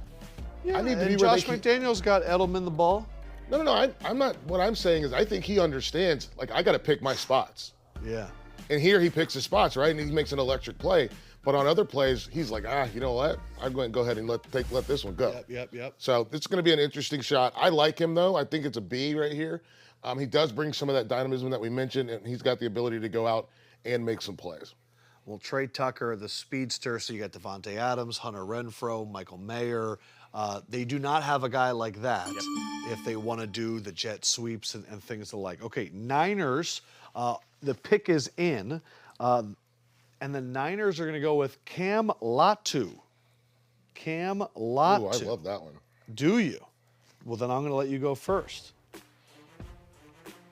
We're going to disagree. I'll just say. That's fine. Go ahead. That's okay. Cameron Latu, tight end, Alabama. What is it about him that you like? I love the way that he played for this football team. And I think that's something that, for me, speaks to a guy that was pretty unselfish. For most of his career there, he was someone that was just, all you do is block. You block, and then maybe we give you the football every now and then. But when they needed him to step up, he was able to step up. He had one bad drop, I think, in the national championship game. But other than that, this is a guy obviously can high point the football. I think he's a good blocker. Yeah. Which is why they used him in that capacity, and he finds a way to get open. I really do like him. I think getting him here, for me, that's gonna be an A. Like I do like getting him here. Yeah, I'm thinking about the Shanahan offense and him and Kittle.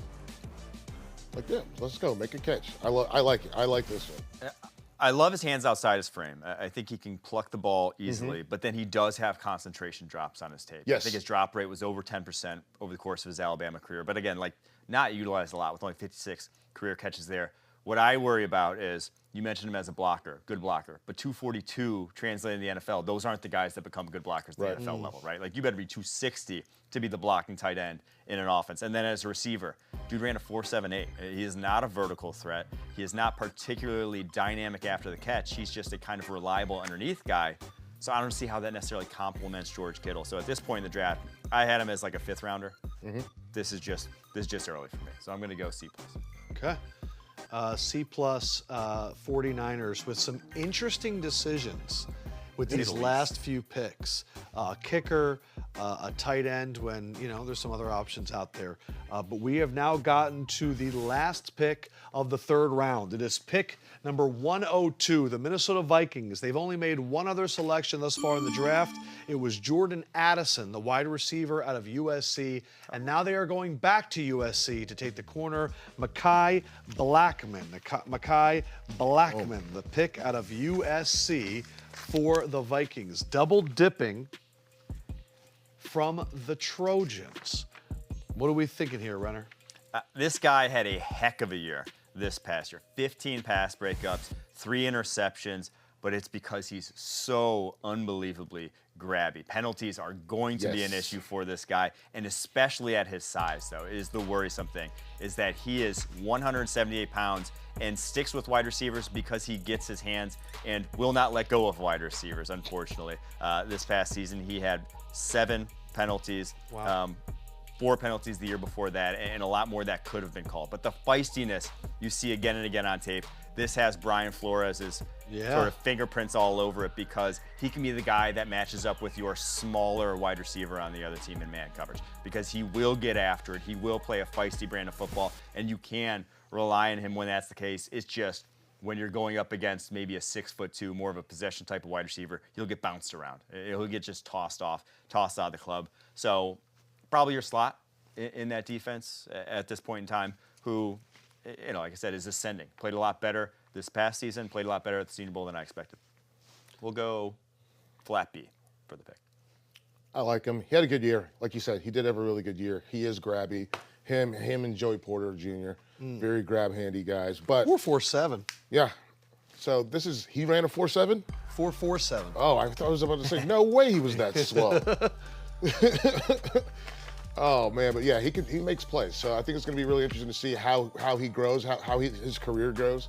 He's somebody that's played a bunch of football, obviously. And I think the key, we're showing Colorado footage now. But the big key for me with him is going to be how he tackles, how he handles physical wide receivers, and where you play him. Because if you play him outside on an A.J. Brown, he's going to be in a lot of trouble. So I'm going to go with that same B. I really think we're starting to see the drop-off in this point of the draft. Yes. We're starting to see that talent where I feel like in years past, you get to the end of the third round, you're sitting there and you're like, man, there's still some studs. I'm not hearing it out of you guys. Well, the kicker is always the inflection point in any draft, right? The kicker comes off the board is kind of when you officially have run out of players that you think can start on your football team right away. So very interesting for the 49ers. So that is it for the third round. All 3 rounds are done. And now we're going to kind of take a look at who kind of the biggest winners are. So while you guys go and take a peek at that, I just kind of, if there's any way we could bring up maybe the second and third round and just like look over some of the picks. Early on, we were wondering when Will Levis was going to come off the board. He went with the second pick in the second round.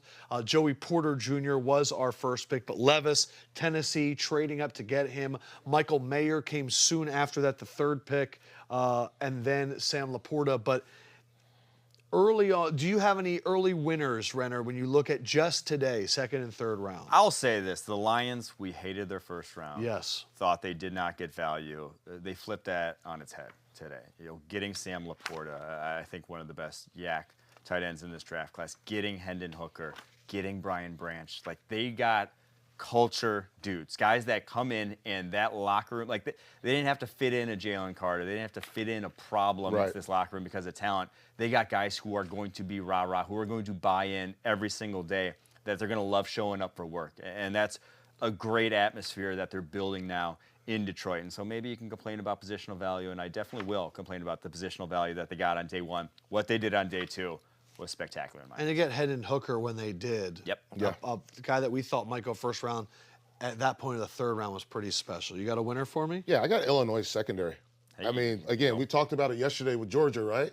Having those guys taken. They had more guys. They had 2 more guys go. They got 3 guys out of 1 secondary go in the first 3 rounds of the draft. Illinois secondary. I tell you what, every piece of recruiting material that they send out is going to have those guys' names and faces on it. So it's going to be interesting. Second winner I got, Lefkoe. How many years have you been doing this?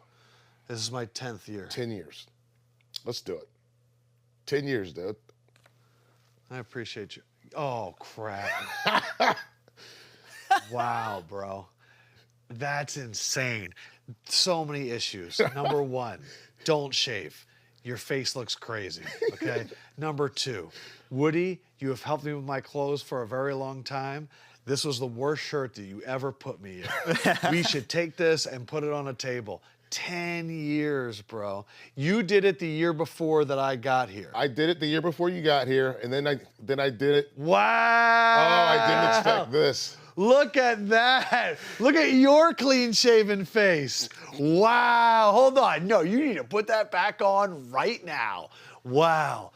Your difference is wild with the beard. Let me tell you something. The first year I did the draft, they had me, look at that. That's First incredible. year I did the draft, they had me sitting in a box underneath lights, and I'm a sweater. Yes. And the first night of the draft, they would throw to me in like my own little separate stage. Yes. And I was just pouring sweat. And one of the bosses said, "Hey, we got to get him out of here. We got to get him out of there." Look at Oh, this is my this. first draft. Wow, that's your first draft? There we go. Now I've been doing this. My first one I ever did. Oh, was that this year? Was with that Sports Illustrated? But that was I did yesterday. The PFF ones, and now that was yesterday. You guys have Quan Martin line you up there back in the days? You guys had some fresh cuts back then. Oh man. Okay, you know what? I listen. You guys, you're very cute doing that for me. That's very cool. I'm gonna pick 3 teams as winner just because I've literally been doing it. Let's do it. Of course, there's more. I thought the Giants were winners, getting the best center in the draft, and then also getting Jalen Hyatt. I thought that was a nice piece. Tampa Bay, getting Cody Mock, and then coming back and getting Yaya Diaby after getting Clancy in the first round. All of those were primetime players. I thought the Chargers, Tooley, and then coming back, I thought those were really good. And then my last one is going to be white cornerbacks. I never thought I'd see the day. Riley Moss. But Riley Moss, we got a white quarterback in the NFL. I never thought it would be see the day, but truly, this is one of my favorite times of the year, the NFL draft, because at this point, we are all finding out where our favorite players are going and our new favorite players are joining our favorite teams. These 2 guys are going to hold it down for day 3 tomorrow. That is the hardest part of this entire process. Rounds 4 through 7, they got it. Felder, you are always one of my favorite humans. I always enjoy working with you. You're the You're the fucking man, and I love you. Renner, you too, it has been an absolute pleasure to work with you. We have never worked together before. The way you prepped, your preparation, I can see why you're great, and it's been an honor working with you. Here are the big players still on the board for tomorrow. DeJuan Jones, Tanner McKee, Adebaware. We could see these guys going immediately. Make sure that you tune in. It starts tomorrow at noon. Rounds 4 and 5, Gridiron Draft Night. They'll keep you going. Love y'all. Thanks for joining us in the BR app, and we will holla, holla, holla at you guys later. Peace.